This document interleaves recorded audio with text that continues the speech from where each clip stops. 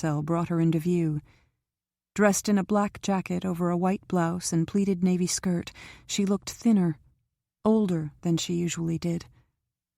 Her face was pale, her lips tense. She looked scared. I want to kill Natalie. Easy. His gaze was on a muscular young man in a black leather jacket who was standing a short distance away from Kara, holding on to one of the brass poles. She's being watched. That's definitely not the type who'd be hanging out at a carousel. Eve nodded. I repeat, where's Jock? But they were already only a few yards from Natalie, and all of her attention was focused on her smiling face. We're here, she said curtly. Let's get this over with, Natalie. You're in such a hurry, Natalie said. I, on the other hand, want to enjoy this a little. Her gaze was on the wooden box, and that box doesn't appear to be very interesting or promising. Did you expect us to transport the coins in the original chest? It would have attracted too much attention. She flipped up the lid of the wooden container, besides the fact that I wasn't sure it would have withstood the journey. It's a bit fragile. Natalie's gaze was hungrily devouring the sight of the bronze chest. I can see that. She reached out and touched the hawk emblem on the lid with one finger. All those centuries. I imagine the chest may be worth a fortune, too. And Natalie was buying the authenticity of the chest, Eve thought thankfully. First test passed. We weren't concerned with the chest itself. It was what was inside that interested us. She looked around. I thought you'd have an expert here to examine a few of the coins. Where is he? Why, I trust you, Eve. She was lifting the lid of the bronze chest, and I took the precaution of having the other coins you sent me appraised, and they were adequate. $2 million worth of adequate, Eve thought cynically. But I'll just have a look at these coins. Natalie's cheeks were flushing as she stared down at the heap of glittering gold and silver coins before her. Beautiful. She picked up one of the Greek drachmas, then reached out and picked up another. I recognize these coins. You sent me one that was something like these. It was the reaction for which Eve had hoped. Did I? I don't remember. She picked up a gold coin. These gold Roman coins look more valuable. Maybe. She was dipping her hand in the coins and letting them flow through her fingers. We'll have to see, won't we? Natalie's motion was making Eve extremely nervous. The last thing she wanted was for Natalie to notice the false bottom on the chest. You, not we. You've seen to it that I have nothing more to do with Cyrus Gold. Yes, I have. To Eve's relief, she was closing the lid of the chest. But you don't care about that, do you? All you're concerned about is our dear Kara. Her gaze lifted toward the carousel. My father is going to be so sad to part with her. We're giving you the treasure. Now have Kara brought to us. Presently. I want to see Kara enjoying herself one last time. You can't blame me for that, can you? Yes, since it's a huge lie. But no one else would blame me. She gestured to Sabak to come forward and take the chest. She smiled at him as he guided the wooden box and bronze chest to a spot a few yards away. And now that this troubling business is over, I really wish to watch Kara for a few minutes. Do you want to know why I arranged to have the exchange in broad daylight in such a public place? Because it would make me feel safe? Oh, no. Why would I care about your feelings? I forgot, Eve said sarcastically. It's all about you. Of course, she said.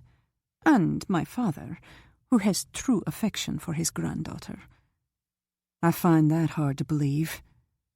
Well, He thinks he does. She pointed. Look, she's coming around again. Such a pretty child. She looks like me. I don't want to look at her. I want her here with us. Keep your word, Natalie. But I never told you why I chose this place. It's because I'm going to tell my father that Kara was so despondent that I decided to take her out for a little treat.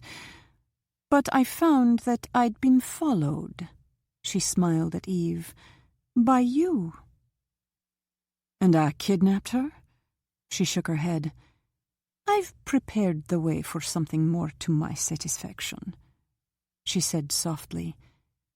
I'll tell Daddy that you hired an assassin to kill her because I killed your lover, Salazar. Eve's heart stopped, then started to race. You're crazy, she said. No one would believe you. My father would believe me. She looked at her watch, then rose to her feet. It's starting to snow a little harder, and perhaps I'd better leave you and take my treasure home. She added softly, and now you'd better have your Joe Quinn run for that carousel to try to save Kara. She turned and hurried toward the gate entrance, because when she comes around again, she's going to be a target. Joe? Eve exchanged a panicky glance with him. My God, she means it! She started running toward the carousel, but Joe was already ahead of her. The cacophony of the carousel music, the blinking lights, the motion of the horses going up and down, up and down.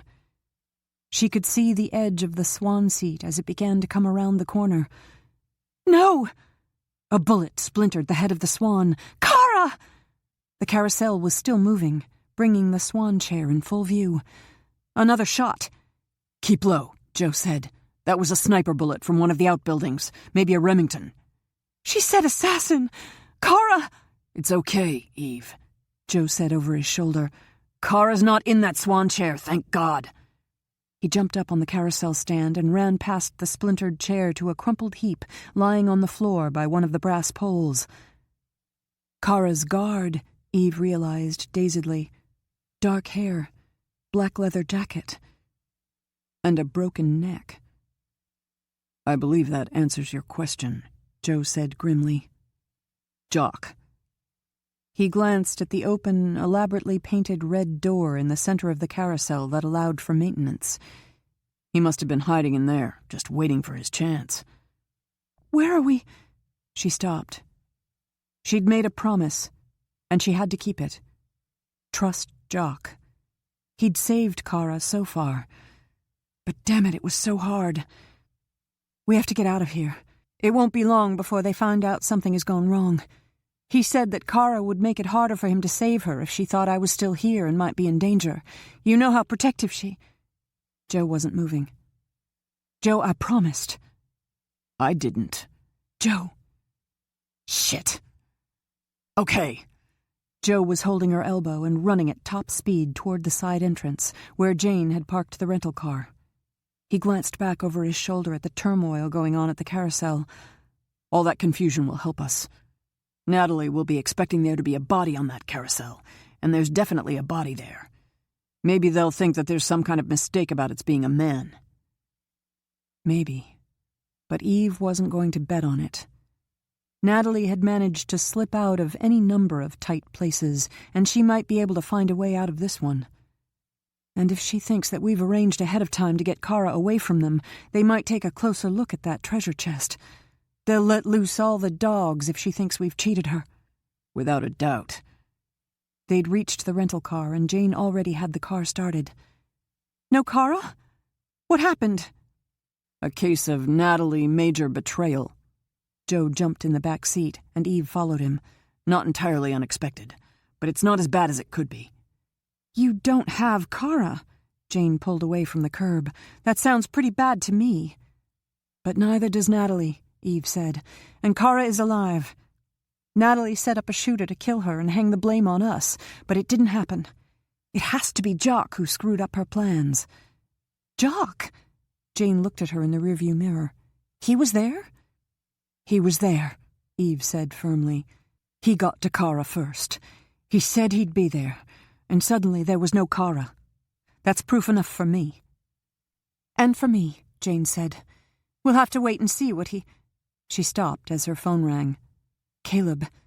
She answered the call and pressed speaker. No, it didn't go as well as we hoped, she said before he could speak.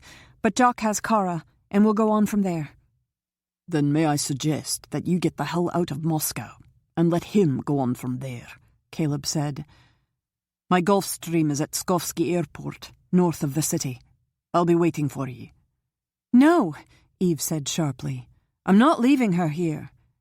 Look, our Natalie will be out to get you as soon as she finds out you've cheated her. She has all the cards on her side while she's in Moscow under her father's protection. If she manages to take you captive, she'll have a way to get Jock to give her Kara back. I'm not too sure of that, Eve said dryly. Jock may not think I'm worth it. Then there will be a brouhaha to end all brouhahas, he said, and that's not good either. Get out of there and trust Jock. Trust me, Jock had said. Maybe, she looked at Joe. But I won't go back to Scotland.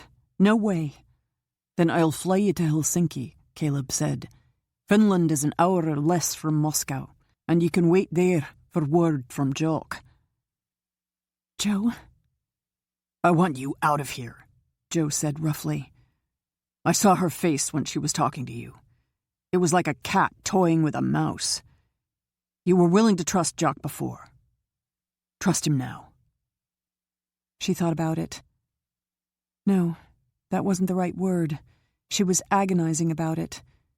There was no way she wanted to leave Kara in this huge city where Natalie had all the advantages. She wanted to find her, scoop her up, and take her home. Advantages. That was the key word. And if Natalie managed to capture Eve, then that would be another advantage for her, since Kara had a fixation on taking care of Eve. Stay clear, Caleb said, and then go in and save the day. That's always been my favorite game plan. But Caleb had not seen how fragile and pale Kara had looked, sitting there in her pleated skirt and wool jacket, her hands folded on her lap. Trust me. All right, Jock. You'll get your way. But damn it, you'd better pull it off. Okay. No more than an hour by jet away from here, she said. If Finland is really only an hour, I'll leave Moscow. Done, Caleb said. Bring them to me right away, Jane. By now, Ivan Sabak will know the airport you flew into, and they'll go there first. And that's why you wanted to take your own plane, Jane said. Other than that you always like to be in control. But I'm not in control. Eve made the decision. I just entered a humble plea. I'll see you in 20 minutes. Drostky Park. Follow me, Jock whispered as he crawled behind the bushes that bordered the refreshment stand. No noise, Kara. He didn't need to tell her that, she thought in panic. She was too scared to utter a word. She had been terrified from the minute that Jock had come out of that maintenance closet on the carousel. She had never seen him like that. He had moved with lightning speed, and she had not realized what he was doing until the man in the black jacket had grunted and fallen to the floor. He had killed him, she had realized dazedly. Jock had killed that man as easily as she would have snapped a pencil in two. Then he had dragged her back into the maintenance closet and covered her mouth with his hand. A shot. 2 shots. Screams. Jock had dragged her to the floor and pulled her to the crawl space beneath the ornate seats, trains, and carousel horses. Let's go. There will be a crowd, but they'll be looking at the body, not at us. He rolled out from beneath the carousel to the ground. She rolled after him. He grabbed her hand and started to crawl behind the shrubs. Jock was right. There was a big crowd, but no one was looking at them. They were all excited and chattering and looking in curiosity and horror at that man Jock had killed. Don't be afraid. Don't think about that man. Don't think how easy that kill had been for Jock. Just follow Jock. Trust Jock. We're behind the refreshment stand now, and there are stairs that lead to a storage room on the second floor. Stay here and wait. I think it's safe, but I have to be sure. Jock moved up the stairs and disappeared inside. He came out a second later and motioned for her to come. She almost ran up the stairs. She might have been a little frightened of him, but it was nothing compared to what she had felt without him. This is the safest place in the park for us right now. He drew her inside and put his fingers on his lips. The refreshment stand closes at 5, he whispered. I think the owner is probably over at the carousel seeing what all the fuss is about, but we won't take the chance. We'll just sit here and not talk until we hear him closing up for the evening, okay? She nodded and curled up against the wall. It was dim in this small room that had only the one window. It smelled of plastic cups and bitter chocolate. There was something underneath her left palm. She looked down and lifted her hand. A shell casing. She felt shock ripple through her. Her gaze flew to Jock's face. He went still. Then he put up 2 fingers. 2 shots. Somewhere in this storage room there was another shell casing from a shot fired at the carousel. Had that shot been aimed at her? Her gaze flew to Jock's face. He nodded slowly. Death. Someone had wanted her to die as she sat on that seat in the swan chair. Natalie. She closed her eyes tightly as she started to shake. No. He was suddenly next to her, holding both her hands. His voice was low and fierce. Don't look like that. I had to tell you, because I won't ever lie to you. Now hold on to me until it gets better. Would it ever get better? Look at me. She opened her eyes and looked up, and she was held, captured by those shimmering gray eyes. Beautiful eyes. Jock's eyes. If she just kept looking at him, all the bad things would vanish, and they would be all right. Her hands tightened on his.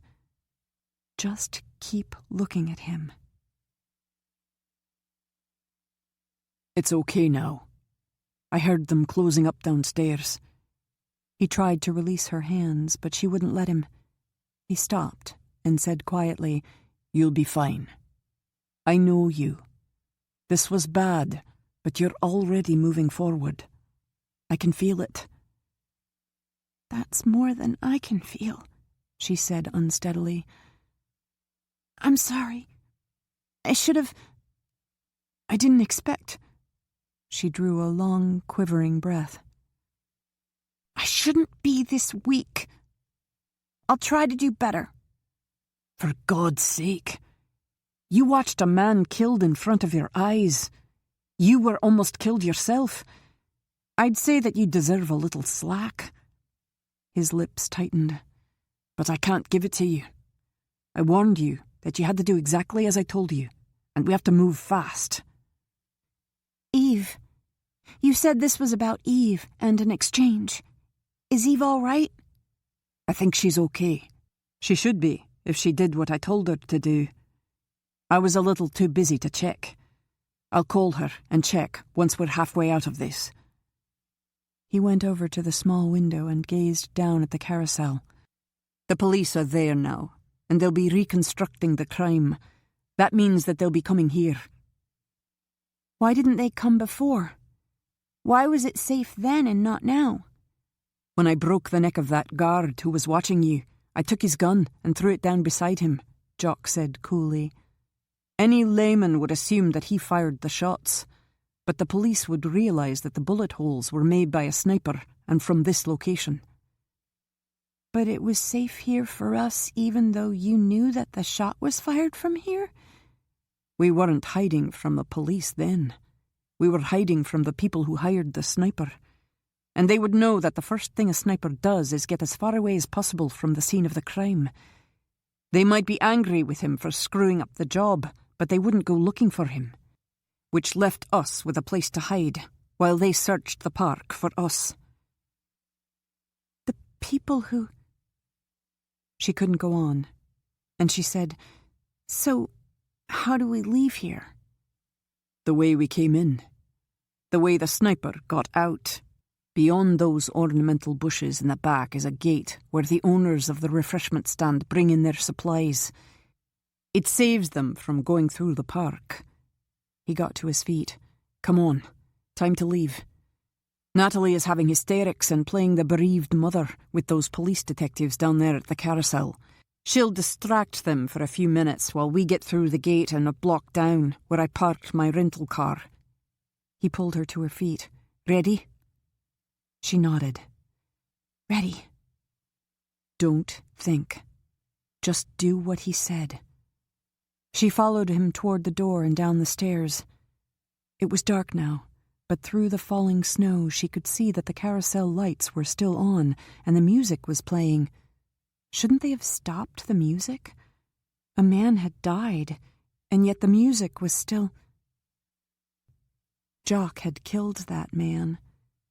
Her mind veered away from that thought. Don't think about that now. Later. She would think about watching that man die before her eyes later. Now she had to make sure Jock was safe. He had saved her, and she mustn't do anything that would cause him to be in danger. Hurry. Get him away from this park. Then they were past the tall hedges, and Jock was opening the gate. He motioned to her, and she followed him out onto the street. Don't think. Just move. Do what Jock was telling her to do. She was half running down the street beside him. Don't think.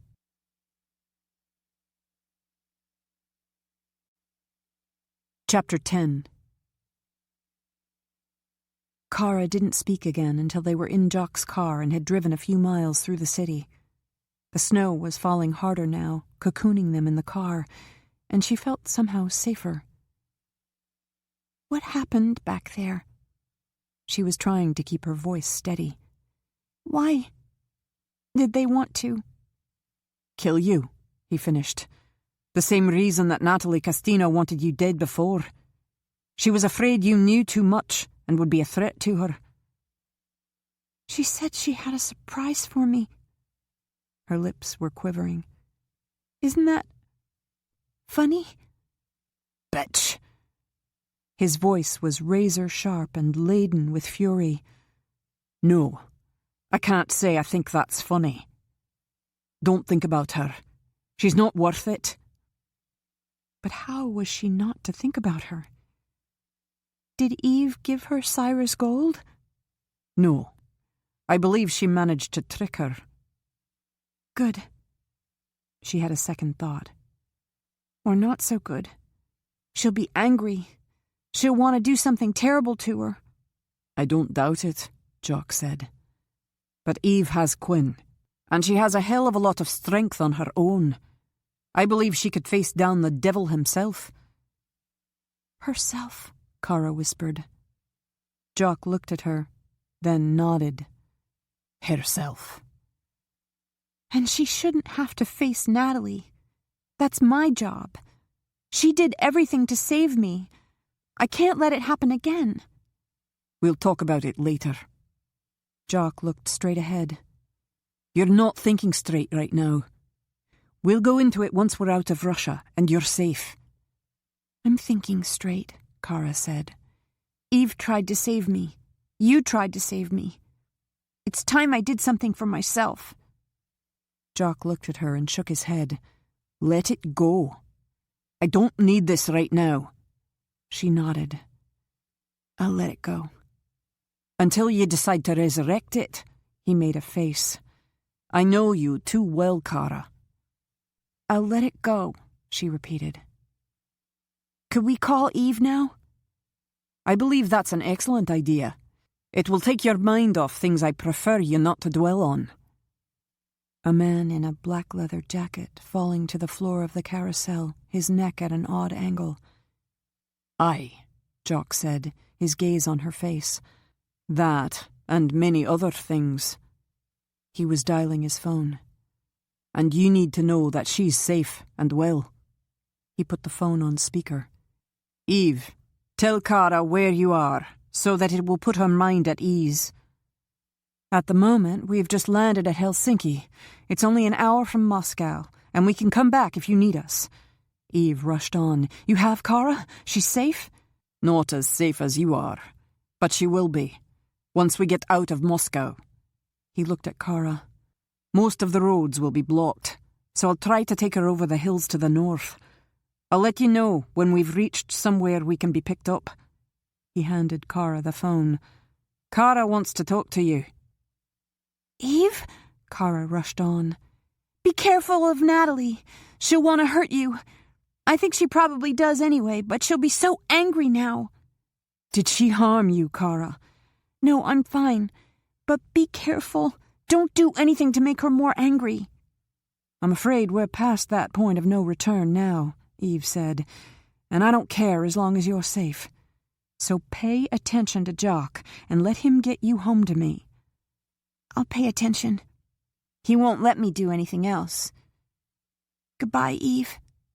She handed the phone back to Jock. I'll let you know if we need a pickup, Jock said. Keep in touch. He hung up and looked at Kara. As I told her, it's not going to be easy getting out of the city. We're going to have to do some hiking. She remembered what he had told Eve. Hills? Kara repeated. You believe they won't expect us to go over the hills? It's a chance we have to take. We're safer than on the roads. We're going to tackle the area where the tourist department built ski resorts at the edge of the city. The mountains were too far away for them, so they built their own winter sports centres. A few of them were pretty impressive, and I've zeroed in on one that's promising. Laskovic Ski Resort. It's been closed for the last 18 months. A few ski runs, but they mainly took advantage of the natural hiking and sledding trails. It's near Himki. Promising? You'll see. Though I'm hoping they'll think we might have gone on the plane with Eve, but I can't take any chances. Kaskov is going to button this city down. He's had decades to bring his bribes and influence peddling to state-of-the-art in every government bureaucracy in Moscow. I imagine your photo will be all over the place. Not yours? When I asked Natalie about you, she said she didn't know who you were, so maybe you'll be safe. I'll bet she knows who I am now, he said dryly. Ivan Sabak will have asked quite a few questions when Natalie's plot was blown. Someone will remember seeing me at the park the day before. Yes, someone would remember Jock. How could they not remember him? And that would mean his danger would be even greater. When do we leave? We're on our way. I've got a change of clothes for us and equipment in the car. It wouldn't be unusual for a brother to take his little sister on a trip up there. You said they might recognize you. Then I'll deal with it. A man's body in a black leather jacket falling to the floor of the carousel. He nodded as he saw her expression. And I'll deal with that too, because I have no choice, but not until we both have a chance to assess the damage. She didn't want to deal with it. She wanted to ignore it, to block it out. He was shaking his head. That would mean giving you up, and I won't do that. His gaze returned to the street. So make up your mind. You have to face it. We both have to face it. That's just the way things are. I would have liked it to have gone differently, but it didn't happen. Kaskov Estate, Moscow. This is the man. Natalie gazed in fury down at the photo. Who is he? We think his name is Jock Gavin. We found a few vendors at the park who had security cameras on their booths and had shots of him on the day before the exchange. Sabak said savagely, I'd like to slice that face to pieces. How do you know what his name is? I checked out Eve Duncan and the people who were on the Macduff treasure hunt. Jock Gavin was one of them. He's supposed to be very good. She looked down at the photo. He was good enough to make a fool of you. How could you let that happen? She asked furiously. Not only was Kara's guard killed, but she was whisked away before your sniper could finish his job. You kept telling me you had everything covered. I did have everything covered. It shouldn't have happened. But I don't believe that Kara or Jock Gavin left with Duncan. Not according to my informants at the airports. They must be somewhere in the city. But I was still left with a dead body that had no connection with either Kara or Eve Duncan. Now I have to find a way to explain that away to my father. Do you know how difficult that's going to be? At least we have the chest with the coins. Do we? She strode toward the front door. Go to the car and bring that box in here. I want to see it. Everything else has gone wrong. I want to make sure that the chest isn't another mistake. A moment later, she watched him wrestle with the heavy box and drag it into the foyer. Her nails were digging into her palms as Sabak opened the wooden box, then the bronze chest. She walked forward as his hand dipped into the coins. It seems all right, he said. You said there were even some other coins like that drachma. Like it. Not necessarily of equal value. Her voice was trembling with anger. I think she wanted me to make the comparison. She bent over the coins and began to dig through them. I think she might have... She stopped as her fingers touched the bottom of the chest. Pure rage seared through her, so strong that she couldn't speak for a moment. That bitch! She looked down at the false bottom. I'm going to cut her throat. She's made a fool of me. She's going to die. We don't have the gold? Sabak asked. You fool! Of course we don't. Keep control. Don't alienate Sabak. She was going to need him. And I don't believe that it's just a question of her keeping a portion of the treasure for herself. I think she did a substitution on these coins. She could feel the heat sting her cheeks as she looked down at the coins. How dare Eve Duncan make a fool of her like this? Natalie always won. She couldn't remember a time when she hadn't come out on top. Except this time. Except with Eve Duncan. What are we going to do? Sabak said. We're going to get what we bargained for, Natalie said. And we're going to teach her that she can't cheat us. She slammed the chest shut. In the most painful way possible. She turned to face him.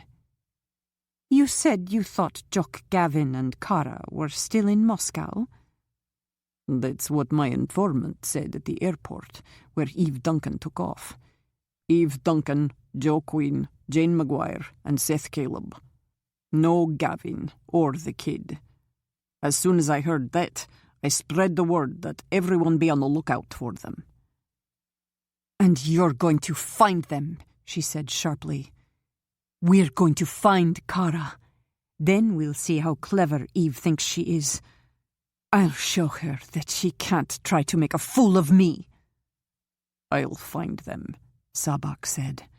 This may be a big city, but it's a city that Koskov controls. I'll hear, and I'll catch them. What are you going to do? I'll take these coins into some expert and have them appraised, just to be certain. Then I'll talk to my father and see what I can do to explain away this nightmare. Don't involve me, Sabak said curtly.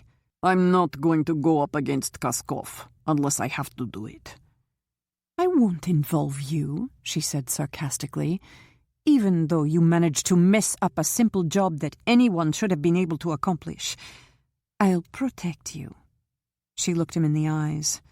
And you'll protect me, or I'll make sure that my father finds out accidentally that you were the one who was careless with his granddaughter.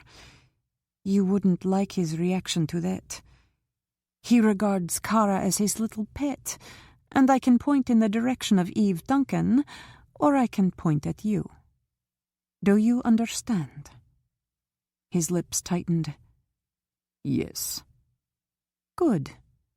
Then we won't have any problems, she smiled.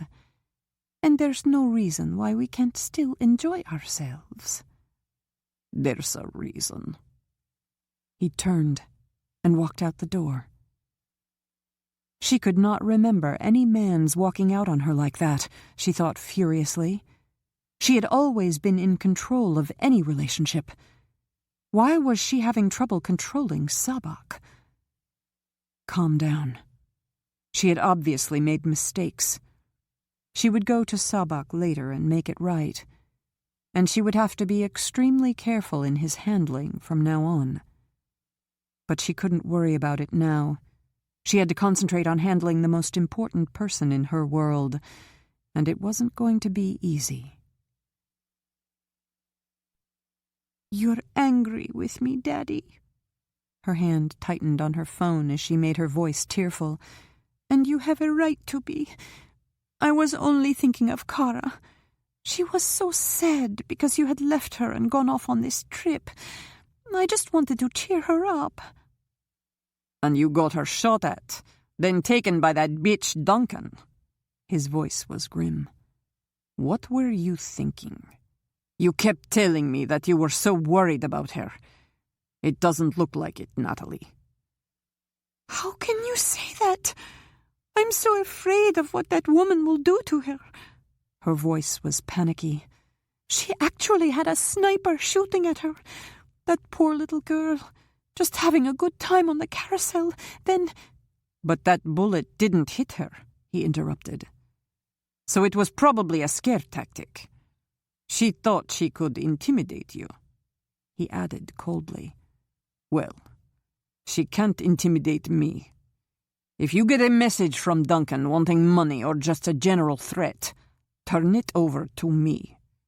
I'll deal with her. But she wasn't talking about money before.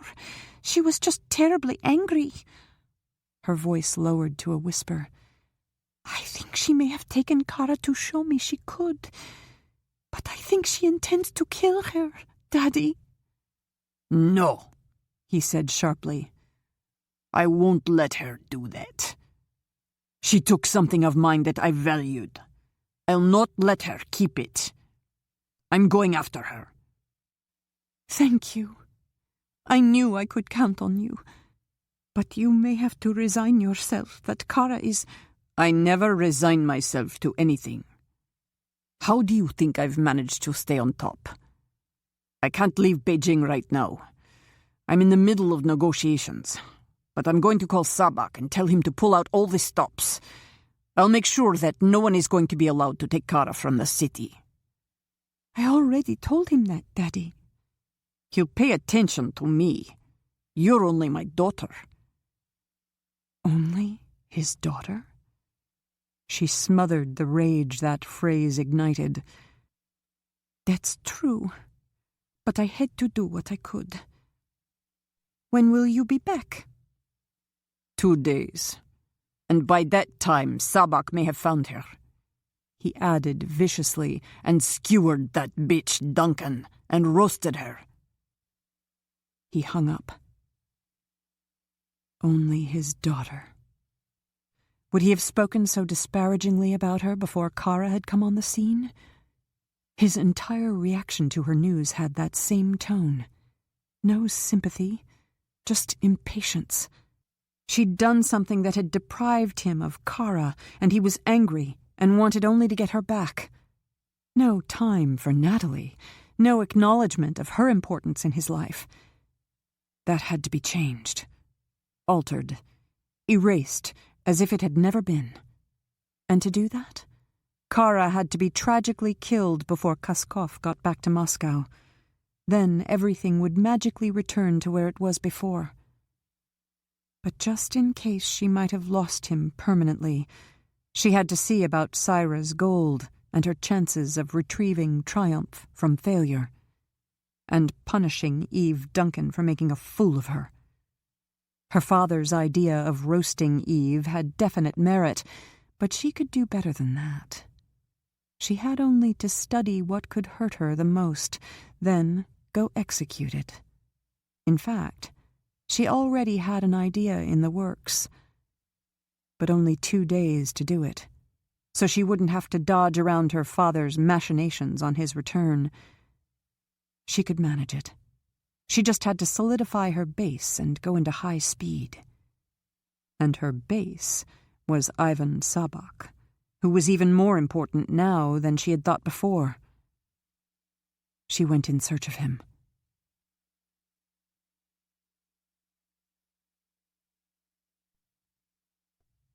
Laskovic Hills. We're supposed to climb that? Kara's eyes widened as she gazed up at the rugged, snow-covered hills towering above them. She could see snake-like hiking trails, but they appeared narrow and treacherous. There's no other way? There are other ways, but none that would allow us to get to a deserted area where Eve and Joe could land a helicopter without interference.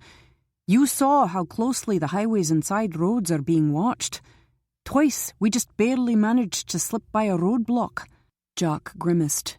It appears that Kaskov has pulled in every favour and bribe that's owed him by the Moscow police and bureaucracy, as well as working the underbelly of his fellow crime buddies. He added bitterly, he really doesn't want to let you go. You've evidently charmed him.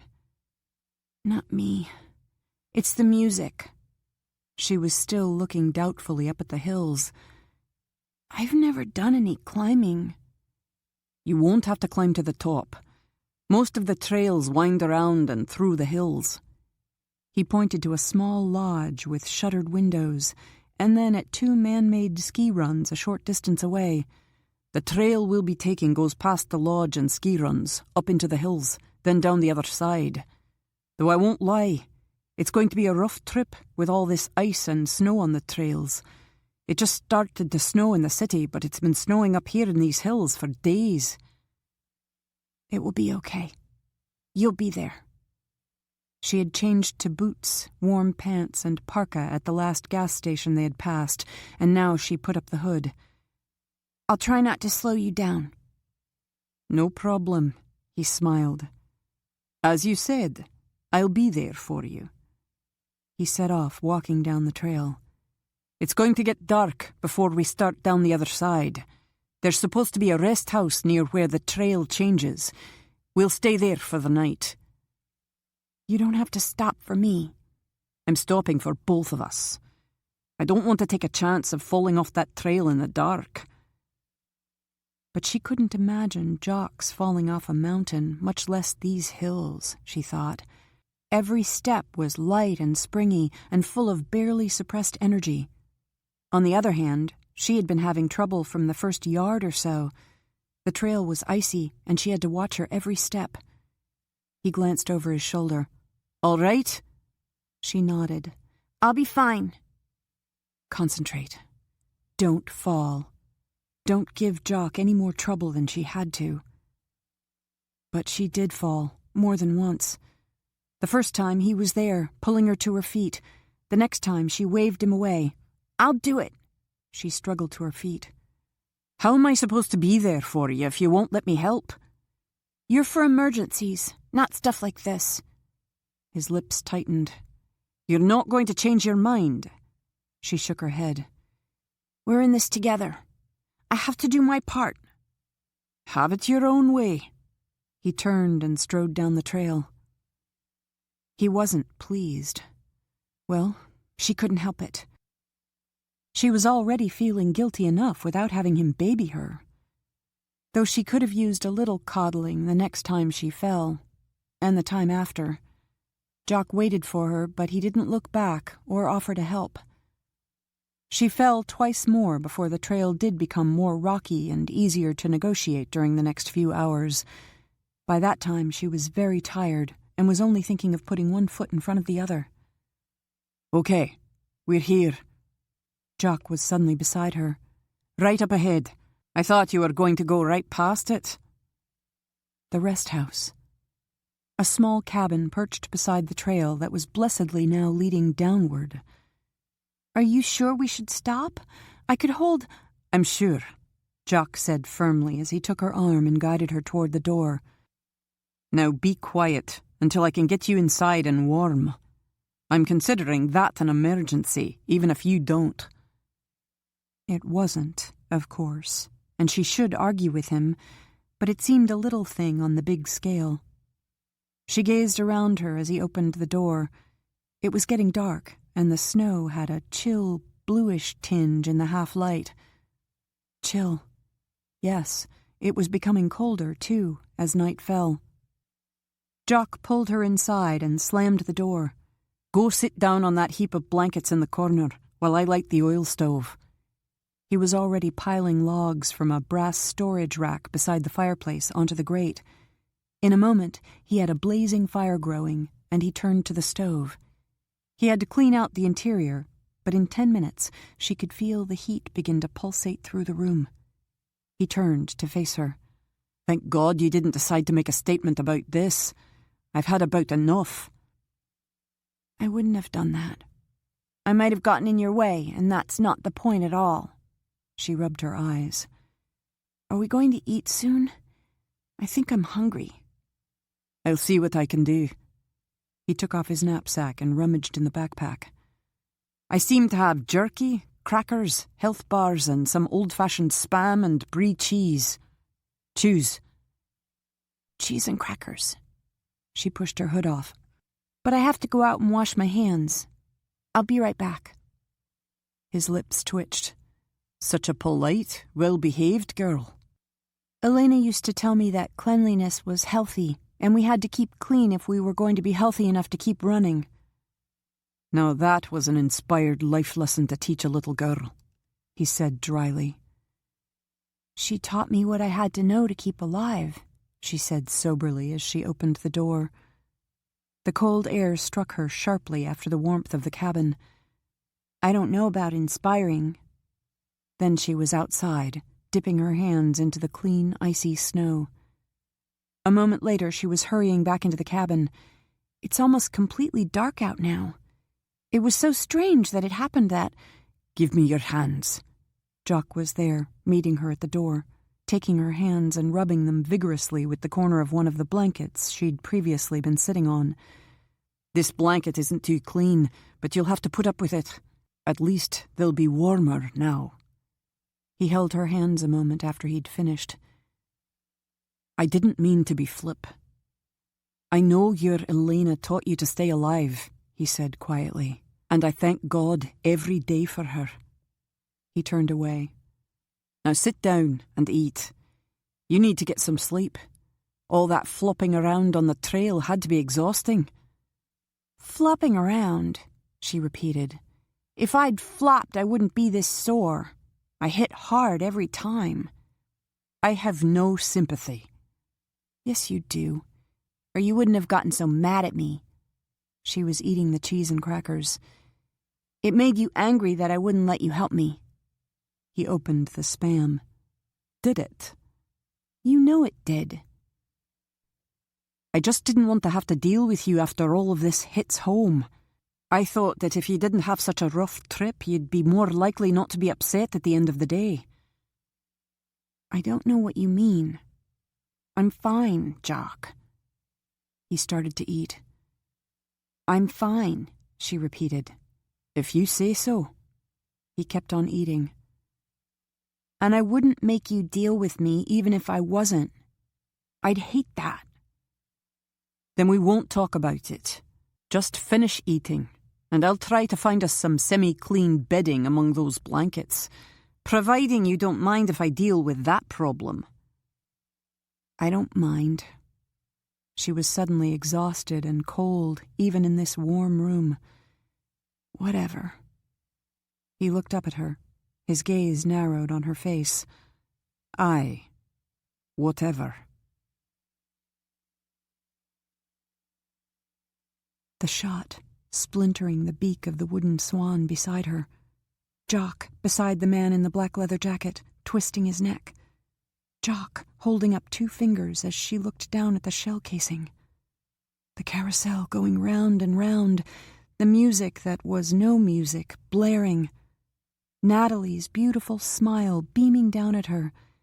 I'll have a surprise for you, Kara. A surprise. Death. The carousel going round and round and round. Get on the carousel. I'll have a surprise. Cold. So cold. Cold eyes. Such a cold heart. She was shaking. She couldn't stop shaking. So cold. How could anyone be that cold? Stop it, Jock said roughly.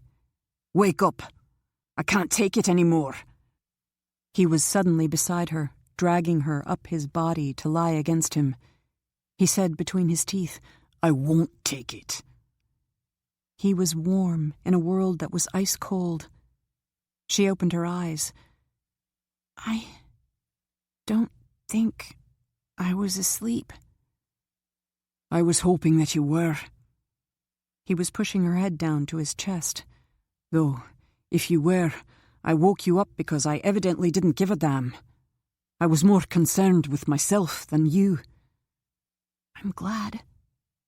I was so cold, Jock. The whole world was cold. The carousel. He went still against her. The carousel. I have a little surprise for you. She said that. So cold. So cold. I'm certain that a number of things struck you as cold about the carousel. Yes. The whole world. I had to kill him, Kara. I had no choice. It had to be fast and clean because I knew what was coming next. I didn't want to do it in front of you, but I'm not sorry. He wasn't talking about Natalie, Kara realized hazily. It was the man in the black leather jacket. His neck was funny. Aye. He paused. I suppose you'll have nightmares about it. I told you once that I wasn't a good man. I didn't think I'd have to demonstrate how bad I really am. But that was a different world, wasn't it?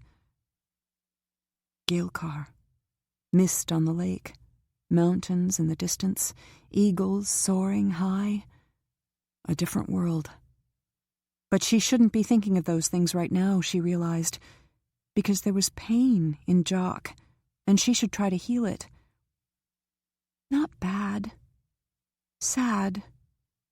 Very sad. And shining. You never give up, do you? I thought seeing me in the act would do it for you.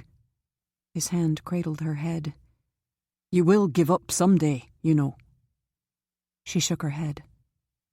She was beginning to come awake, and there was something else she should say.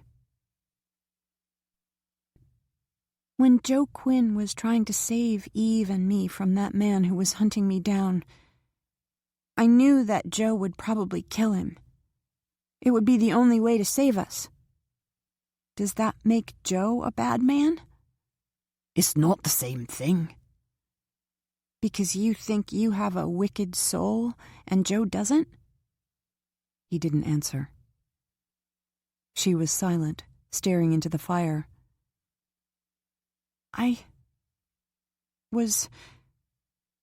It came as a shock when I saw you do that. I will probably always remember it. But that was because it was you, not because it was evil. Killing is always evil. I learned that a long time ago when my sister Jenny was killed.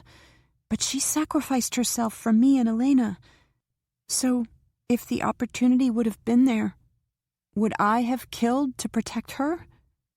She nodded. I think so, Jock. You're a kid. You shouldn't have to be thinking about things like that, he said roughly. Jenny was 9. You have to protect the people you care about. Not like I do. Maybe not. Because it hurts you more than other people. And every time you kill, I'll hate it, because I'll know how much it's hurting you. But I won't hate you, Jock. I'll never hate you. Because it would be like hating myself. She said with sudden fierceness. And I won't do that. No matter what. Because I don't deserve it. Do you understand? No. I don't, he said unsteadily. Let's stop all this talk about hating yourself. You must be a bit woozy from hitting that ice so hard. She nodded and tried to smile. That must be it. So we should both stop being so serious. We were talking about you, not me. Were we? He was silent for a moment. That's right.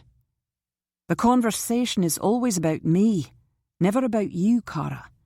I find that very curious. Not so curious. You lead a much more interesting life than I do. Really? Yet I'd say being chased by killers and kidnapped and being... You know what I mean. You mean you'd like to ignore what I'm trying to get at and skip to something else? I'm not going to let you do that, Cara. Please let me do it. She steadied her voice. Remember, you said you didn't want to deal with me after all of this hit home. I don't want you to have to do it either. Let's just forget about it and go to sleep. Too late. Talk to me. I shouldn't have said I didn't want to deal with it. I was just hurting, watching you struggling, and it made me angry. But you were right. I shouldn't have... Talk. You were very defensive about never hating yourself. That's an odd thing for a kid like you to say. Was it because you heard someone else say that you should? Listen to you. She raised herself on one elbow to look down at him. You're all ready to go out and beat somebody up just because I said something in the wrong way. I don't beat people up, Cara. It's all or nothing. So convince me it should be nothing. She stared at him in frustration. He wasn't going to give up. And she was too tired and sore and on edge to fight him any longer. She buried her face in his shoulder again. She hates me, Jock. I knew it before. One night I was playing for Kaskov and I looked up and saw it on her face. I didn't know what to do. I couldn't understand why. I knew she wanted to have me there to use in some way, that she probably didn't care for me even though she was my mother. But I didn't know about the hate. I couldn't understand what I'd done to deserve it. I thought you had to be a bad person to have someone hate you. Her voice was suddenly fierce. I'm not a bad person, Jock. I didn't deserve it. Shh. Of course you didn't. His hand was threaded in her hair. No one could ever. Don't say that! She does hate me. She tried to kill me.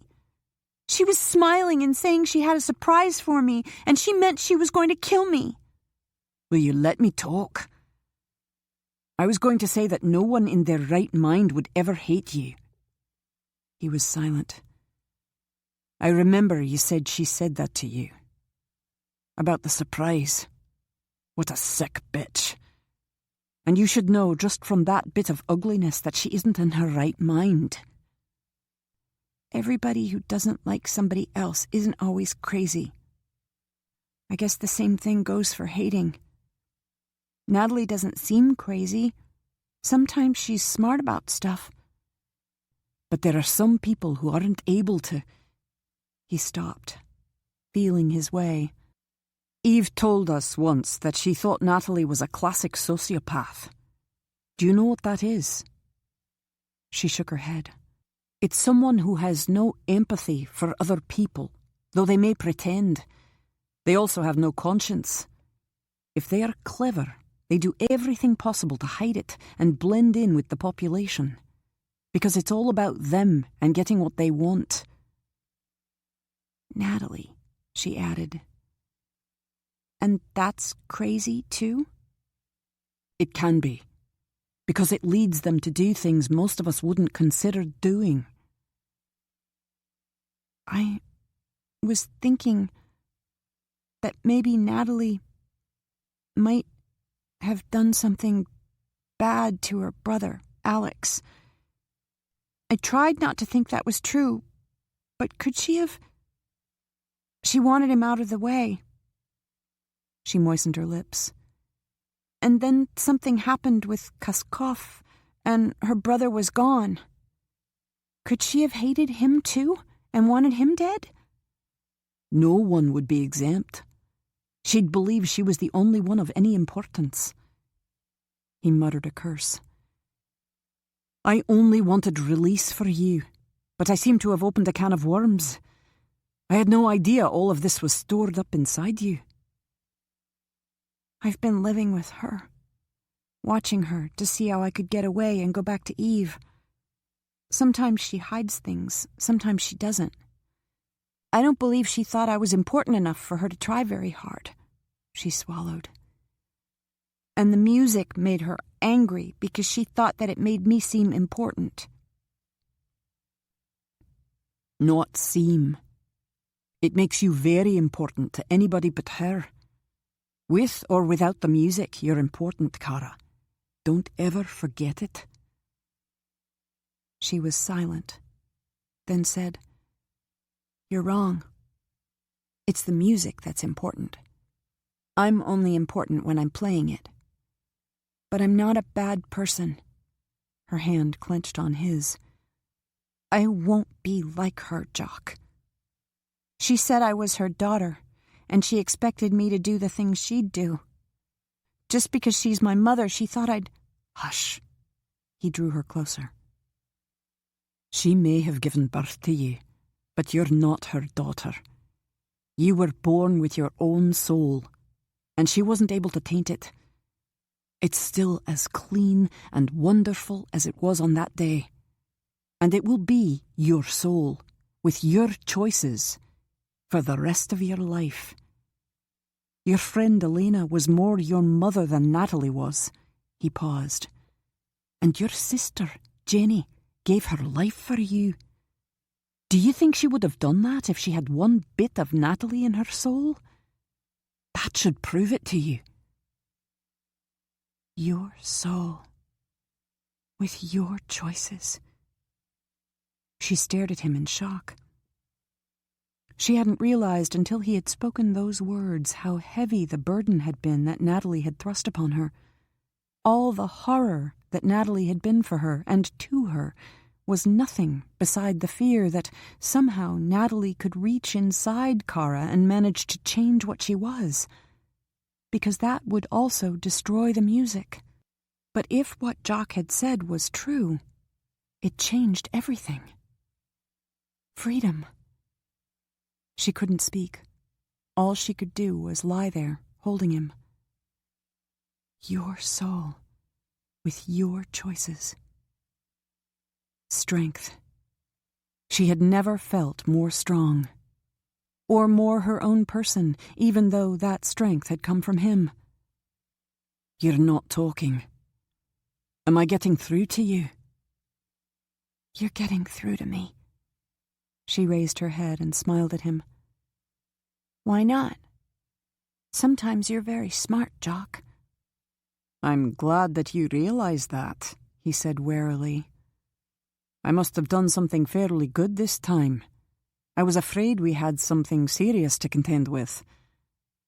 Nah, that shining knocked it right out. She was shifting over to her own blankets. And I'm sorry you had to deal with all this stuff. I'll try not to bother you like that again. Friends should bother each other if there's a problem. And it's not as if an 11-year-old shouldn't feel free to talk to anyone if... 12. What? I'm 12 now. I had a birthday after I came to Moscow. Not that I feel any older. Elena said every year was a milestone, but I never knew what that meant. It means that every year means something, even if we don't know what it is. And every year from now on will have a special significance for both of us. Because we're friends? Aye. Friends, he said gently. Happy birthday, Cara. I'm sorry I didn't know you'd had a birthday. I'll be sure to give you a gift once we're somewhere civilized. Thank you. She closed her eyes and bunched up the blankets beneath her head to make them softer. But you don't have to give me a gift, she said drowsily. You already did that, Jock.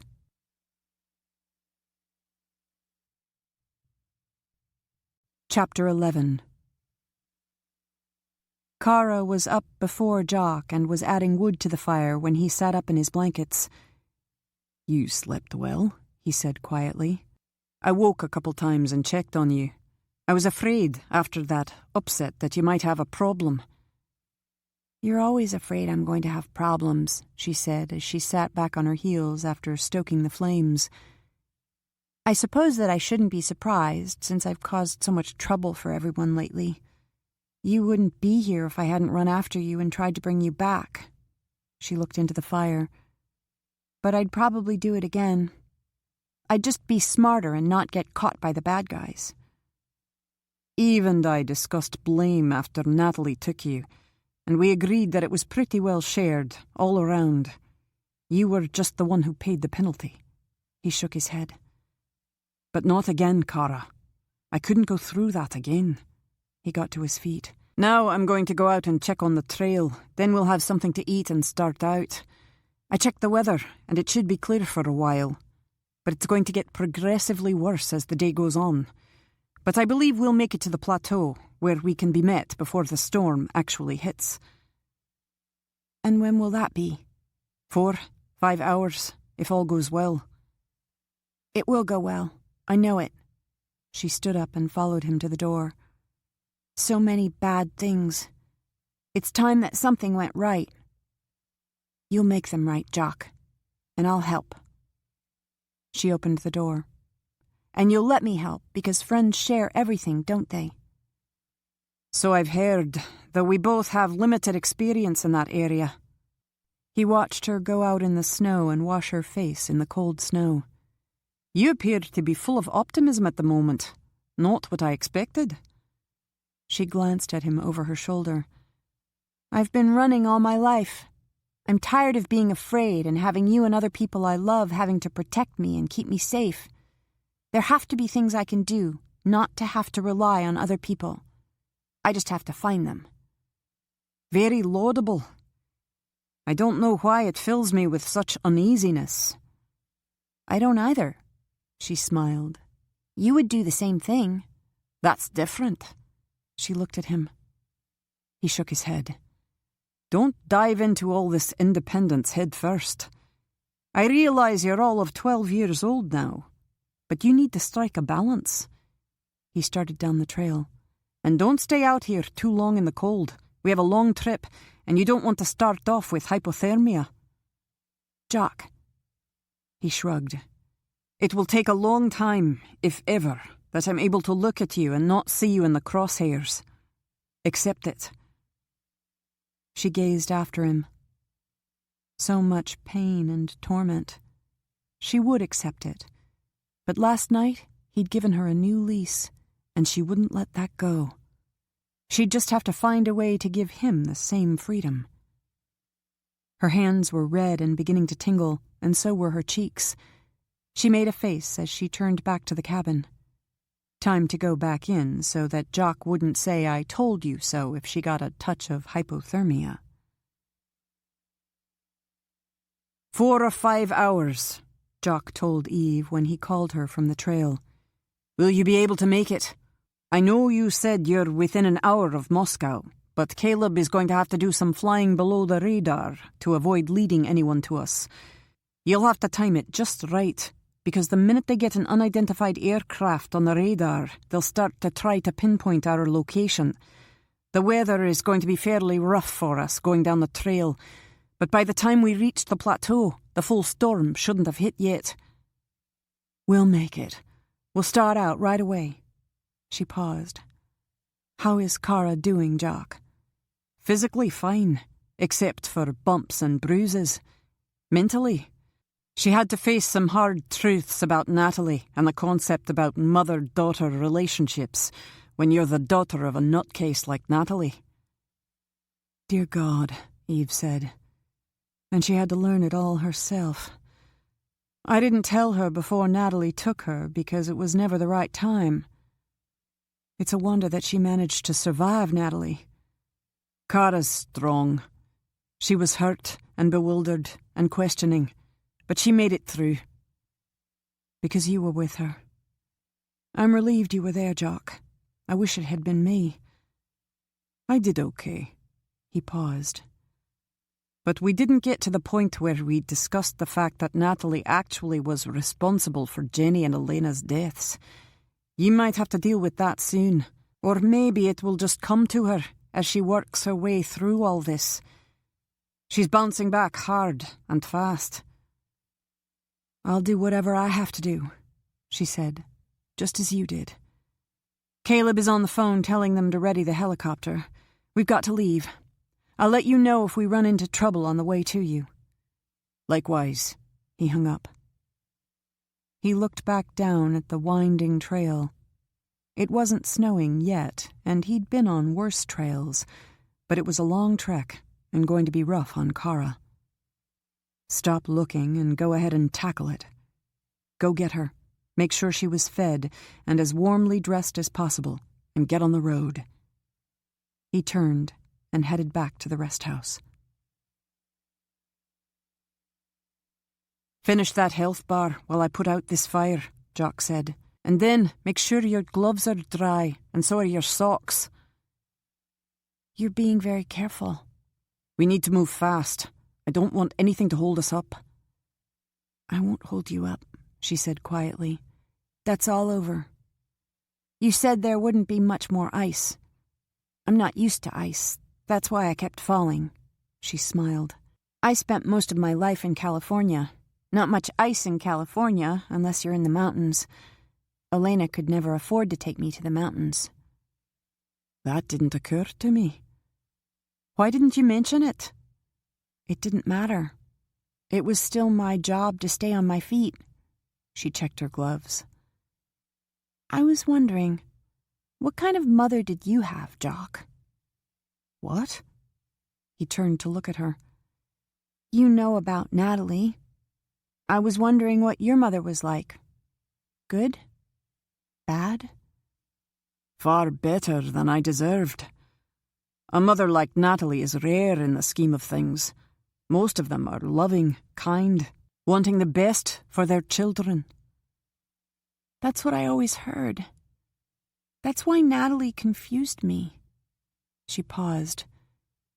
But your mother, Jock, she couldn't be better than you deserve, not if she was kind and loving. You deserve that. His lips twisted. I put her through hell. I was a wild lad who turned into the worst kind of monster imaginable after Riley got hold of me.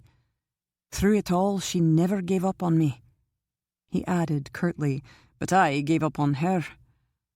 After Macduff brought me back from the hell Riley had sent me to, I never saw her again until the day she died. No, she said, shocked. That wasn't right, Jock. Would it have been right to inflict a stranger on her? I wasn't the child she'd raised. He'd been destroyed somewhere along in the process. She kept sending me messages through Macduff, and every now and then I'd think, perhaps, but I couldn't stand her looking at me and being hurt again. So, I let her get on with her life. You were wrong, she murmured. It wouldn't have hurt her to see you. She would have seen the shining too. I know it, Jock. He shook his head. You're daft, Kara. There is no shining. I just had to spare her as much as I could from everything I'd become. And it hurt you to do that. You loved her. Aye, but not as much as it would have been to see her pain. He rose to his feet and crossed to stand in front of her. He put up her hood and tied it under her chin. Stop fretting. It was a long time ago. He checked her gloves. And I was luckier than I deserved to be to have a mother who loved me as long as she did. Some mothers are like that. No saints. On the whole, a very peculiar breed. He opened the door and gave her a gentle nudge. Now let's get down out of these hills so that ye can see your Eve again. I was concerned that she had to leave you to my less than subtle psychological probing. I believe she wants to check you for damage. No. You have to be joking. She sees what I see. She started down the trail. What your mother would have seen if you'd given her the chance. She would have tried to heal you. She might have done it, Jock. Or I might have destroyed her. He shook his head. As I said, it was a long time ago. Kaskov Estate, Moscow. I've just received word that a suspect aircraft entered Moscow airspace 30 minutes ago. Ivan strode into the living room. A small private plane or helicopter that could be the one we're looking for. He handed Natalie the slip of paper. As soon as they get a closer look at it and get an aircraft number, we'll be able to verify. If it's Duncan, we'd have a chance of shooting it down if she tries to land. Of course she'll try to land, Natalie said impatiently. But we don't want her taken down until after she picks up Kara. She looked at the sheet of paper. When will we have an idea where she's heading? Right now the aircraft is traveling north. Unless she changes direction, he added.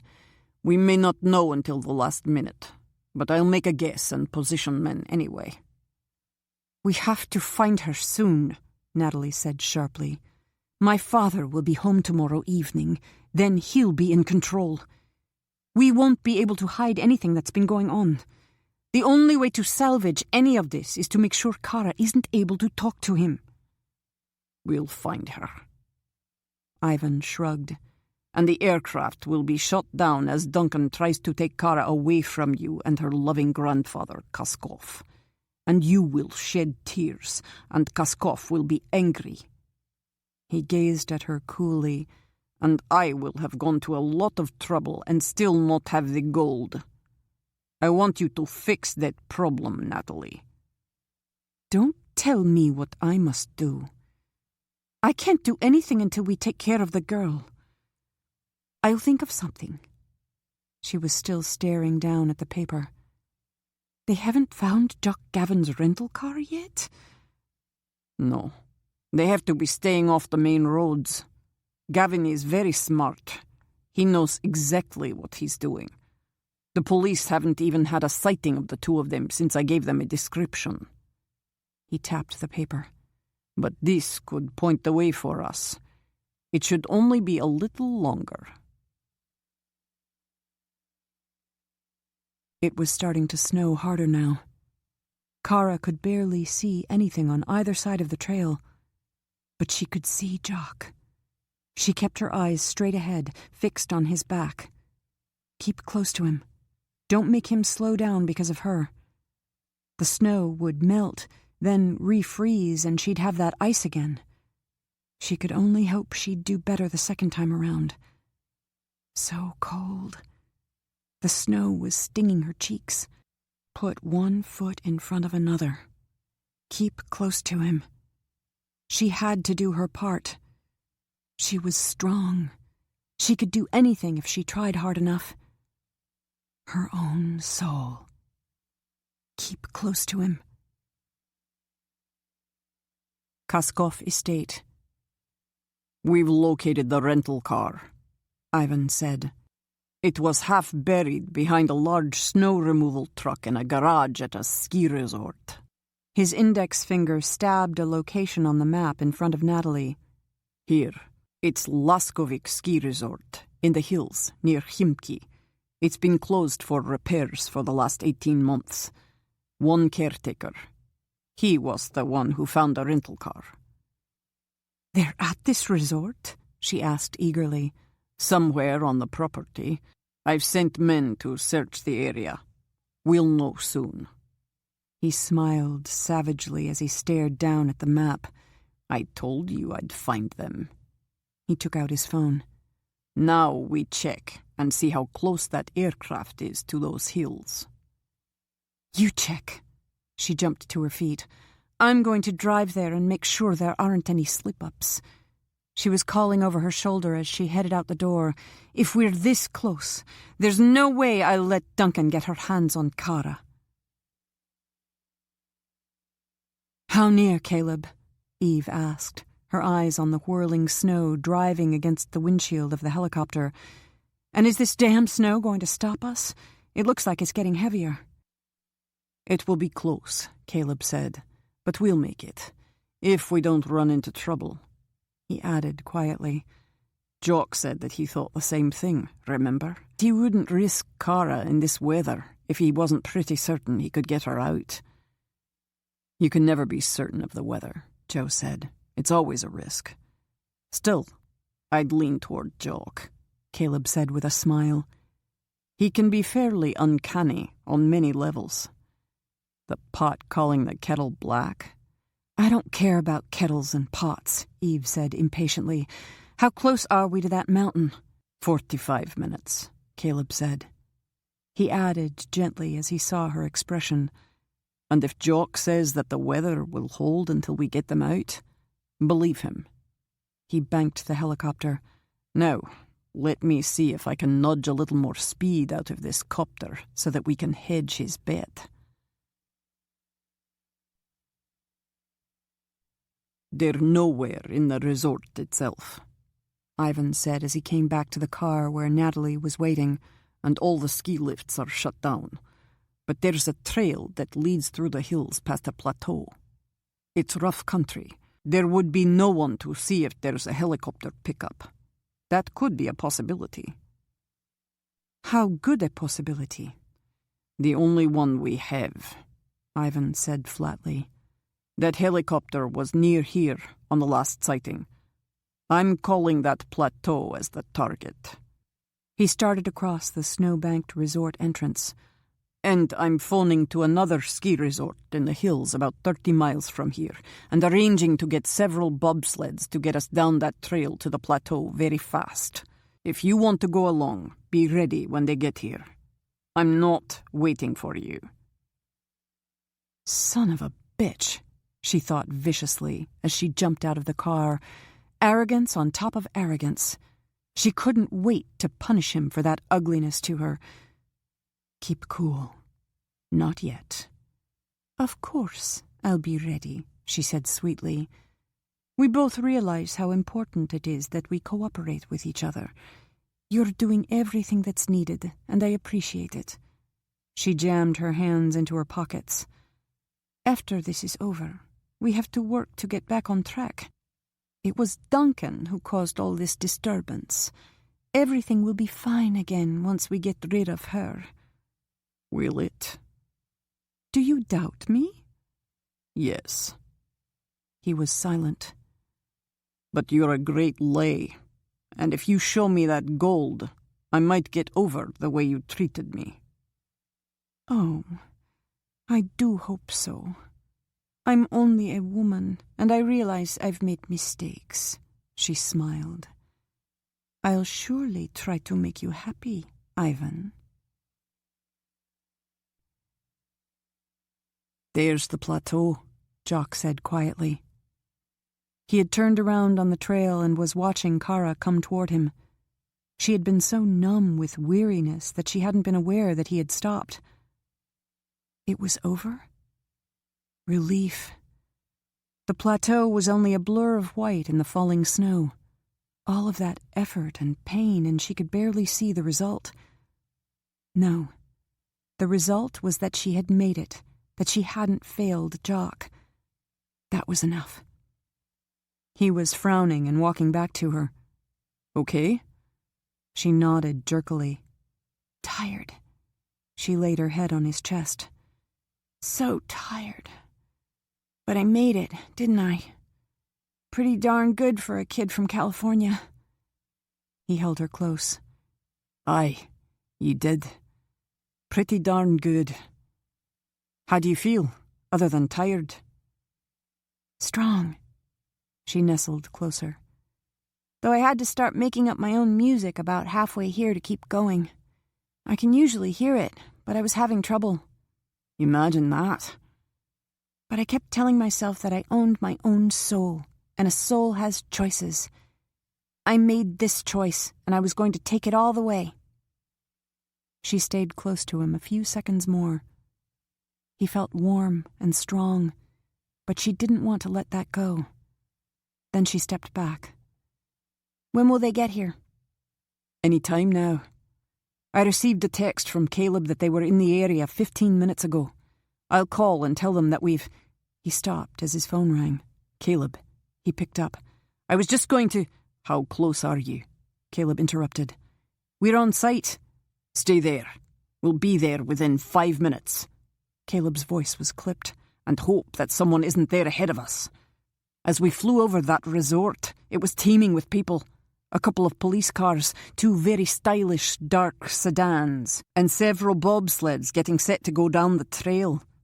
I'd say they know you're there. I thought I'd warn you. You've warned me. Jock gazed back up the trail they'd just travelled. Just get here and get her out. I can cover you. He hung up. Kara, get to those rocks. He pulled Kara off the trail and toward the rocky outcroppings that bordered the trail. Stay low. They'll be here in 5 minutes. There's not going to be any time after they land. The door opens, you jump for it. They found us? That's what you were talking about?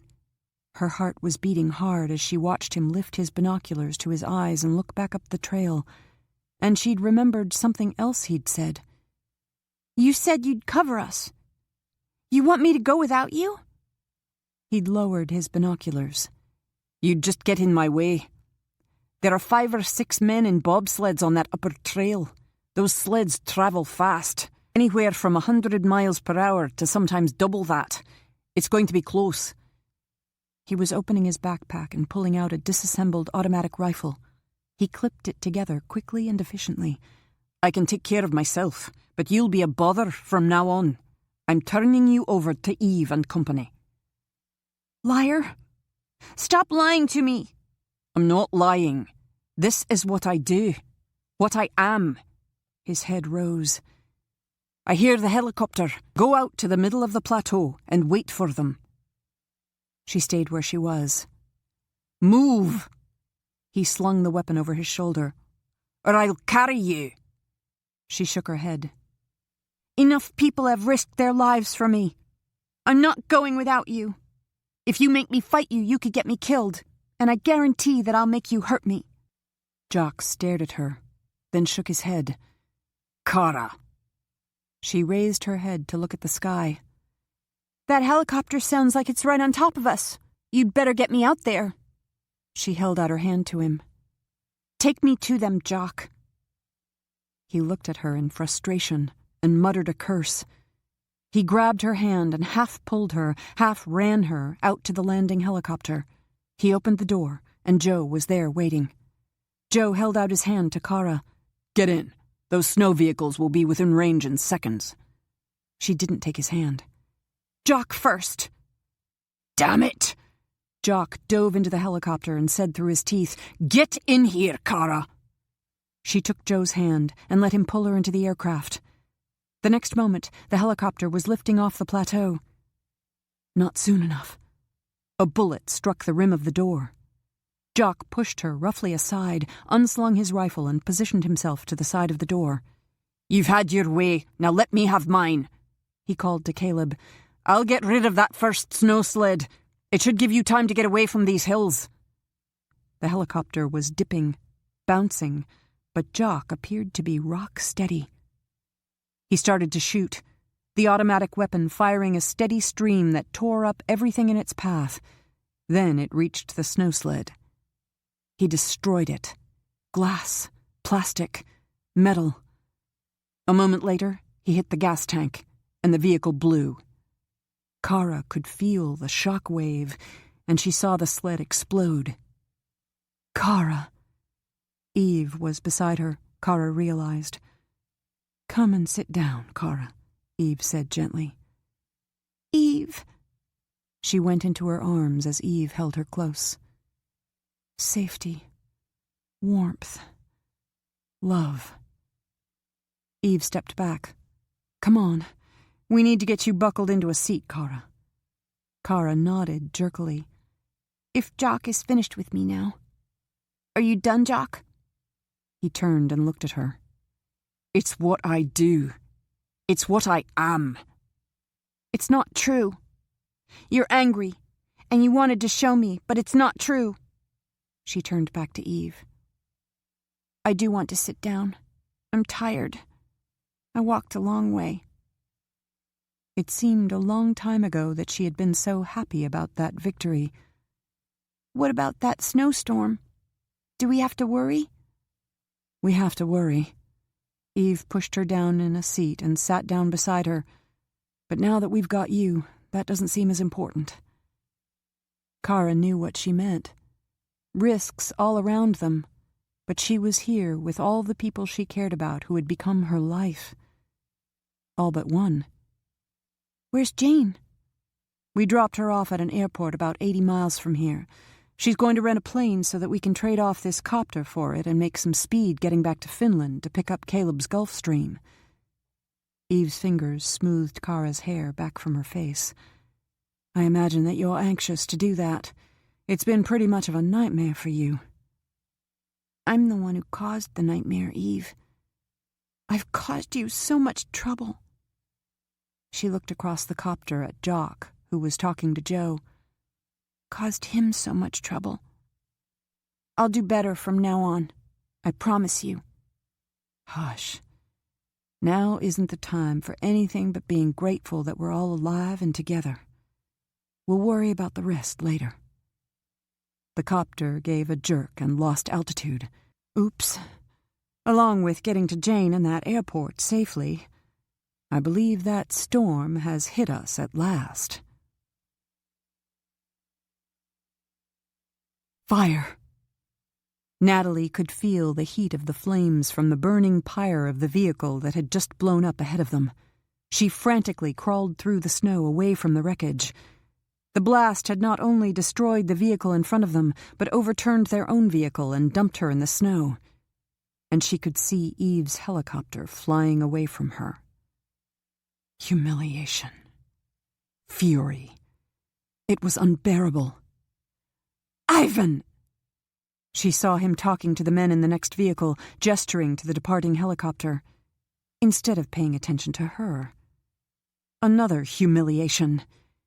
"Ivan!" He gave her a casual glance and kept on talking. She wanted to scream, to curse that woman who had taken Kara, who had made a fool of Natalie when no one could make a fool of her, who had stolen her gold and endangered her relationship with her father, who had made her turn to that simpleton, Ivan Sabak, for help because there was no one else. That woman. That supreme bitch. Eve Duncan. She hated her. She had hated people before, but not like this. It was twisting inside her, burning like that hot metal. Natalie sat there in the snow, ignoring everything going on around her, watching the burning of the vehicle, no longer in a hurry to race after Duncan.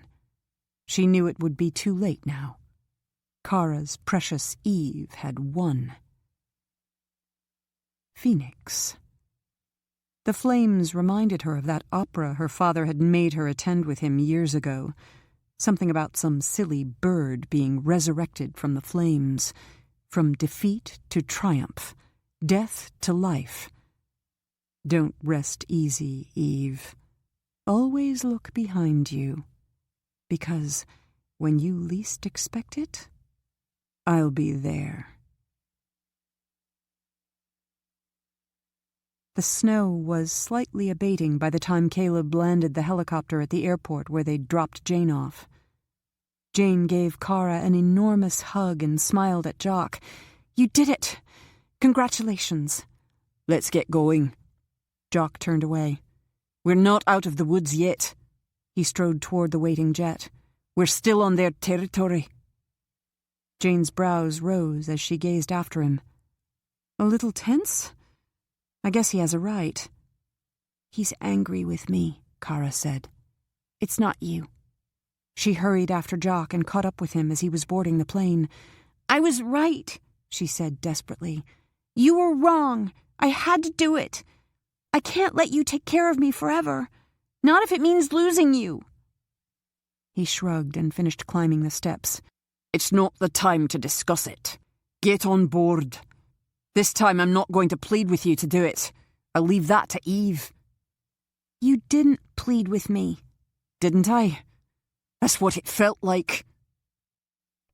She watched him walk down the aisle and sit down beside Joe and Eve. "He'll get over it." Jane was standing beside her. "Though I admit I'm surprised. You're the one person that I thought would never be subject to Jock's anger." "I'm changing. He doesn't like it." She dropped down in her seat, her agonized gaze still on Jock. "I didn't know it would happen like this. He helped me so much.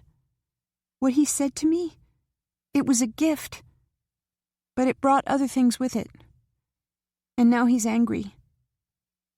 It hurts, Jane." "I can see that." She took Kara's hand. "And that's all I can see. It's between you and that wild Scot, and always will be. You'll have to work it out for yourselves. But I'm here for you if you need me." Caleb was starting to taxi, and she buckled her seatbelt and reached over and did the same for Kara. "All I can suggest is that you focus on something else. He's not your whole world any longer. I can understand how in these last days it must have seemed that way." It still seemed that way, Kara wanted to tell her, but she was right. There was Eve, whom she had promised to take care of, and then become lost along the way. She was being selfish, worrying about Jock's anger. "I never even asked Eve where we were going from here." "Back to Gaelcar for a little while," she smiled. "Macduff has done us some major favors and been injured in the process. He deserves to have our help in finding out whether Syra's treasure is somewhere in that mist." She added, "And Joe thinks it will be safer for you there until we find a way of getting you totally free of Natalie's clutches. Possession may be 9/10 of the law, but immigration may still be set on returning you to her." "No!" "It won't happen," Jane said quietly. "No one is going to let you go back to her. Believe me, Jock may have been your entire world over here, but we've all been fighting for you in our own ways. I think you should know about that, too."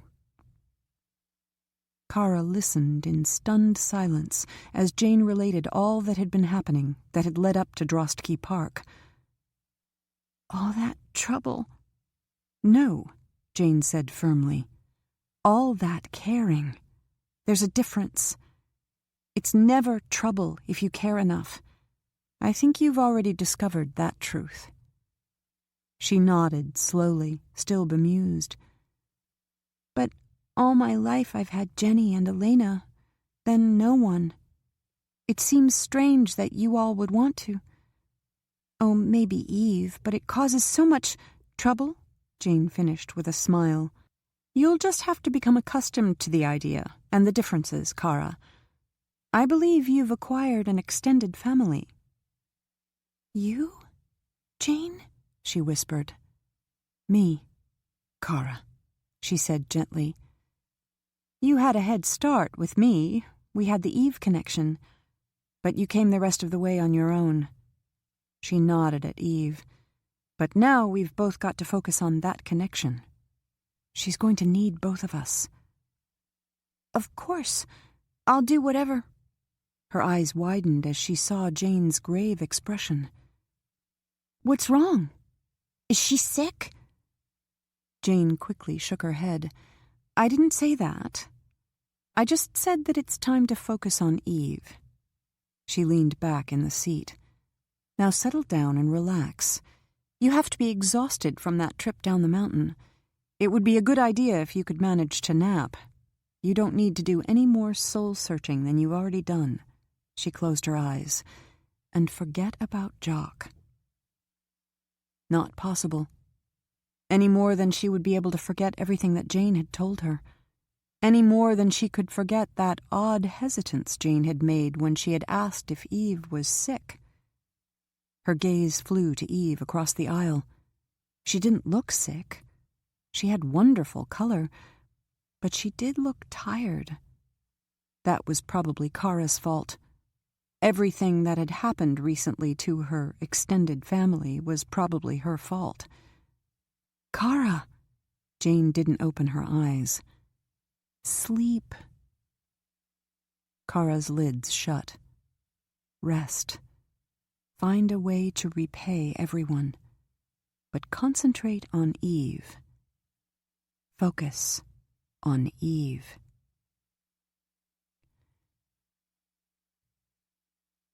Chapter 12. "I'm not in the mood for tears at the moment, Natalie," Kaskov said coldly. "I prefer answers."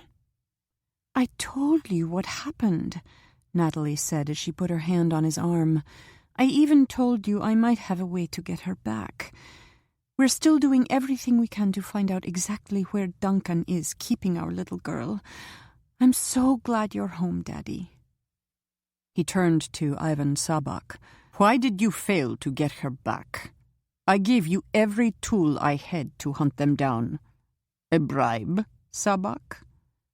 "No," Sabak said quickly. "Would I still be here if I'd betrayed you? I know the rules and the penalties." "Then why?" "They had someone very good on the inside, and the plan was well coordinated. But we almost intercepted. Not good enough. You say she's out of Russia now?" "Scotland, but well protected by Macduff, who has contacts in high places. I can get to anyone I choose. I just have to decide if it's worth it." "Of course it's worth it," Natalie said. "But I've been thinking that perhaps there's a way that would be less of a risk for you, and for Kara, naturally." Kaskov nodded. "So you've told me." His lips twisted. "A very ugly little scheme. You have such a soft heart. It surprised me that it would occur to you." There had been a hint of sarcasm in that remark. She ignored it. When all this was over, she'd be able to ease her father back to the point where she'd had him before. "I'm just a mother, fighting for her child." She smiled unsteadily up at him. Make it convincing. It might be ugly, but that was what made it perfect. "I have it all planned. All I need is a little help from you, Daddy. Let me tell you all about it, down to the last detail." Loch Gaelcar. "Welcome home," Macduff smiled as he came forward to greet Kara. "You're looking remarkably well for all that Jock has told me you've gone through."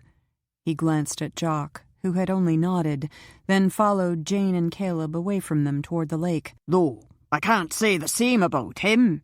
Very moody at the moment. He treated you decently, I hope."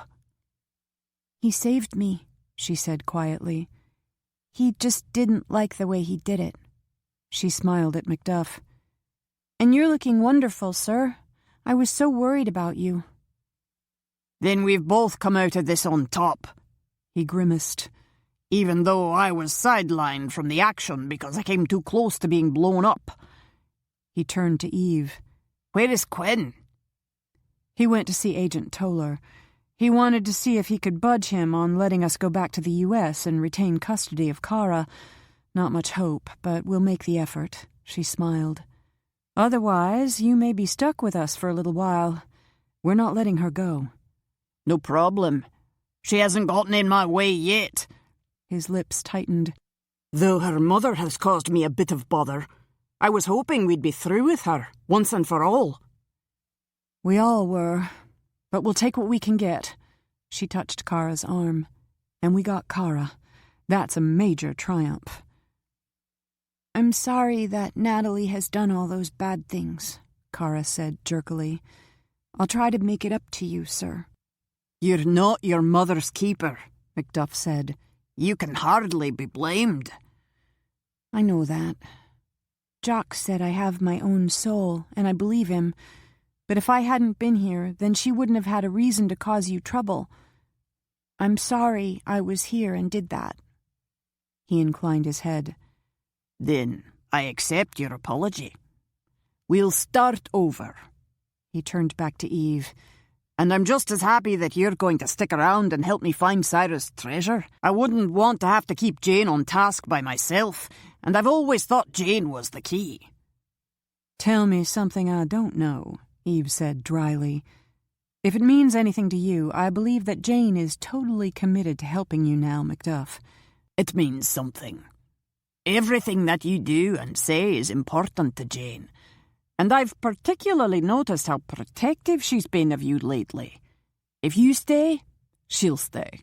If you go, she'll examine her options. Eve couldn't argue with him when Jane had insisted on coming to Moscow when she'd known Eve was going. It's been difficult. The situation isn't as crucial now. We're not joined at the hip. Jane is her own person. Still, I believe we'll try to escalate the hunt so that Jane won't have anything crucial to worry about in the near future. See you at the camp. He lifted his hand as he turned and strode down the slope toward the loch. Eve stared after him a moment before she started down the slope with Kara beside her. Did all that about your mother bother you? She asked quietly. Macduff didn't mean anything personal toward you. As you know, he's not always the most tactful man on the planet. But he's a good man, Kara said. Jock wouldn't love him if he wasn't a good man. Did it bother you? A little, until I thought about it. Jock told me that she gave birth to me, but she wasn't really my mother. I have to believe that, Eve. It's the truth. Believe it. I will, but it takes getting used to.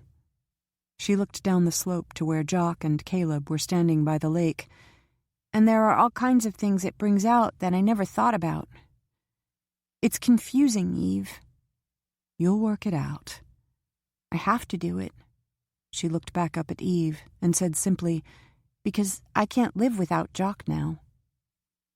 Eve felt a ripple of shock. She'd been aware that the ties between Jock and Kara had been unusually strong since their first meeting, and it was clear their time together in Moscow had only strengthened that bond.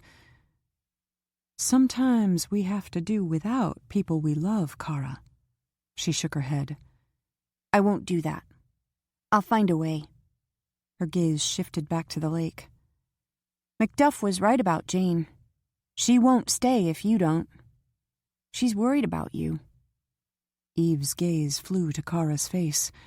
She is? She asked cautiously. You know she is, Kara said. You're very smart, Eve, and you and Jane love each other. You'd know everything that she's feeling.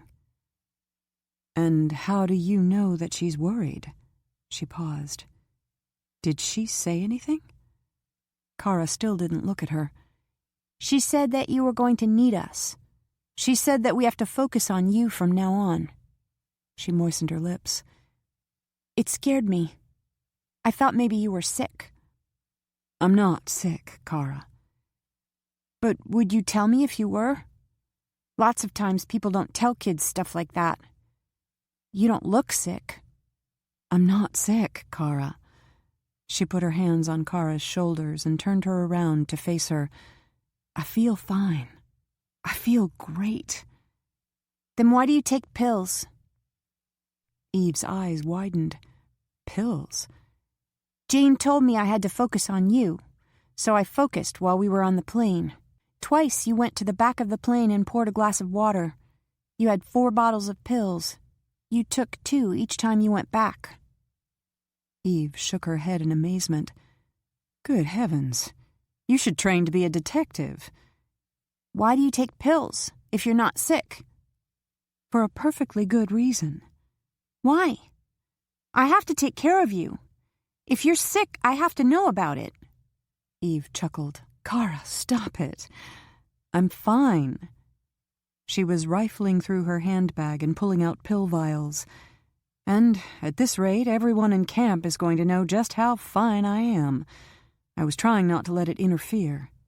She put the vials in Kara's hands, but it appears that's not going to happen. Kara looked down at the vials.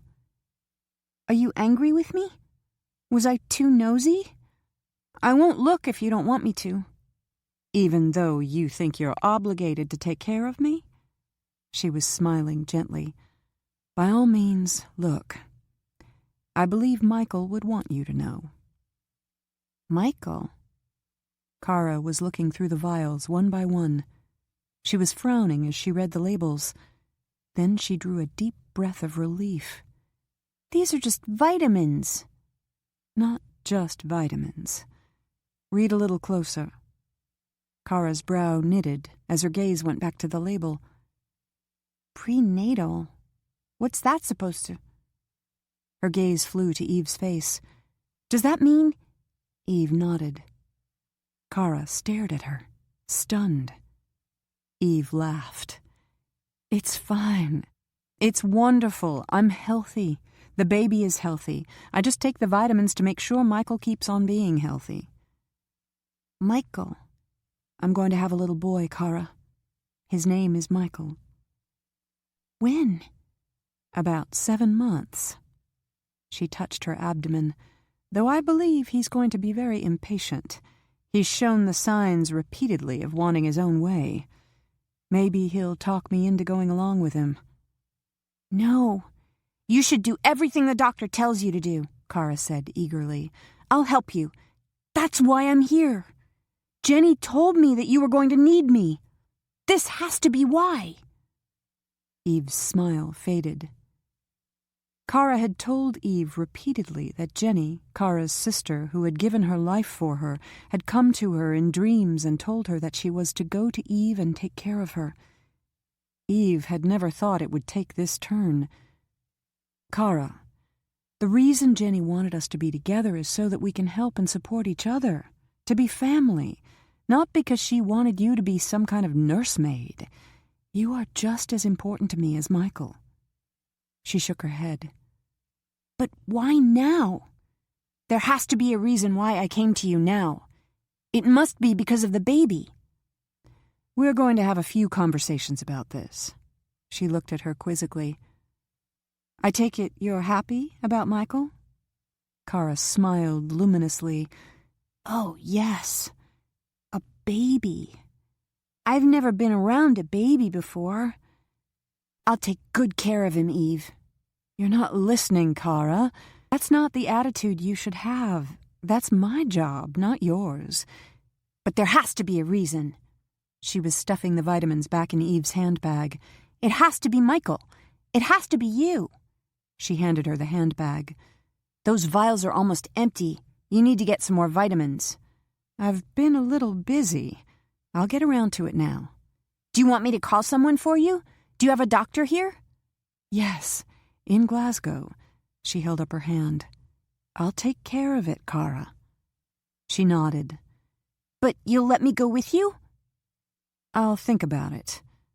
She shook her head as Kara started to speak.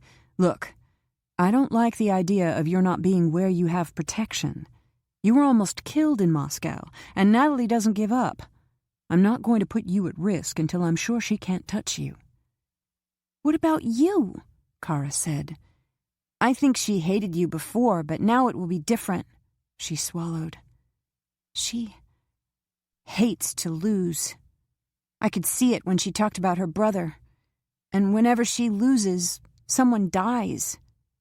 She lost to you. Then we'll just have to take care of each other, won't we? She gave Kara a warm hug, and we won't take chances. But I'm not enough, Kara said. "I'm just a kid. Could I tell Jock about the baby?" "I thought you were on the outs with Jock." "It's not about me. It's about you and Michael. You should have all the protection we can give you. Nothing else matters. May I tell Jock?" She shook her head ruefully. "Why not? Practically everyone else knows now. So much for keeping it confidential." "Jock knows how to do things that can protect you and Michael." "Things you didn't want to let him do for you on that plateau," Eve said quietly. "Maybe he won't have to do anything. Maybe there's something I can do instead." Her gaze met Eve's. "But we have to protect Michael, don't we?" "That's not a question to ask me right now. I will protect my child, Kara." She nodded. "And I will protect you. And Jock." She smiled with an effort. "You're right. It's going to be fine. You're healthy, Michael is healthy, and I'm here to take care of both of you." She started back down the slope. "And now I'm going to go talk to Jane and tell her she doesn't have to worry about not being able to tell me about the baby. I think it bothered her." "I'm sure it did. Jane cares about you." "Yes, she does." Kara grinned over her shoulder. "And it's not just the Eve connection. She told me so." Eve watched Kara wave to Jane as she walked down the slope. It was good to see the two of them so close. Their background so similar and yet with stark, painful differences. But both of them were honest and independent and loving. Eve was lucky they had chosen to have her as their connection. "I thought you'd be down at the tent settling in." She turned to see Joe on the slope behind her. "I had a slight delay. Kara decided that I had some dire disease when she saw me taking my vitamins. I had to explain in detail." "And how did she take it?" "How would you expect her to take it? Loving, happy, excited?" She grimaced. "And protective as hell, and convinced that her job in life was to take care of me and Michael. We have some attitude adjustment to work on." "Maybe not quite yet." He took her hand as he reached her. "I kind of like the idea of everyone around you wanting to take care of you and my son." His lips twisted, particularly after talking to Toller. "Not a good conversation," she guessed. "You were back entirely too soon for any progress." "Well, I did succeed in staving off extradition, which he wanted to put in motion the minute he saw me. But that was only because one of the magistrates Macduff has in his pocket was standing beside me." "You couldn't convince him that Kara was in danger while she was in Moscow?" "Natalie is still her mother, and we have no proof she tried to kill her daughters. Toller wants her returned to her mother and out of U.S. jurisdiction." "And she'd end up dead before the day was over," Eve said hoarsely. "We can't let that happen to her after all she's been through." "Easy." His hand tightened on hers. "We'll find a way to keep her safe. We got her back from Natalie, didn't we?" "For the time being. Who knows what Natalie is planning?" "I called Dima Pollock while I was driving back from talking to Toller. The Kaskov camp is being remarkably silent after Natalie lost Kara and the chest of gold. Kaskov himself did some initial investigations, but he's not been taking any overt actions as yet." "And what would that be?" "He hasn't given the order to kill Ivan Sabak, which would be the usual action if he suspected him of being either a failure or betraying him, which means that Natalie appears to be protecting Sabak and herself with utmost efficiency. And she has to have offered her father something that's appeased him in some way." "What?" Eve murmured. "She doesn't have the gold. She wouldn't share with him anyway. All her plans were aimed at protecting herself." "I've asked Pollock to probe as much as he can. I don't like this silence." Neither did Eve. The Black Widow was weaving her web, and now she appeared to have the approval of Kaskov. It was enough to cause a chill to go through her. "Kara's safe here, right?" Joe nodded. "Macduff doubled the guards. Security is very tight. No one's going to try to take Kara. Or you." He paused. "But if you'd feel better about it, I could take Jock and Caleb and we could pay another visit to Moscow. It's time this was ended anyway." "I wouldn't feel better about it. I want you here with me, safe. It would scare me to death." "We don't want that." He lifted her hand to his lips. "But make up your mind that it will happen, Eve. We can't let this go on much longer." He smiled. "Michael wouldn't like it. He doesn't like you upset." "But he doesn't have your background or mindset." "How do you know? There are all kinds of possibilities. Reincarnation, racial memories. After all, he has my DNA. Maybe he also has some of the other stuff, too."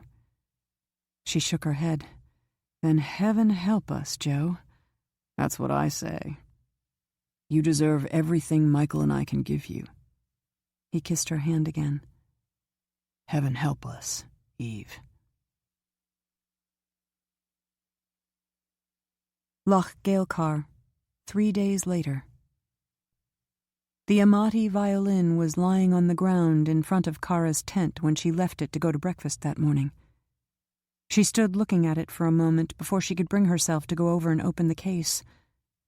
Jock, smiling that beautiful smile that night before Drostky Park as he took the violin from her room at the gatehouse. "I'm not letting you go through all this without getting something of value out of it. You love that violin." And he had kept his word. She swallowed hard as she gazed at the violin.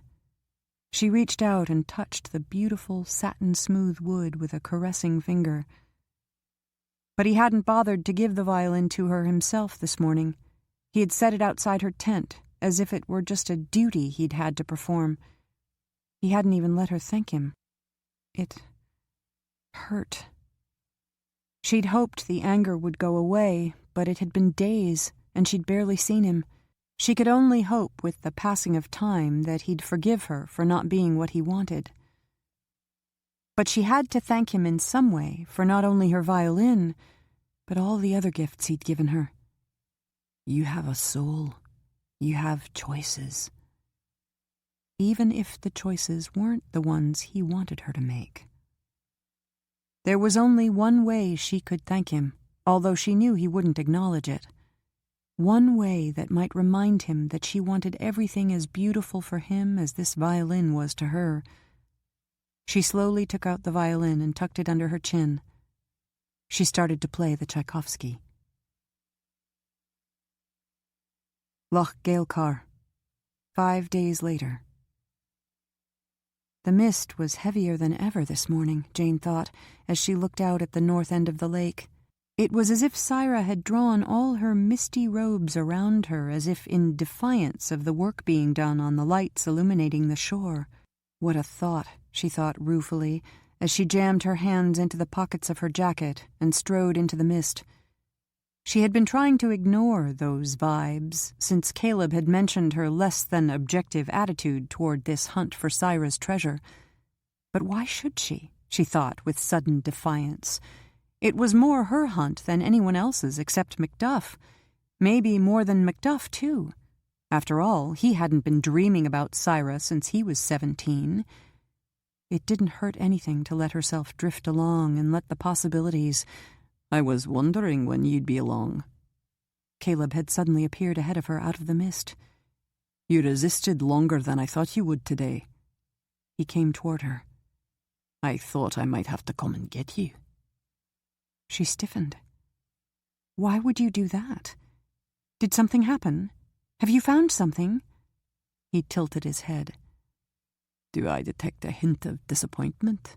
He smiled. Is it because you didn't find it yourself? Did you find something? She repeated. He shook his head. Just the opposite. This mist is so thick today that Macduff said early this morning that we'd scrap the work and hope for a better day tomorrow. He made a face.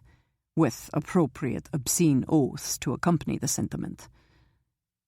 But you couldn't resist dangling the possibility in front of me, Jane said dryly. If you're not going to try to help put up those lights today, why are you still here? Why do you think? We both know that helping Macduff isn't high on my agenda. I'm all for seizing opportunities when they occur. He smiled recklessly. And since you've been cautiously avoiding giving me any opportunities, I decided Syra must be doing it for you. She instinctively braced herself. There was something very different about him today. Caleb was always an enigma, but the recklessness she was seeing at this moment was white-hot and casting out an emotional wave that put her on her guard. Syra? Only you would think that Syra would bother to make anything easy for you. Syra always thought everyone should take care of themselves. Like you do. He nodded. According to my research, you're a good deal like Syra. Except maybe where the people you love are concerned. Then you're willing to use whomever you have to protect them. Was Syra like that, too, Jane? Perhaps.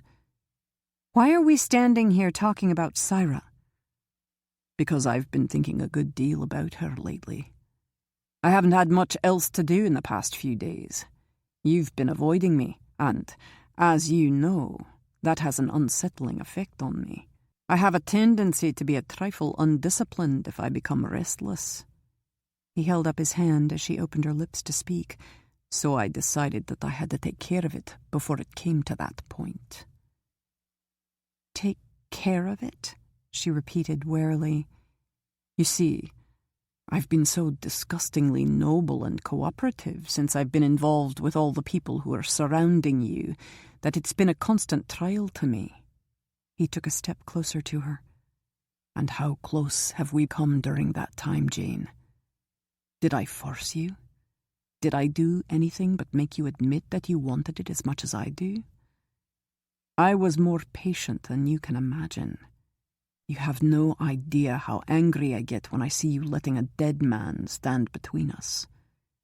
Trevor wouldn't have wanted you to do it. We both know that. His lips twisted. And now I think you're using it as an excuse because you're still afraid of me. I'm not afraid of you. You flatter yourself, Caleb. Then are you afraid of what we'd be together? He moved another step, his dark eyes glittering in his taut face. Oh, yes, that could be it. It could be exceptional. I've always known it. And so had she, Jane realized. Even now, when she was feeling this wary and uncertain, she could still sense the sheer magnetism that was sparking between them. Sex is sex. Okay, the chemistry is there, but I don't want to be involved with someone who doesn't really care anything about me. How do you know I don't care anything about you? He said with sudden fierceness. With what you know about me, would you believe me if I said that my emotions are pure as the driven snow?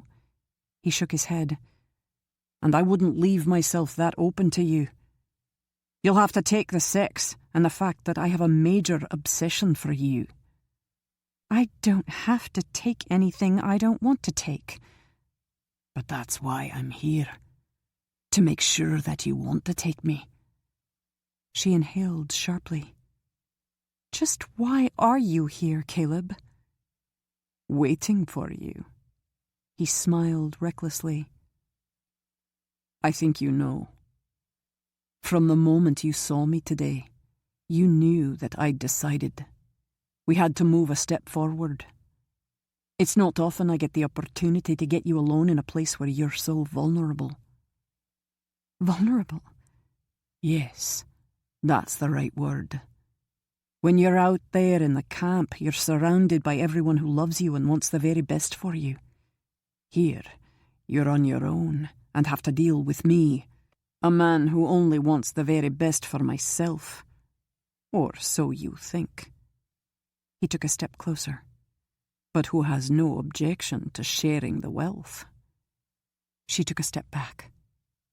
What are you doing, Caleb? You're different. No. I'm only reacting to the effects of severe restraint. You'll recall I don't behave well under those circumstances.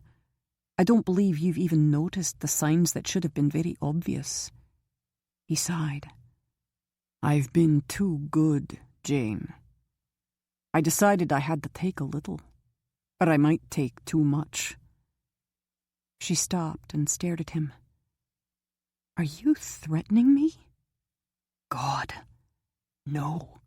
I'm just trying to strike a balance that will let me continue with this charade without doing something you'd consider unforgivable, in which case I'd have to work twice as hard to make it at least palatable. You're not making sense. She moistened her lips. I think it's time I went back to camp.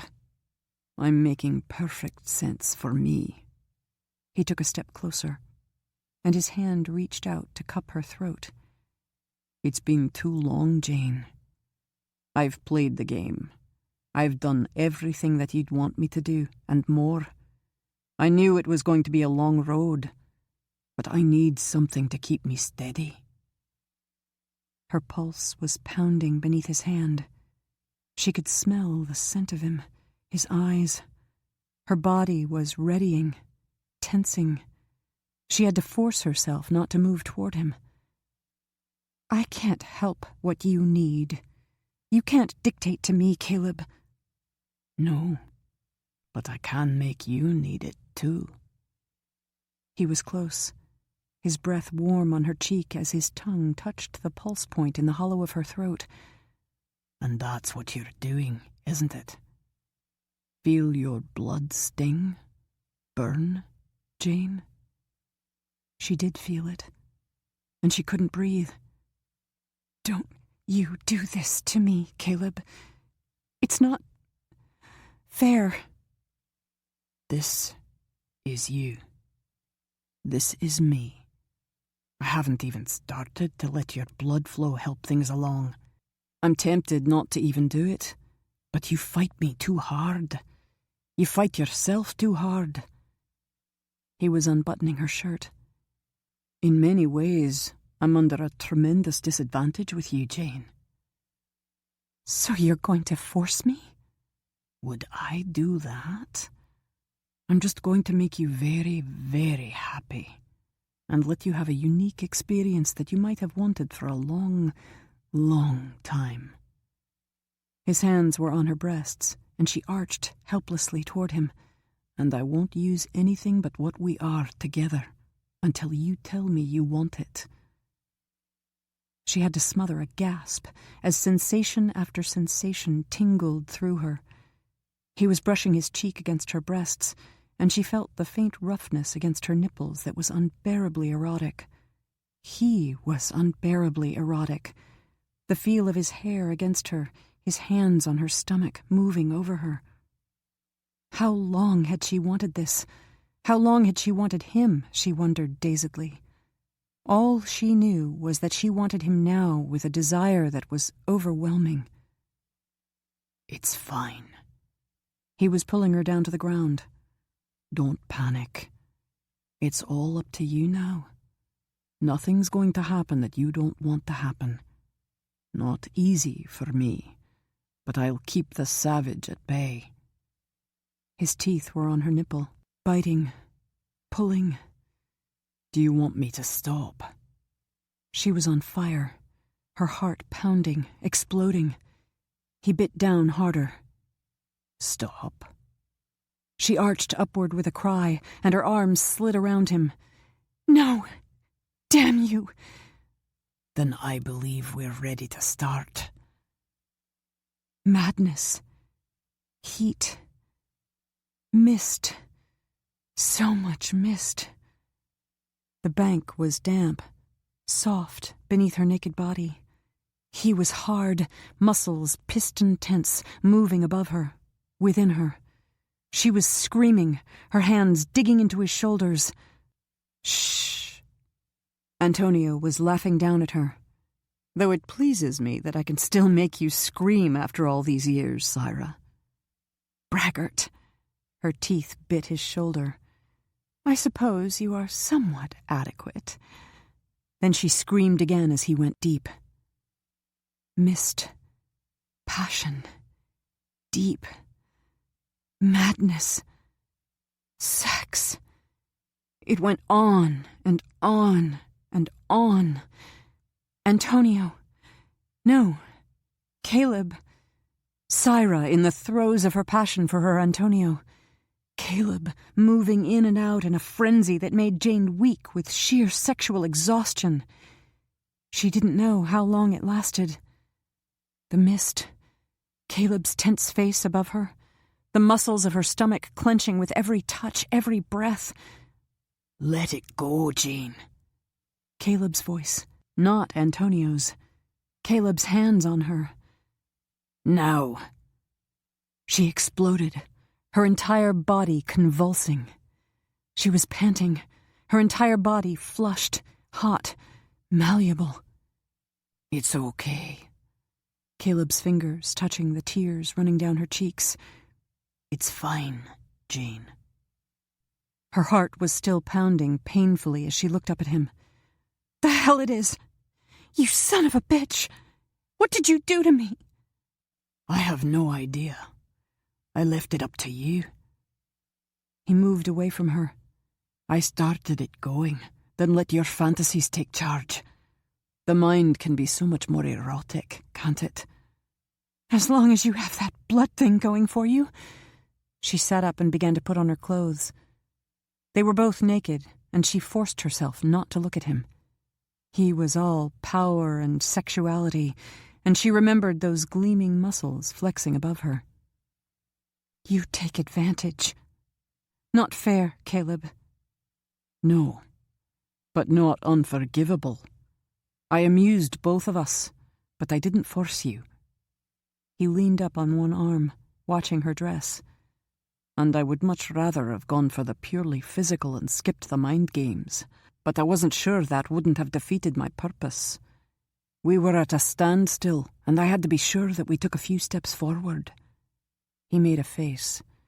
Besides, I just needed something, and I took what I could get. It will be your last chance. I'm not going to forget this. I don't want you to forget it. He smiled. I want you to remember it every time you see me. I'll remember it, Jane. She could feel her cheeks burn. He had said that on purpose, so that it would be a constant reminder. Then I'll have to arrange not to see you, won't I? Eventually. But now we're tied together with Macduff and the hunt, and you'll have a problem avoiding me. She pulled on her boots. I'll manage, she said jerkily. Don't you want to tell me about your fantasy? He asked softly, though I think I can guess.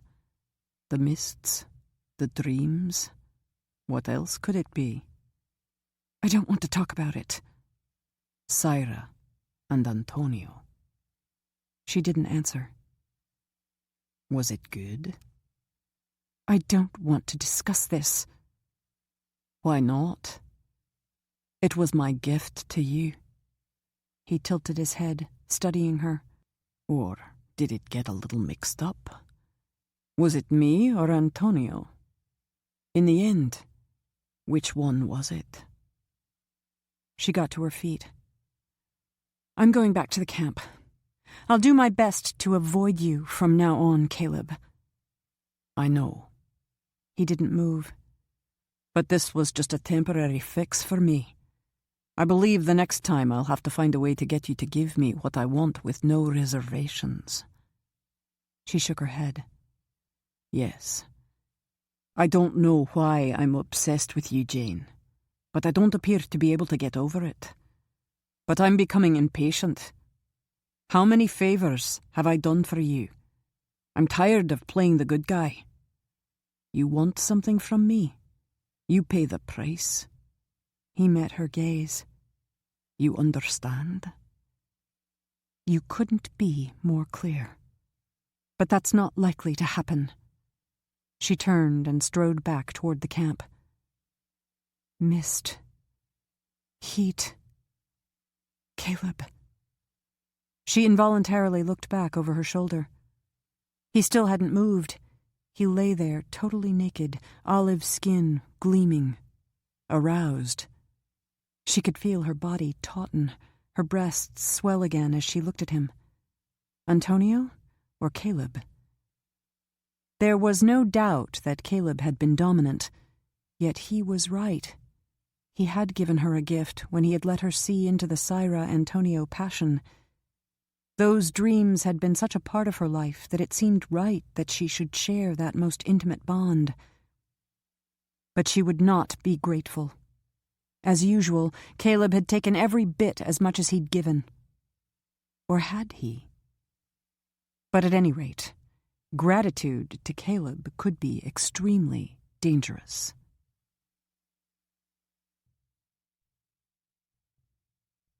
Chapter 13.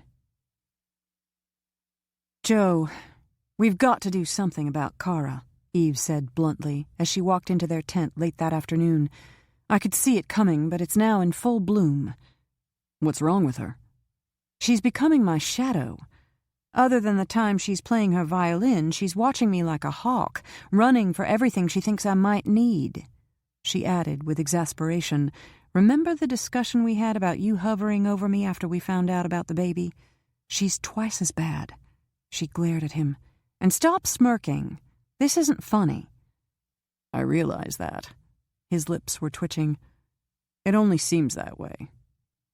May I remind you that you had no trouble putting me straight? She's a child. She has nothing to do but sit here in camp and wait for that bitch of a mother to pounce on her. I've sent for school books for her. She has her violin, but she needs something else to occupy her. Except waiting on you, hand and foot. Exactly.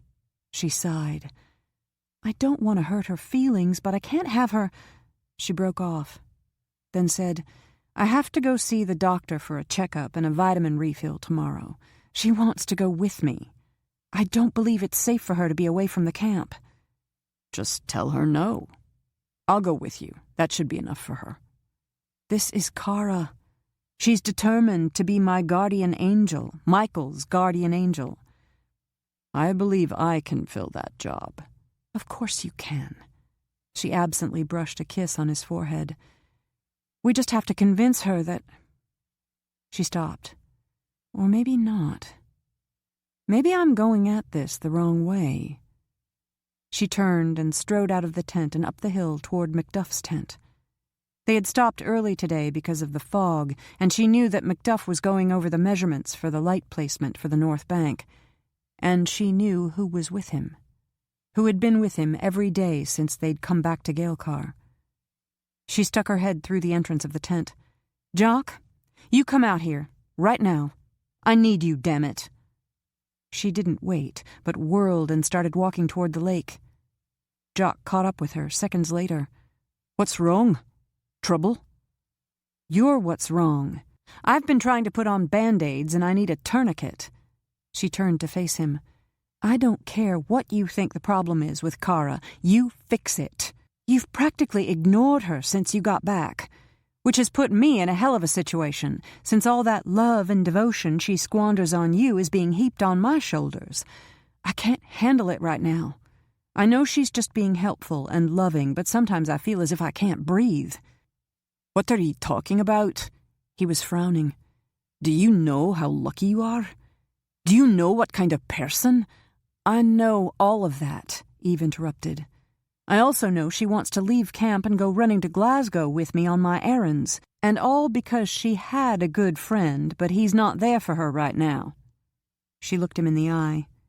She leaves here, she's vulnerable, and you know how determined she can be. If she actually makes up her mind, do you think anyone can stop her? You have to stop her. You can't expose her to... No, you have to stop her.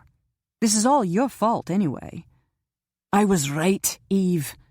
Kara has to learn that she can't control the way I... Be quiet. You don't know what you're talking about. You're acting as if Kara is a grown woman. She's only 12 years old and trying her best to see her way through a hell of a lot more than any kid should have to stand. I know that. Then act as if you do. Give her a break. I think she's wanted to come to you, but she won't do it unless she thinks you need her. That's what Kara's all about. Or have you forgotten? I haven't forgotten. He gave her a ghost of a smile. Tough medicine, Eve. Then take it and make it right with her.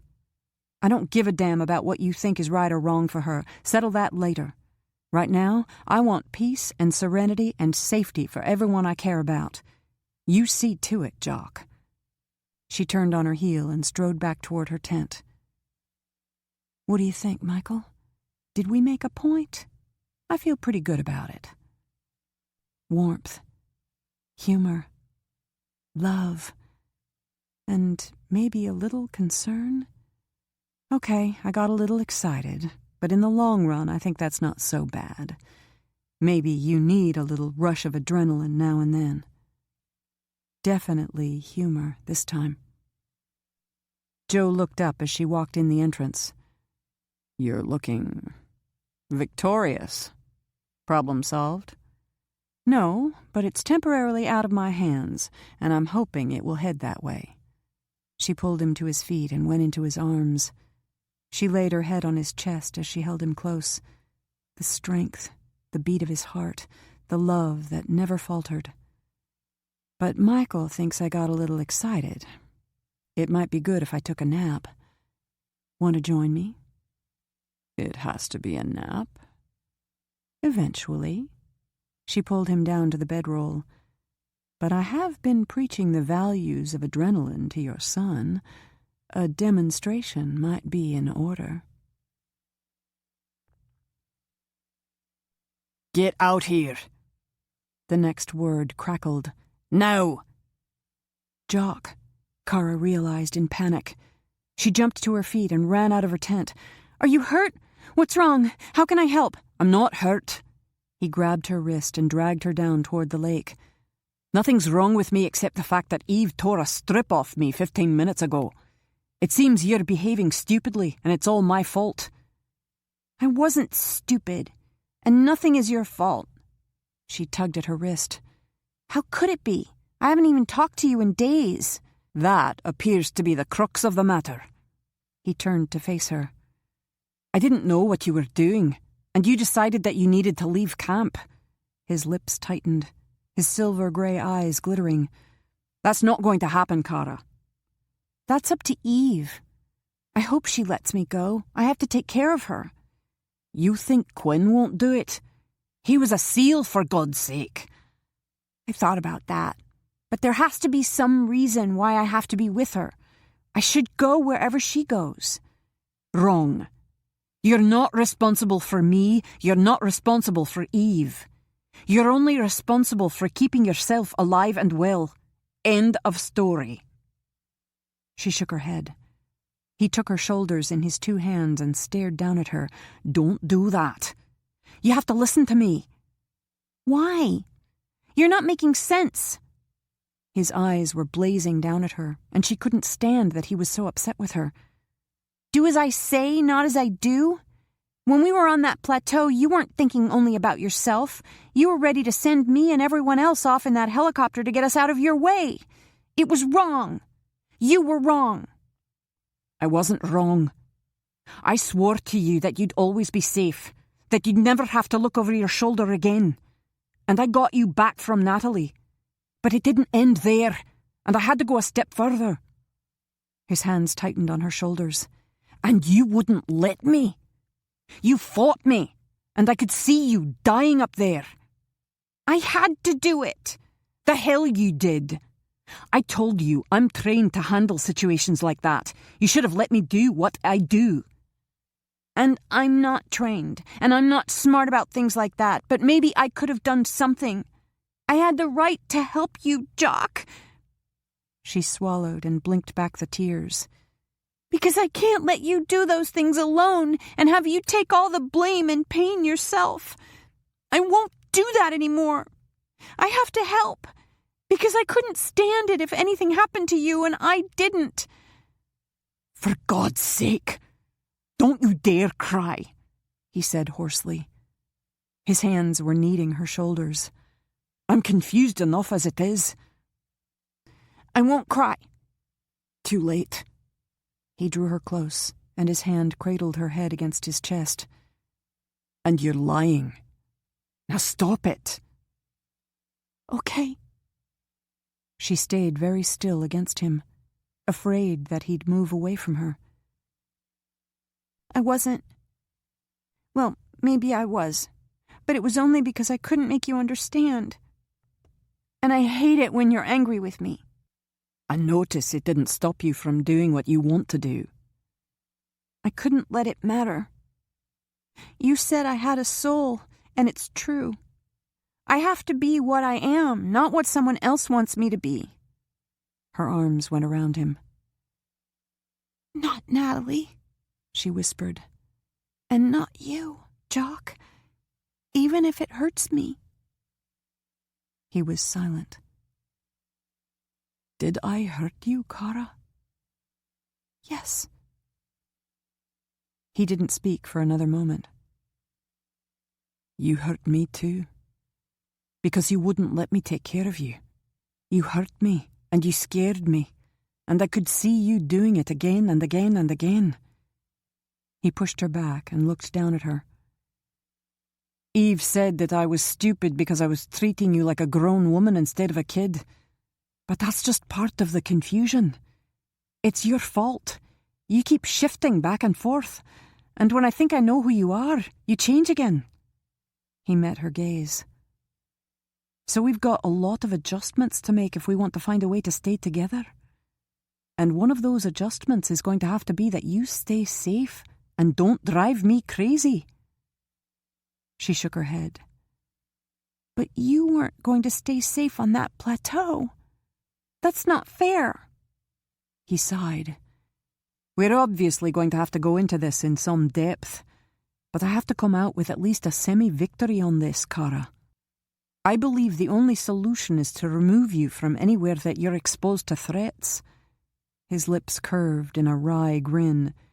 "Maybe I can convince Eve to send you to one of those high-security schools for CEOs and diplomats' kids." "I couldn't do that." But she was smiling with relief as she looked up into his face. It was going to be all right. He wasn't angry any longer. "I have to be with Eve. It's important." "Back to square one." He was no longer smiling. "Eve isn't going to want you trailing behind her when it could be a danger to you.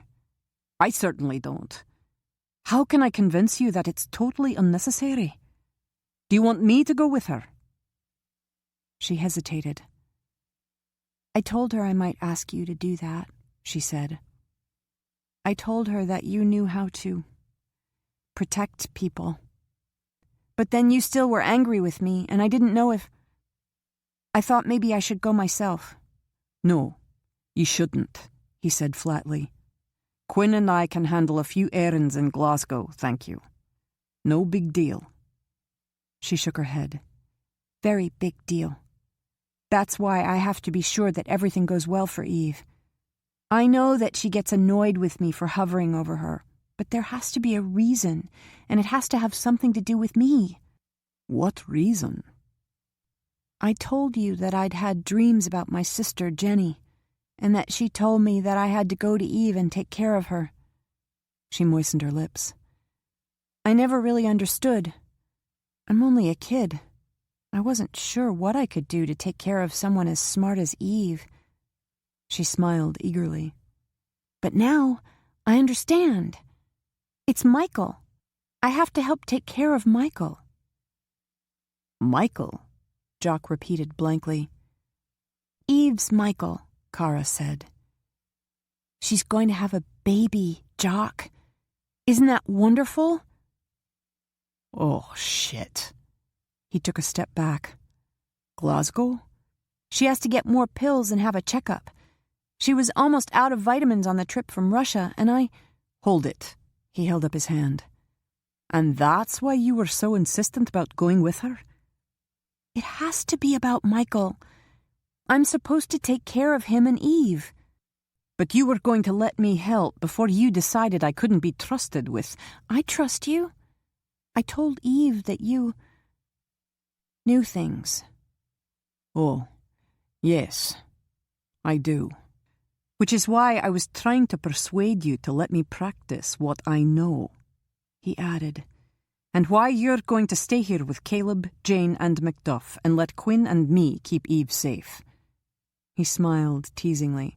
I promise we'll scout Glasgow as if we're expecting a commando raid. That beautiful, radiant smile that she had missed so desperately during these days without it. Will you trust me? He asked gently.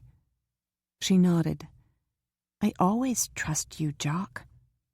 But I'm just learning to trust myself. It's kind of confusing. And that's the 12-year-old talking. Heaven knows what we'll be facing tonight or tomorrow. But you'll still like me? I guess you could say that. Want to go for a walk by the lake? I have about 30 minutes before I have to get back to Macduff and help him go through his paperwork. Lord, he hates to do that. And since he lost McTavish, it's an added burden. He took her hand. But he can just put up with it and keep an eye on you since I'll be in Glasgow tomorrow. His hand felt hard and warm and full of affection. They had taken walks like this many times, both here and at the castle. Dear heaven, she had missed those walks. She had missed everything about him. Her grip tightened instinctively around his. He glanced down at her as he felt the pressure. Aye, he said gently. Me too. He smiled. But I was in the right, Cara. I guess I'll just have to convince you. She giggled. Not bloody likely, she said, deliberately mocking his Scottish accent. Do you want me to come and help you and Macduff? I'm good with a computer and I... She broke off. Never mind. I should stay close to Eve in case she needs me. Somehow, I don't believe that Eve's in dire need of your services while she has Quinn on hand. She giggled again. Sex stuff. But you know, I don't think it's like it was with Natalie and Ivan. I don't know much about it, but I think it has to be different with different people, and Eve and Joe probably have the kind that's sort of beautiful. That wouldn't surprise me. But I really don't want to discuss this with you, Cara.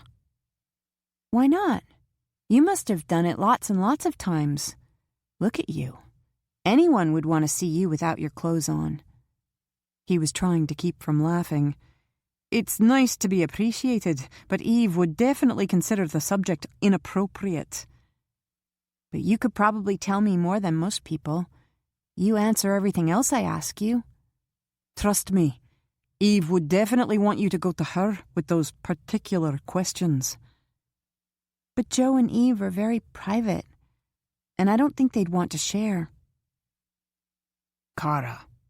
He gazed at her with narrowed eyes. I believe you're teasing me a wee bit. Suppose we go and discuss it with Eve and Quinn right now. Cara threw back her head and laughed. Just a wee bit. It's good to laugh with you. Everything has been so grim. You've been so grim. You were never meant to be that way, Jock.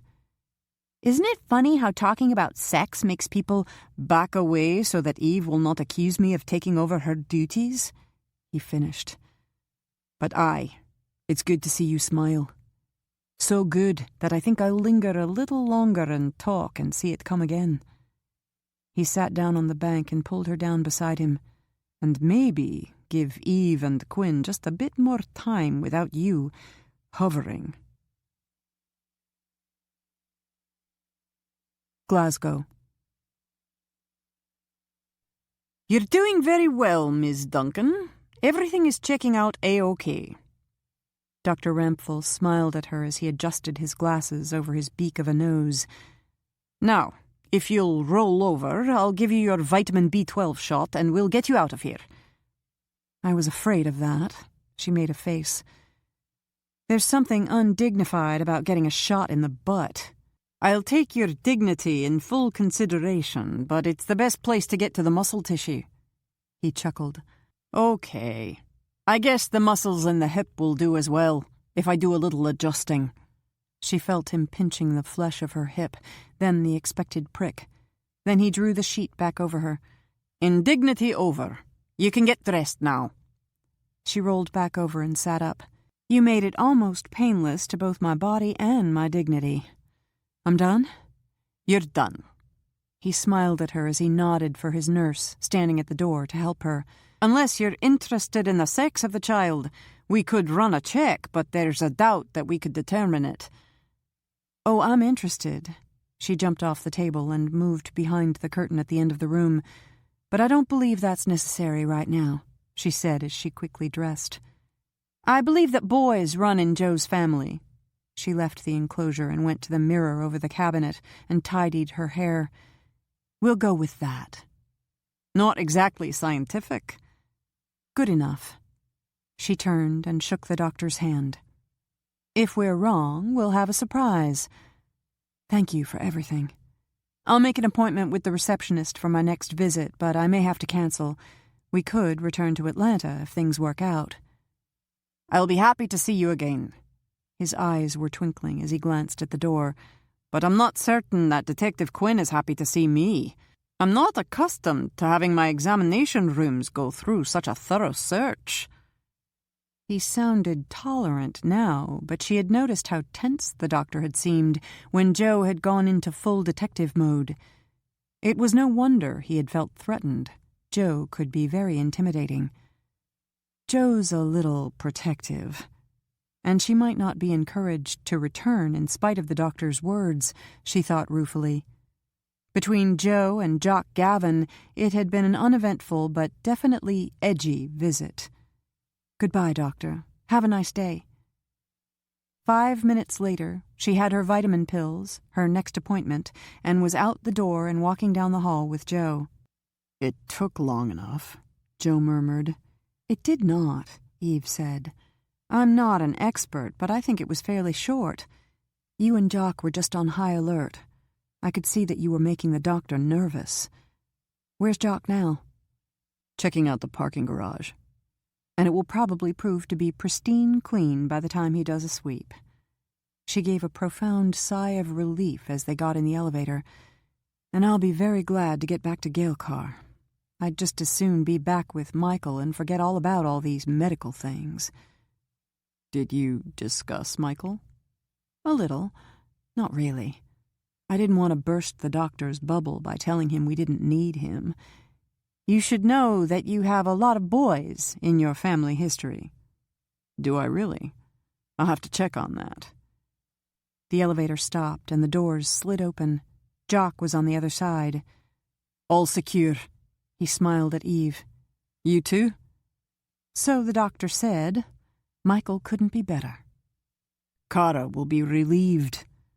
Jock opened the passenger door of the car for her, since she believes she has a personal investment in your son. He got in the back seat. Let's get back to the camp. I've been feeling a little uneasy ever since we left there this morning. I checked in an hour ago, Joe said quietly. I've been checking too. I just don't like this feeling. Is Michael okay, Eve? Kara asked eagerly as she ran toward them across the camp. Did you get your vitamins? Yes, she smiled, as well as a B12 shot and an offer to tell me the sex of the baby. I'm glad you weren't along. I didn't set a good example. I had to fib a bit, not to hurt Dr. Rampfell's feelings. He was edgy enough about dealing with Joe. She watched Jock and Joe striding toward McDuff's tent. No problems here? As soon as they stopped worrying about me, they started worrying about everyone here. Kara shook her head. McDuff was a little impatient about getting back to the mist, but he'd promised Jock he'd stay close, and he tried not to show it. She grinned. So Jane and I volunteered to help him with his paperwork and research. But I know he's going to want everyone to hit that mist now that you're back. She changed the subject. Did you have lunch? Do you want me to cook something for you? I looked up some high-protein recipes that are supposed to be good for—" "You're hovering," Eve said gently. "But I'll let you off easy, because I didn't have lunch. Joe wanted to get back here, and I knew I had a terrific chef just waiting to ply me with attention." She touched Kara's cheek. "Something light?" Kara nodded eagerly. "You just go sit by the lake and rest. I'll do everything and—" She stopped. "Almost everything. Maybe we can do the dessert together?" "Thank you. Now you've got the program. Together." But Eve did move down to the lake and sat down on the bank. Now that she was away from the hubbub of the trip and visit, she was feeling strangely depressed. She was glad to get back to this beautiful, mystical place that felt oddly homelike. She looked out at the mist hovering over the lake. Syra's mist. Syra's lake. Did you sit here sometimes and look out at the mist and think of your son Marcus, Syra? Could you have saved him, if you'd lived with all the miracles we have today? Perhaps not. Sometimes it's necessary to accept and not— Rejection! She inhaled sharply as that emotion struck her with stunning force. Michael!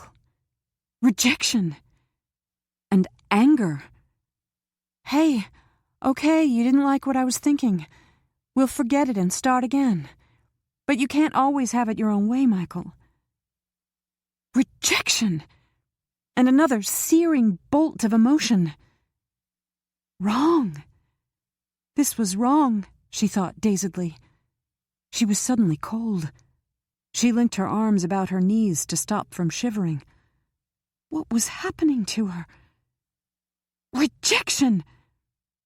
"I heard you, Michael, but now I'm getting scared." "Syra? Does it have something to do with Syra?" Rejection! "Eve?" Kara was standing beside her, her eyes wide. "You look funny. What can I do?" "Tell Joe. I need him. Something's bad." Kara turned and flew up the hill. Fear. Anger. Rejection. "We'll take care of it, Michael. Just give us a chance. It will be—" A text. Her phone was pinging a text. Not now. Now. Now. Now. She accessed the text. Some news story. "What's wrong?" Joe was kneeling beside her, taking her in his arms.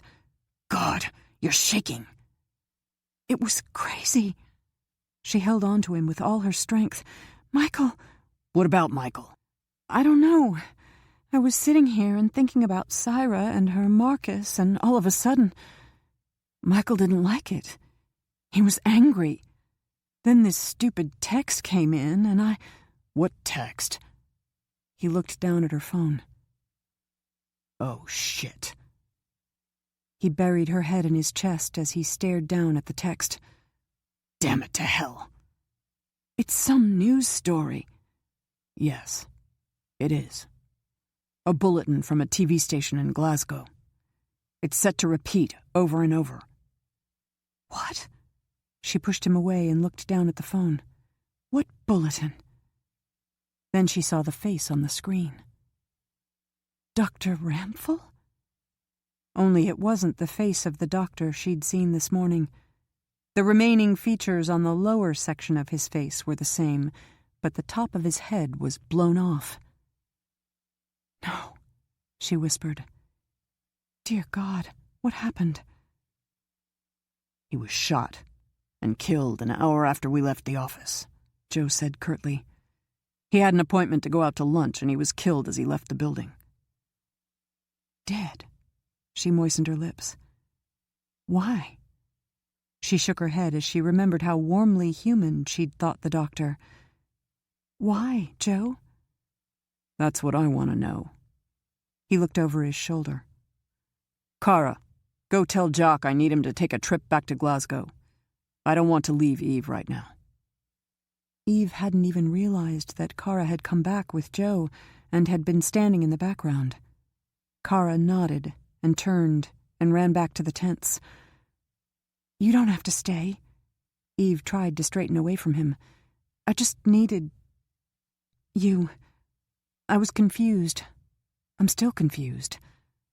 "Do you think I'm not?" he said harshly. "I checked out that doctor the minute I knew you were going to go to him. Pristine, clean medical reputation. A regular Boy Scout as far as his moral character is concerned. Why would he have been killed the same day you showed up for an exam?" "Maybe it had nothing to do with me." "I hope not. I just don't believe in coincidences." He looked down at the text that was still repeating. "And this is definitely no coincidence."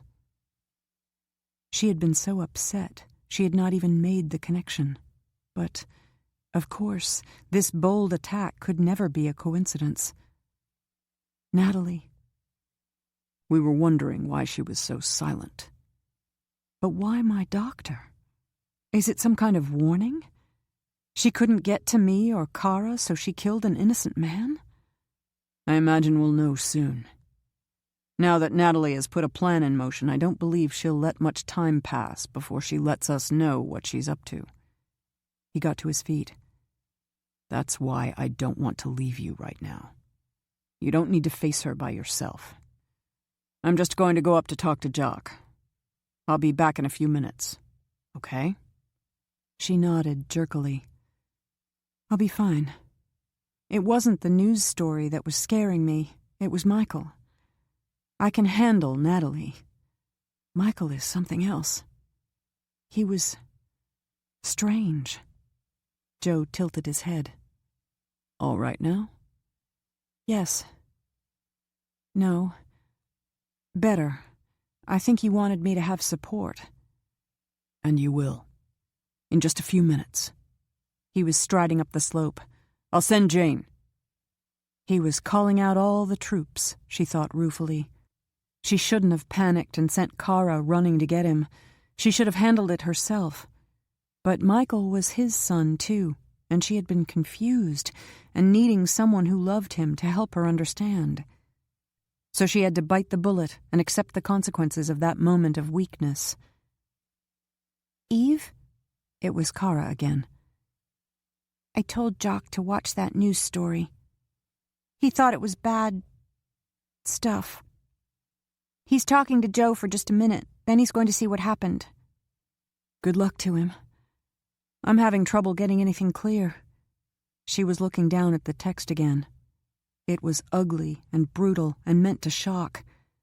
If she hadn't been already shocked by Michael, it would have had a maximum effect. "What's clear is that a man I liked and respected was killed today. We'll have to find out all the rest."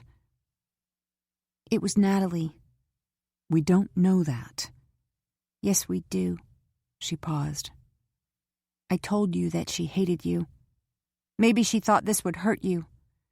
"There's no use speculating. Joe said we should know soon." Eve saw that Kara was looking at the repeating text, and she instinctively moved to distract her. "Could you get me a cup of coffee? I'm a little shaky." "Sure." Kara immediately turned away. "I'll have to heat it, but I'll be right back." "That will be fine. Thank you." She watched her go toward the fire. "I'm getting all the support you could possibly want for me, Michael. I just wish that I knew what you're trying to protect me from." Her cell phone rang. She stared down at it. Natalie.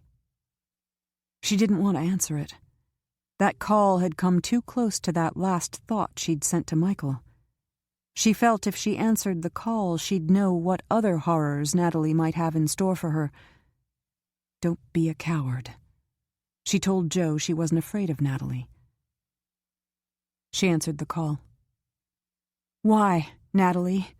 That poor man had nothing to do with what's between the two of us." "That just goes to show that you have no idea how I feel about you, Eve. Everyone that touches your life has something to do with what's between us." Natalie laughed. "I told you that I'd investigated everything about you. Do you think that I wouldn't know about your visit to Dr. Rempel and what it meant? It didn't really interest me at the time, but when you managed to win our first battle, I went back to my notes and took another look. And decided to hurt me by destroying him. He was just a piece of the whole. I had to protect myself from his talking after he'd done his job. Eve stiffened. His job? Of course. He was the center of the plan. I had to make sure you'd immediately get the message, but not all the details connected to Rempel. I wanted to share some of those with you myself. In fact, I believe I'll set up a Skype computer link so that I can actually see your face when it's time to have our principal discussion. I've been anticipating that. And anticipating killing an innocent man. No one is really innocent. Your fine doctor certainly wasn't. Oh, he tried to pretend he was one of the good guys, but Ivan only had to dig deep beneath all that bullshit, and he found a way to get to him.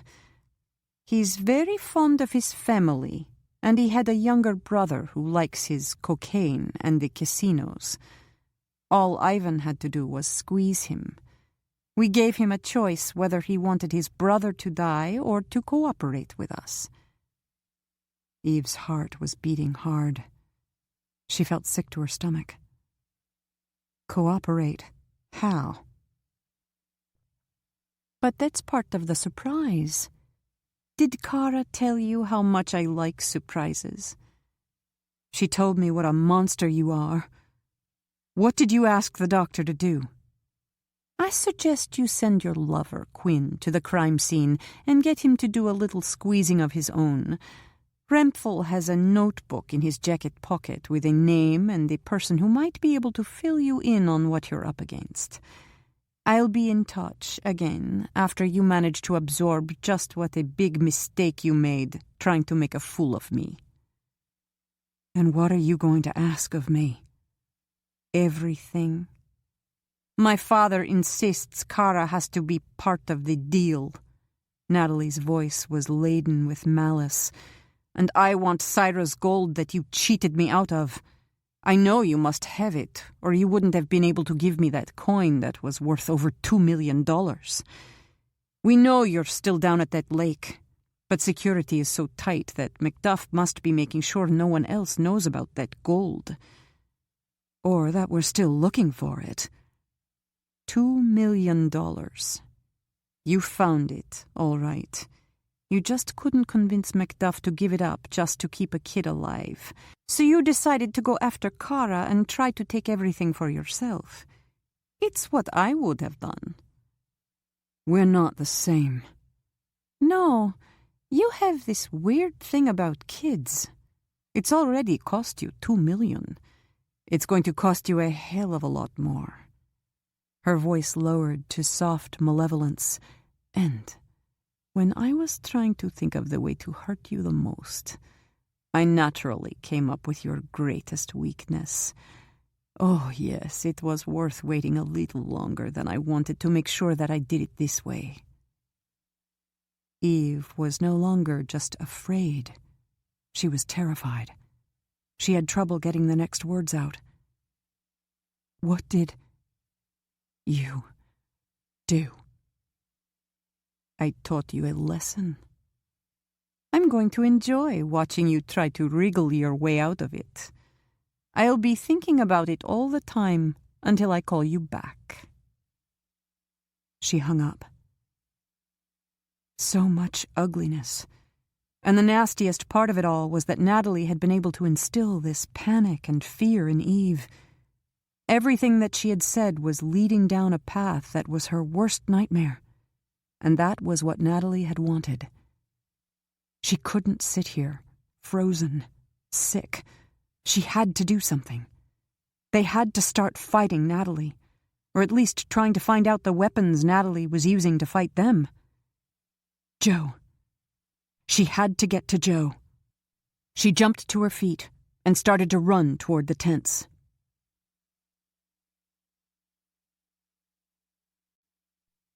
Chapter 14. "What was in his pocket?" Eve asked jerkily as Joe came out of the magistrate's office 4 hours later. "Was it the notebook?" "It was a notebook," Joe said as he got in the car. "That's all that they'd tell me. They didn't let me know what was written in it. They only told me that much as a professional courtesy." "We've got to find out." "I know. I've let Jock loose on them. He can usually carry the day. He's a Scot, and between that charisma and Macduff's influence looming in the background, he almost always gets what he wants." "If he doesn't lose his temper." Her hands clenched. "Remember, Kara's involved in this too." "From what you said, Natalie was treating her almost as an afterthought. It was all about you." "Everything. Natalie said she wanted everything." She drew a shaky breath. "I have to find out what she's done that she'd think I'd give it to her." "It could be a bluff," Joe said. "It wasn't. If you could have heard her voice. She thinks she has me." "You're shaking." Joe pulled her jacket closer around her. "You should have waited back at the camp." She shook her head. "No way. It would have driven me crazy." "I can see it." He kissed her temple. "But it's hell watching you go through this." He was silent a moment. "That son of a bitch Ramphel must have done something to you while you were in that office." "I know," she whispered. "It's the only explanation for everything Natalie has done today. I went over everything he did to me, and it had to be when he was giving me that B12 shot. I was thinking that I'd have you take me directly to the hospital instead of coming with you here. Natalie might want to kill me, but she has to have something else in mind if she thinks she can use this to get what she wants. We have to know what that is first, Joe." 15 minutes, he said grimly. "Then I take you to that hospital." "No. This isn't only me, it's Michael. We have to know what we're dealing with. I won't have anyone blundering around in my body and make a mistake. Natalie would enjoy that enormously if she saw me let that happen." "Eve." She could see his pain, but she couldn't let it move her. She had to think of Michael. He had to have his chance. Michael is fighting, Joe. He has to know what she did to us. That's what first frightened me. We're going to do everything we can to do this thing right." "Even if it kills you," he said thickly. "We won't think about that." Except if it came close, she had to prepare him in some way. We have to keep him alive. Hey, he has your DNA. We're halfway there, Joe. "Yeah." He held her close. "Halfway." "It's Iranian," Jock said curtly as he came toward the car an hour later. "Something called zafondan. Natalie evidently spelled it out in detail in that doctor's notebook. She wanted it very clear. There was even a reference number at the headquarters of MI6 we could go to for verification." "And what is zafondan?" Eve asked. "One of the ugly little capsules the Iranians created to interrogate prisoners. A ticking clock that keeps them in an agony of suspense. Very innovative in its way." He gazed at Eve. "And deadly. We should get you to a hospital right away." "We've already gone down that road," Eve said unsteadily. She had to keep from shaking. Something monstrous and ugly was buried inside her. Dear God. Michael. It can hurt my baby, can't it? It can hurt Michael. "Only the doctors can tell you that," Jock said. "We have to get you to tell me about this capsule. Is there an antidote?" "Possibly. There have been cases where a few prisoners survived, but no one but the Iranians have it." "And maybe Natalie," she said numbly. "How does it work, Jock?" "It's a microcapsule, given generally by a special hypodermic into the muscle tissue. Tiny. It's smaller than a grain of sand. It's set to time release at a specific time, I believe the Iranians set up a ticking clock so that the prisoners would know exactly how long they had left. It tended to be very effective, but the antidote has to be administered before the release of the capsule, or it won't do any good. The poison works too fast. But then the antidote does work? Joe asked. Sometimes. It works in the lab, but it depends if any of the poison gets in the bloodstream while the antidote is dissolving it. He added grimly, The Iranians didn't really give a damn about keeping their promises. Eve swallowed. So I have this capsule inside me that's set to go off like a time bomb. Presumably, Jock said. So let's go and find a way to disarm the damn thing. She nodded. No more arguments. She was trying to keep calm. I just had to get a handle on what I was facing. What Michael was facing, she thought in agony. Take me to the hospital, Joe. I want to know where that damn capsule is located, and if there's any chance of a leak to Michael right now. I need to know everything that Natalie knows before she gets in touch with me again. You should stay there in that hospital. I'll get specialists over here from the U.S. You'd do better to get me one from Iran, she said, or at least find one that Natalie imported to Moscow to create that poison. That could be a package deal. I'll work on it, Joe said unevenly as he pulled the car away from the curb. It's going to be okay, Eve. I promise you. She didn't answer as she leaned back in the seat. It had to be okay. Not for her, because she'd become accustomed to the thought of that other life to come. But Michael had an entire wonderful life on the horizon. She wouldn't let it be taken away from him. Did you hear him, Michael? We'll find a way. Strength, warmth, comfort, love. No longer that anger and rejection. That had been for her, a warning. Now Michael was back to what he had been before. All love, special, caring. And Natalie had wanted to kill this wonder? South Glasgow University Hospital, 2 days later. What's going on? Jane's voice was shaking as she came into Eve's hospital room. This isn't supposed to happen to you. She came over to the bed and took her hand. Not you, Eve. The universe is turning upside down. She's not going to beat us, Eve said. We just have to get past this first patch and get some sort of plan together.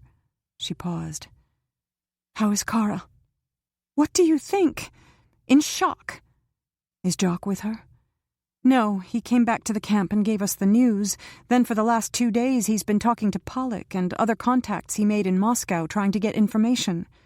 She shook her head. And I'm not sure he could have helped Kara anyway until she gets through this first trauma.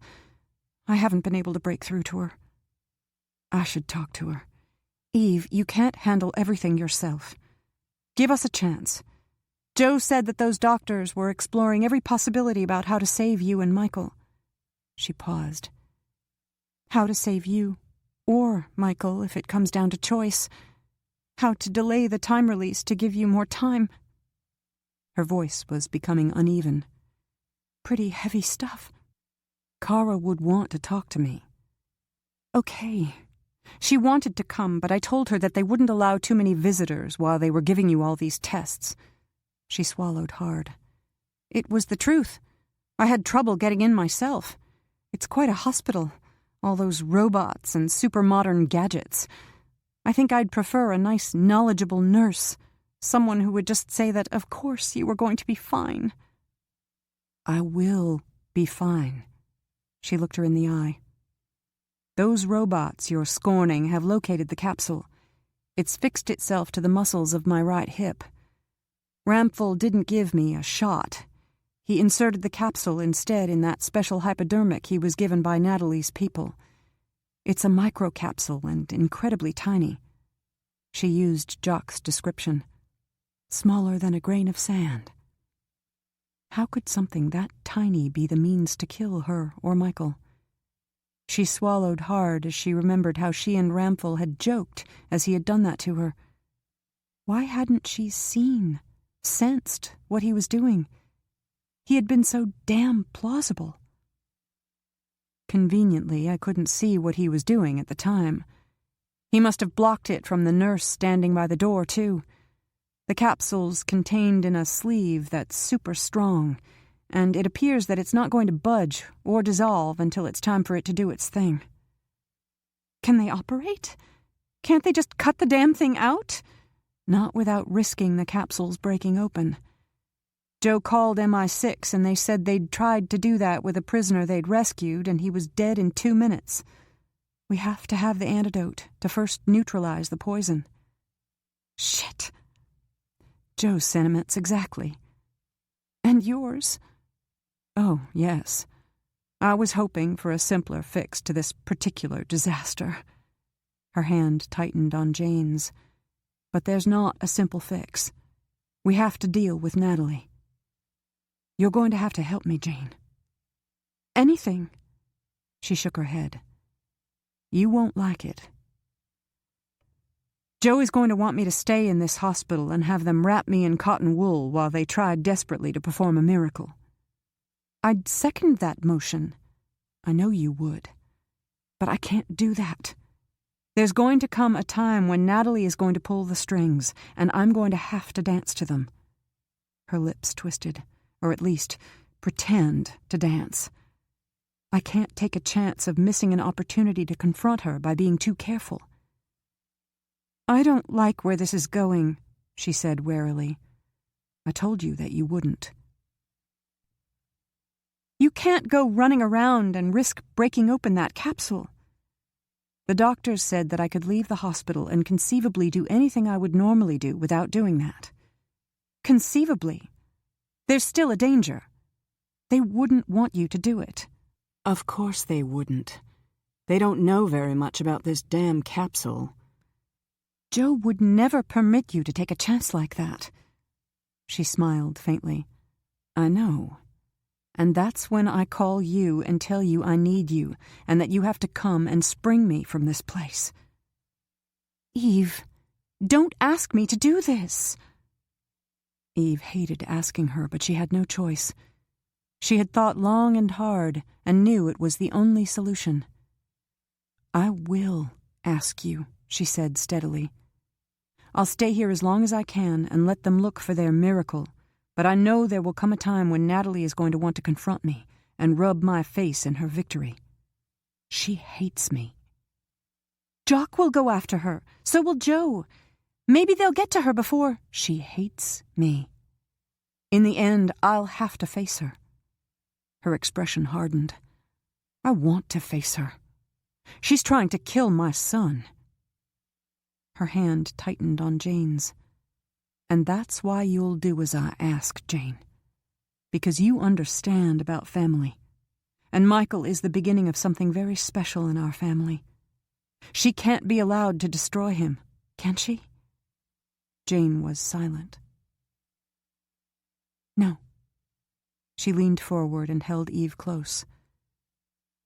But Joe may never forgive me. I may never forgive myself. Her eyes were glittering with moisture as she straightened. You'll keep your word. You'll give those miracle workers their chance. As long as I can. She cleared her throat. Now get out of here and get back to Kara. She needs you more than I do. But we all need you, Jane said. Don't you forget it. She gave her a kiss on the cheek. Let me know as soon as Natalie sees fit to call you. Eve nodded. It should be soon. She is just letting me see how hopeless my situation is turning out to be. But Natalie will start to be impatient to actually see me suffer. I think I might kill her, Jane said fiercely. I know I will if she hurts you. Jane. Eve braced herself. Now she had to say the words she'd been dreading since Jane had walked into the room. But they had to be said. One of the possibilities the doctors are considering is trying to delay that capsule from breaking until Michael is developed enough to survive without me. To keep me alive for the next few months until he has a chance." She held up her hand as Jane started to speak.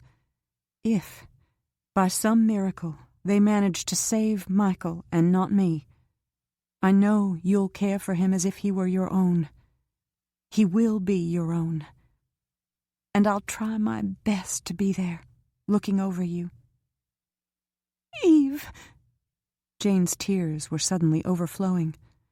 "Nothing is going to—" "And Joe. It will be so hard for Joe." She blinked her own tears back. "Big job, Jane. I wouldn't trust anyone but you with it." "No job at all. A privilege." Her voice broke.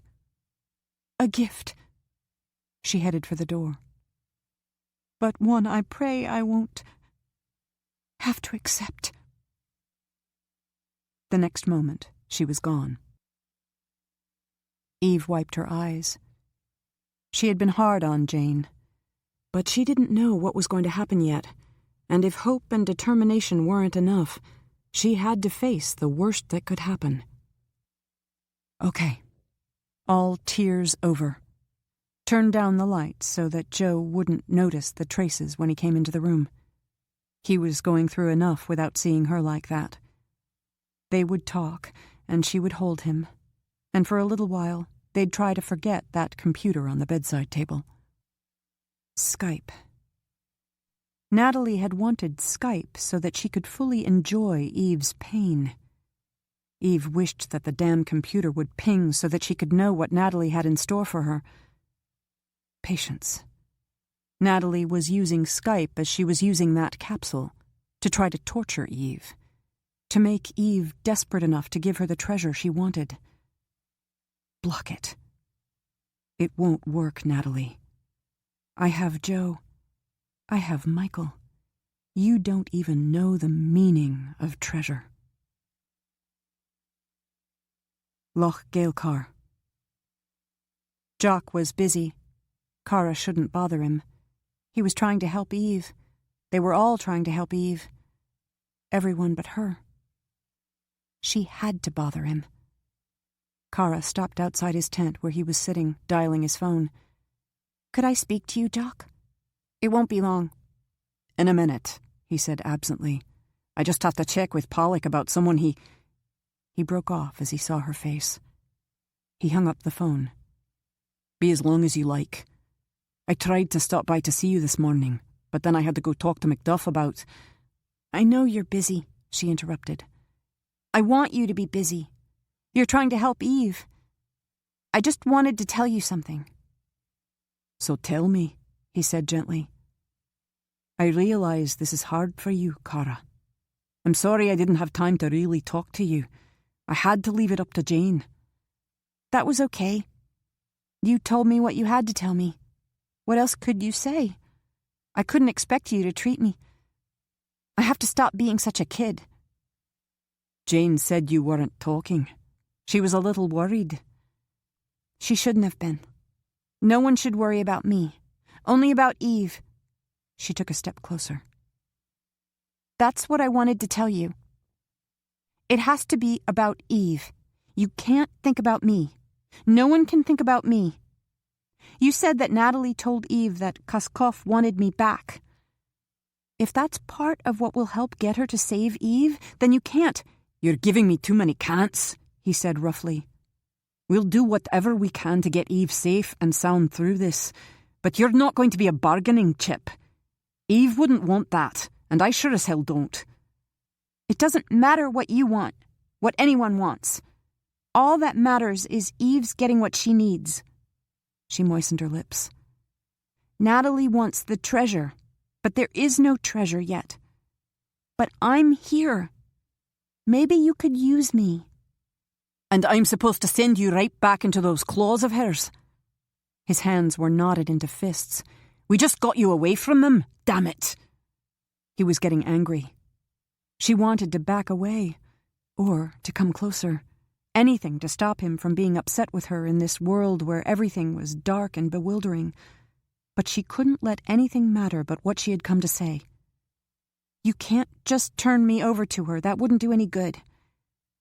I've been thinking about it. Natalie is using me. You've got to do that too.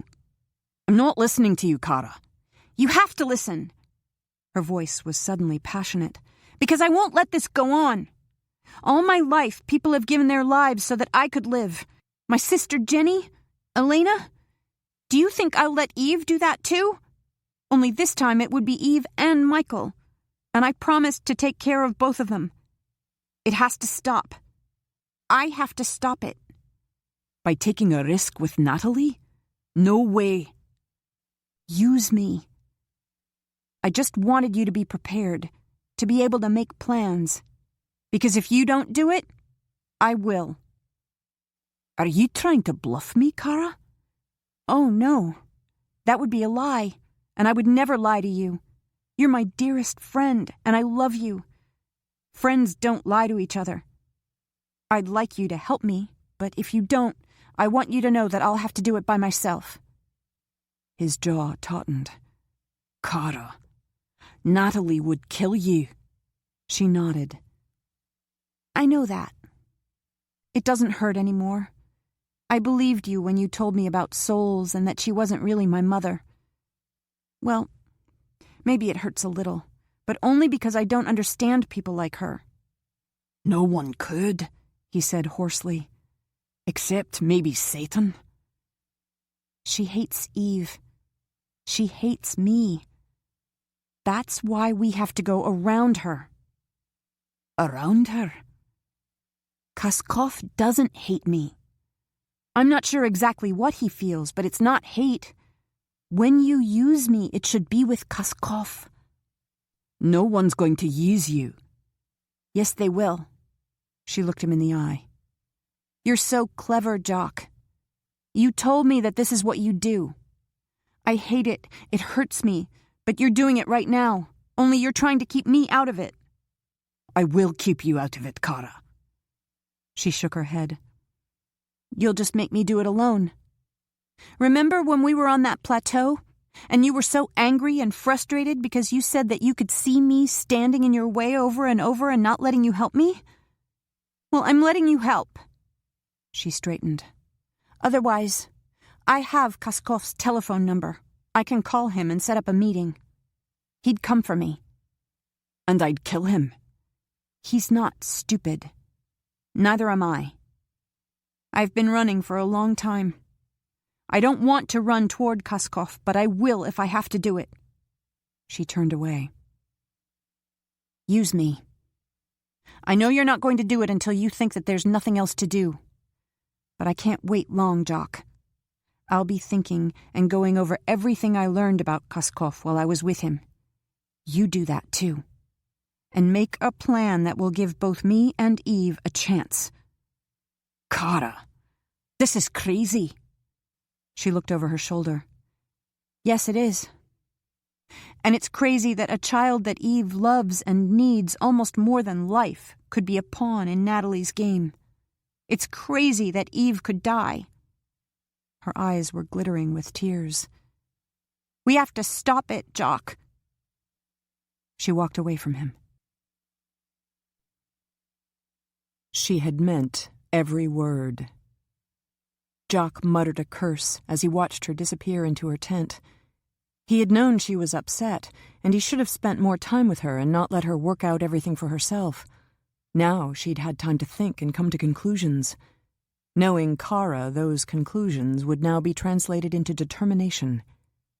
He had two solutions to the problem. Tie her up in that tent until this was all over, or get Eve to talk to her and hopefully persuade her to keep out of it and let them do their jobs to save Eve. He reached into his pocket, pulled out his phone, and dialed Eve. "I can't talk long, Jock," Eve said when she picked up the phone. "I'm waiting for Natalie to get in touch with me." "This will be short," he said curtly. "I just want you to call Kara when you get a chance. I need some backup. She's had too much time to think, and she's about to spiral out of control. I think, if anyone, you can bring her down to earth." "Talk," she said briefly. Jock told her swiftly and succinctly of his conversation with Kara. "She'll do it, Eve. no question. Of course, I could knock her out and keep her chloroformed like Natalie did. That would mean she'd hate me for the rest of her life, but at least she'd have a life. Easy, Jock. I know you're upset, but there has to be a way to handle this that... She stopped and was silent a moment. You do know that Kara is right, don't you?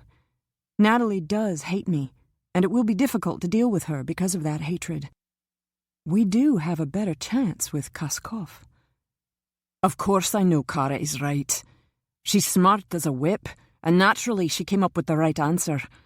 I've been probing possibilities in that direction myself. Kaskov is intelligent and cool as a cucumber. We might be able to negotiate with him about the antidote, but there's a massive difficulty to find a way to take off his blinders about Natalie. Which have been firmly in place since she's been a teenager, Eve murmured. But if he's intelligent, there must have been signals that he detected. I don't know how much time we'll have to try to persuade him that she's trying to kill his granddaughter. He paused. On another note, I just heard from Palik that he might have located the Iranian doctor who sold the poison capsule to Natalie.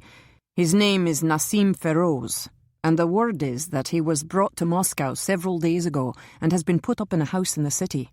We're trying to find out more about him now. She felt a leap of hope. That's good news for a change. Palik isn't certain, but he has a name, and we didn't have that before.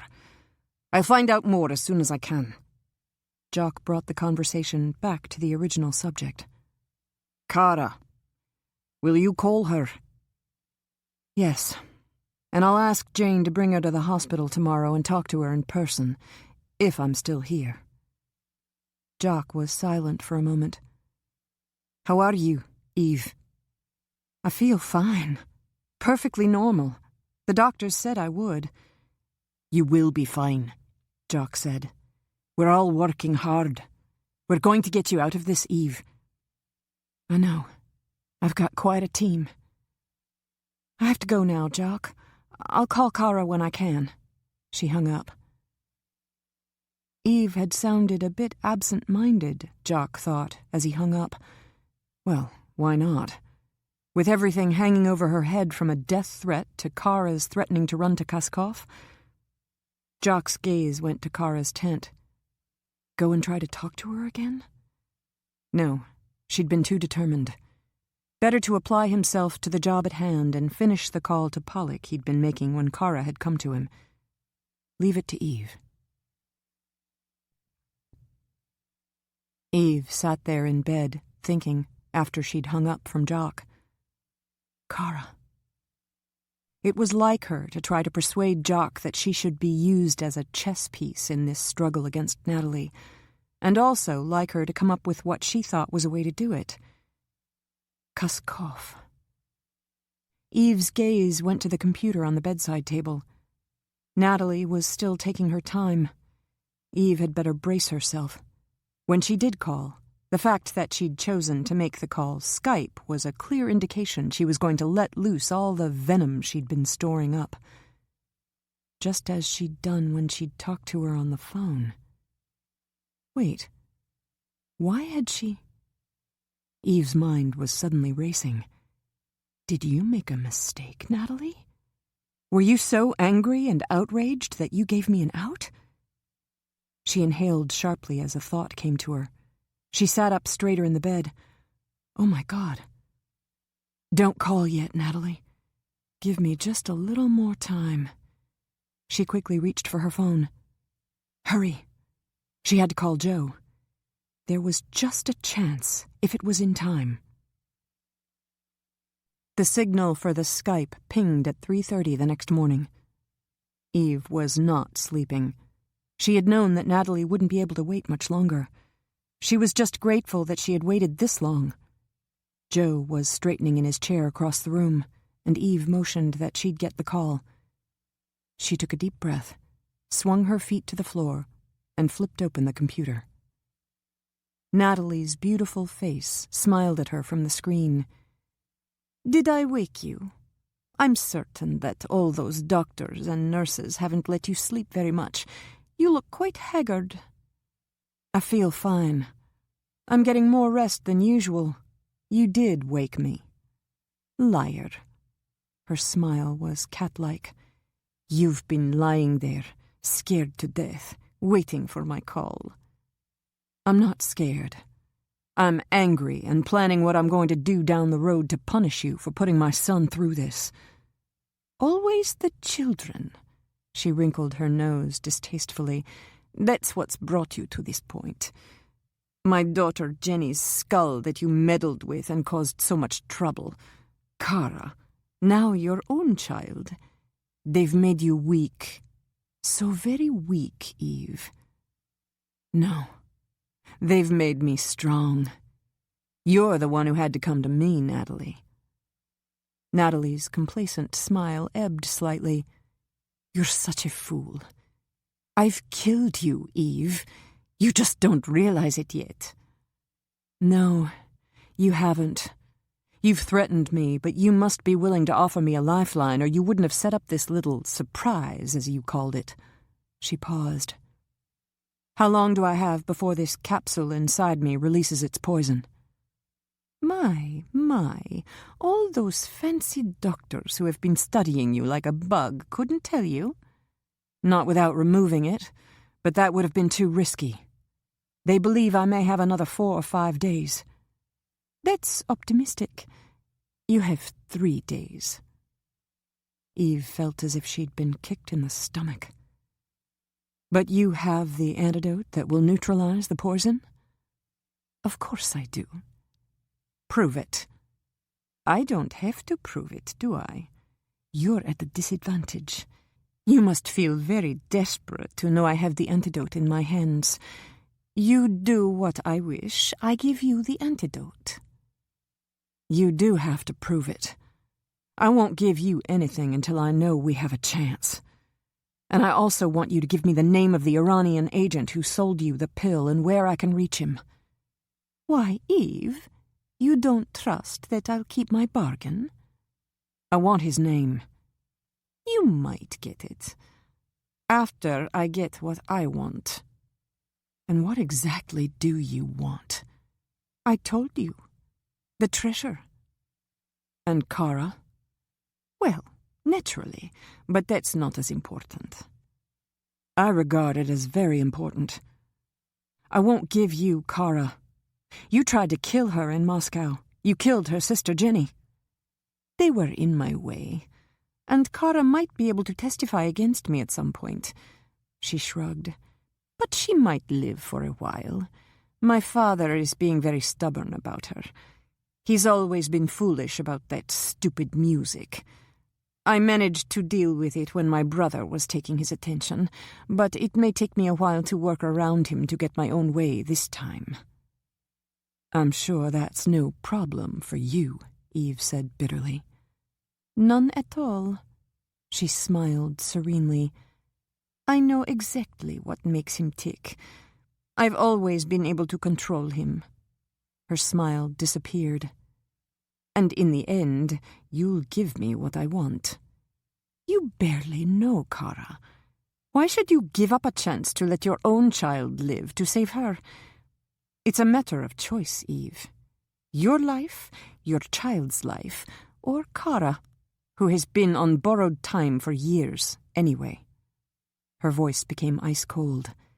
And make no mistake, I will go through with this. I won't lose twice to you. You'll give me everything I want, or you'll never see that antidote. Eve was silent. She bit down on her lower lip. Change your mind. She's your daughter. Let her stay with me and live. You're begging me. Natalie was almost purring with satisfaction. That's what I was hoping you'd do. Do you know how much pleasure that gives me? I can imagine. Let her live. Choose. Natalie was shaking her head. Your life and that baby you're carrying, or Kara? Eve looked down and was silent again. Then she raised her head and said shakily, You seem to have me over a barrel. You're right. I barely know your daughter. I can't sacrifice my own family. She paused. Give me your instructions. You come here tomorrow night at midnight with the gold. I'll call and give you an address in downtown Moscow when you arrive in the city. You bring no one with you except Kara. Her voice was mocking. No Joe Quinn, no Jock Gavin, who caused me so much trouble. This time, you face me alone. I can't trust you. Too bad. I'll come alone, and I'll bring Syra's gold to Moscow, but I won't give you its location until you hand over the antidote and the name and address of the man who created this particular poison. MI6 has already given me a list of the Iranian project's doctors. If I don't recognize the name, you don't get the location of the gold. She grimaced. Just in case you decide to give me a placebo. Of course, that would never happen.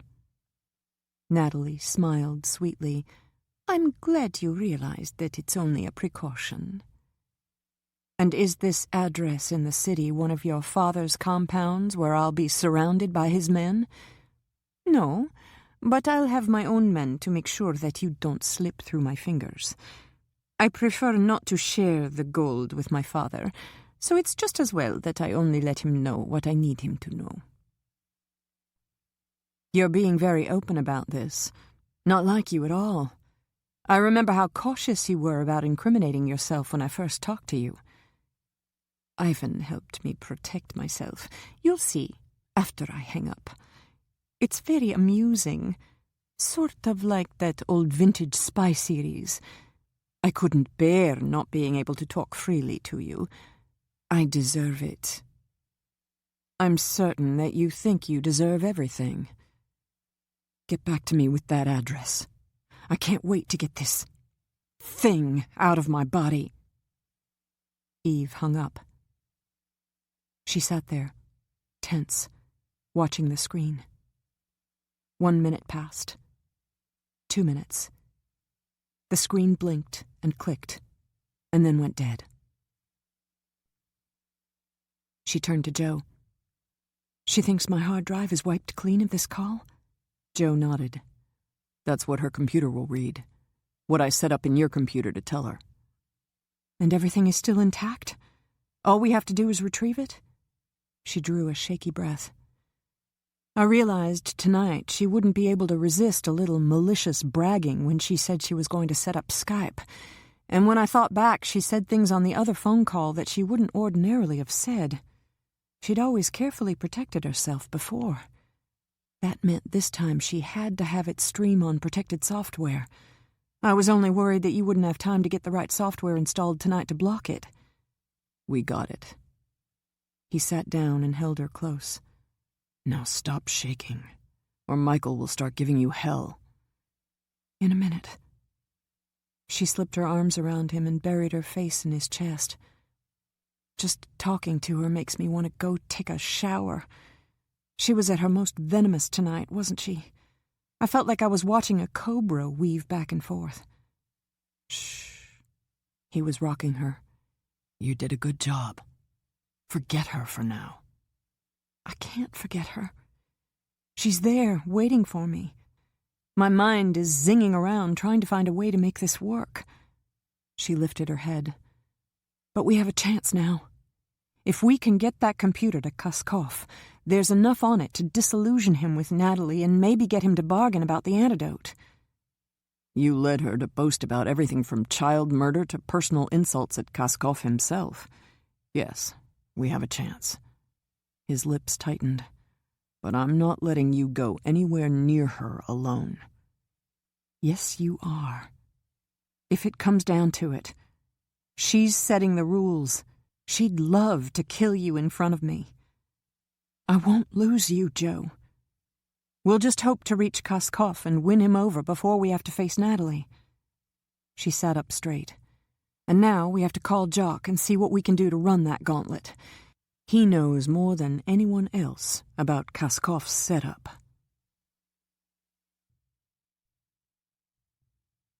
Chapter 15. It may work, Jock said slowly, but it's a big risk, Eve. Everything's a big risk now, Eve said. But Natalie is the biggest risk of all. Can you get me into Kuskov's house, or at least the grounds? Probably. I've never made the run, but I memorized the floor plan when I was going after Kara. But I'd have to clear the way for you. Losing a couple men might piss him off. We'll worry about that when it happens. I have to try to get to him. Natalie was arrogant as hell on the phone. She's not going to let me get out of Moscow alive. She paused. She's demanding that I turn over Kara to her. Kara might live for a little while, but I doubt it. Natalie's more likely to forget about what her father wants and kill her immediately. You weren't thinking of taking her with you? No. I just have to work out a way that Natalie will think I am. She didn't know what on earth that would be, she thought wearily. She's got to believe that I'm doing as she orders, so we can stall until we get to Kuskov. But I had to make sure that you could get me to him before I did anything else. I'll get you to him.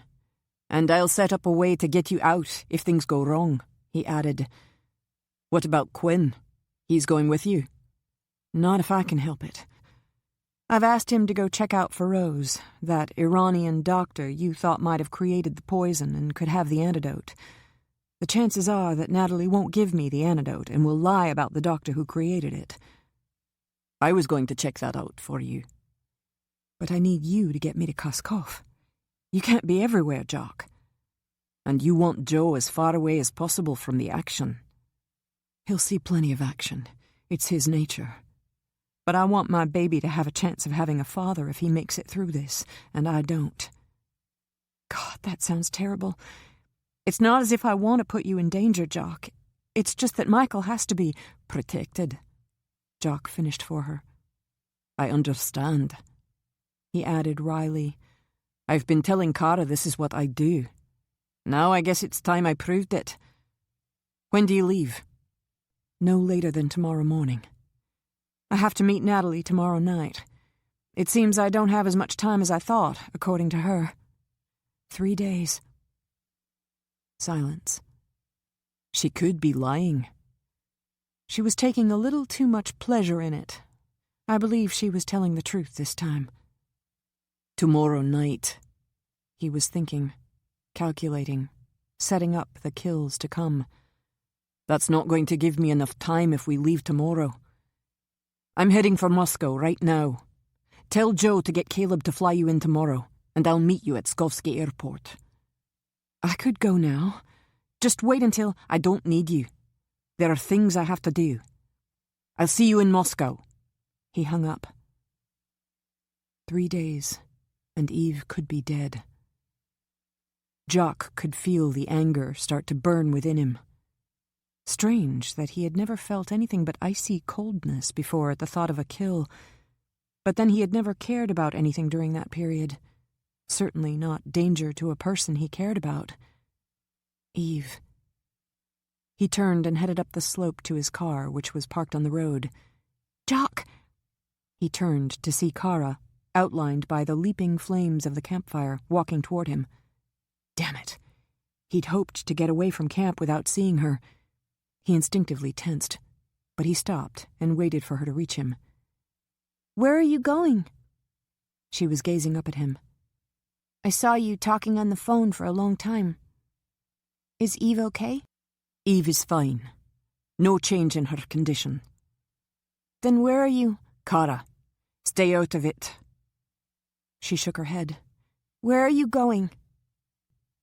She wouldn't give up. Moscow. I'm heading for Edinburgh to catch a flight. She went rigid. Natalie? She called Eve, and we're moving. But we have a chance of getting the antidote now. Eve's leaving now, too? No. Caleb will take her in the morning. I have some preparations to make. Her eyes were wide with fear. What preparations? I'm not going to go into it with you, Kara. He took a step closer to her and grasped her thin shoulders. "You're going to stay here with Jane and Macduff and let them take care of you." He smiled. "Or you take care of them, whichever way you decide. But it's got to be here and out of the line of fire." "No!" "That's how it's going to be." He let her go and stepped back. "But you should be glad to know that you're going to get what you wanted. We've found a way to go after Kaskov. We're going to try that route before Natalie." "Then I should be going with you," she said eagerly. "I know him. I can talk to him. I can help." "And you can get yourself caught in the same trap you were in before." "Then you can do something to get me out of it if I do. But I'd be so careful that it wouldn't happen.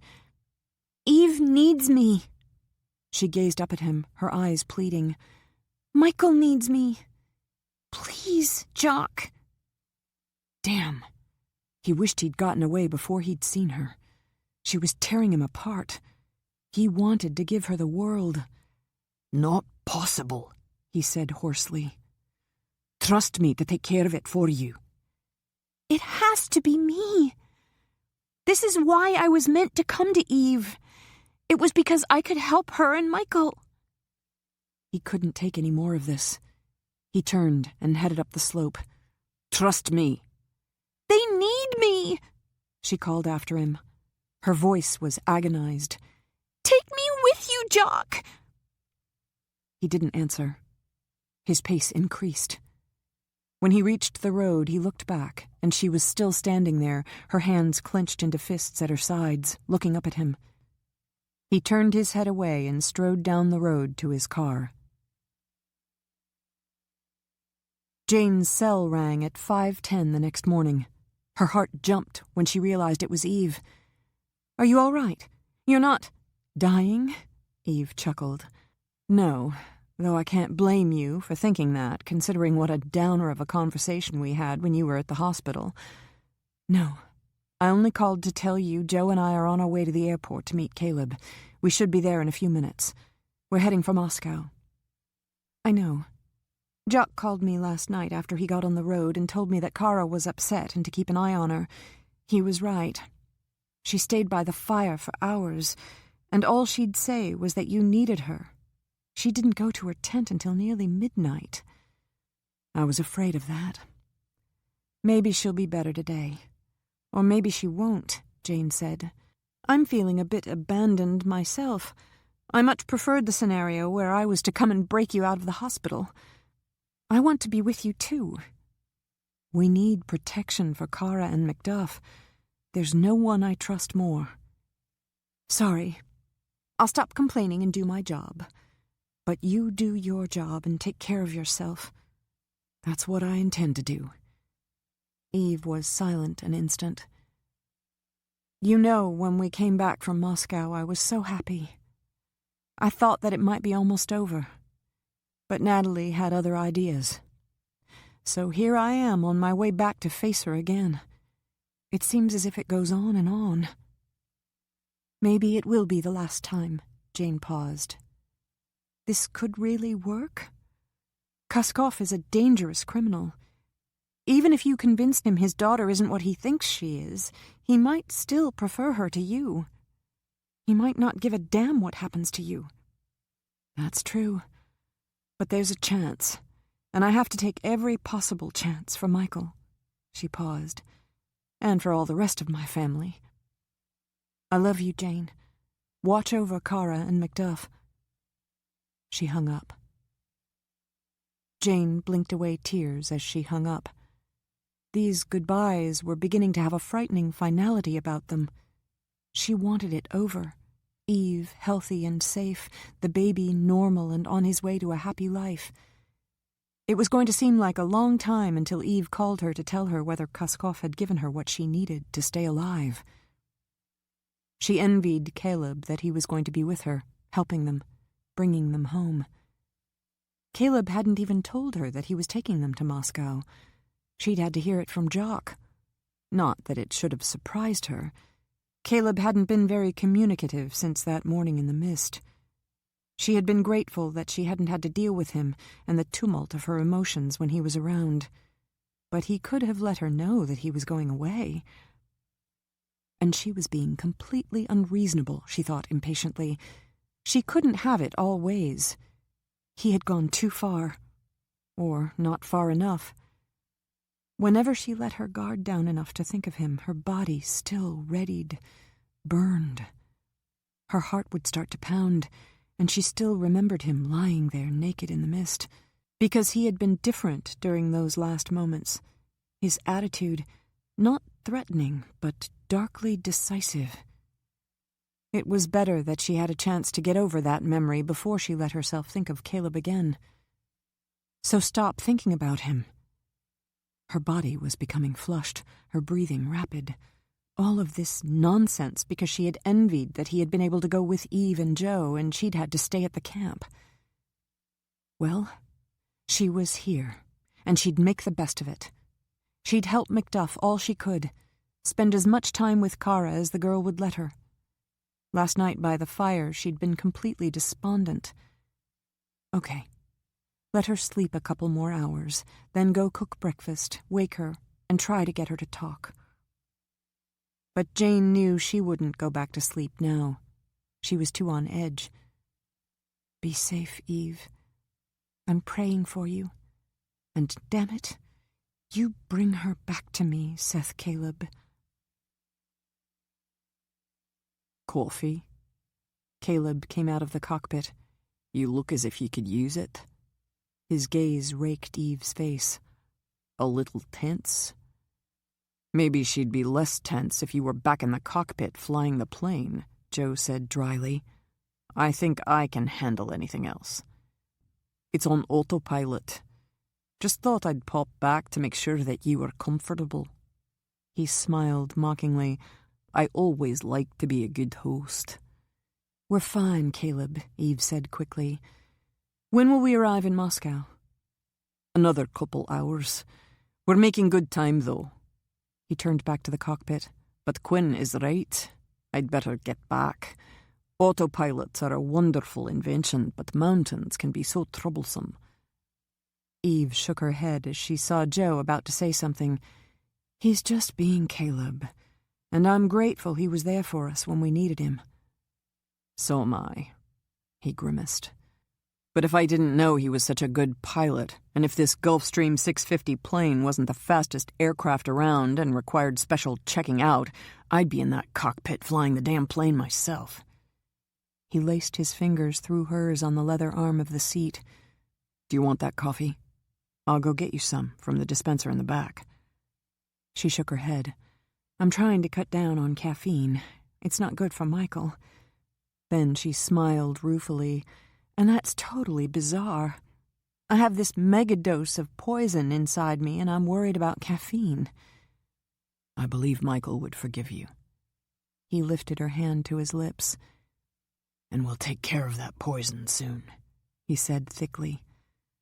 I promise you that I'll get that antidote from that Iranian son of a bitch. It will be in your hands long before you have to meet with Natalie. You'll be able to tell her to go to hell. I know you'll do your best, she said quietly. But if something goes wrong, if everything isn't what we hope it will be, don't blame yourself.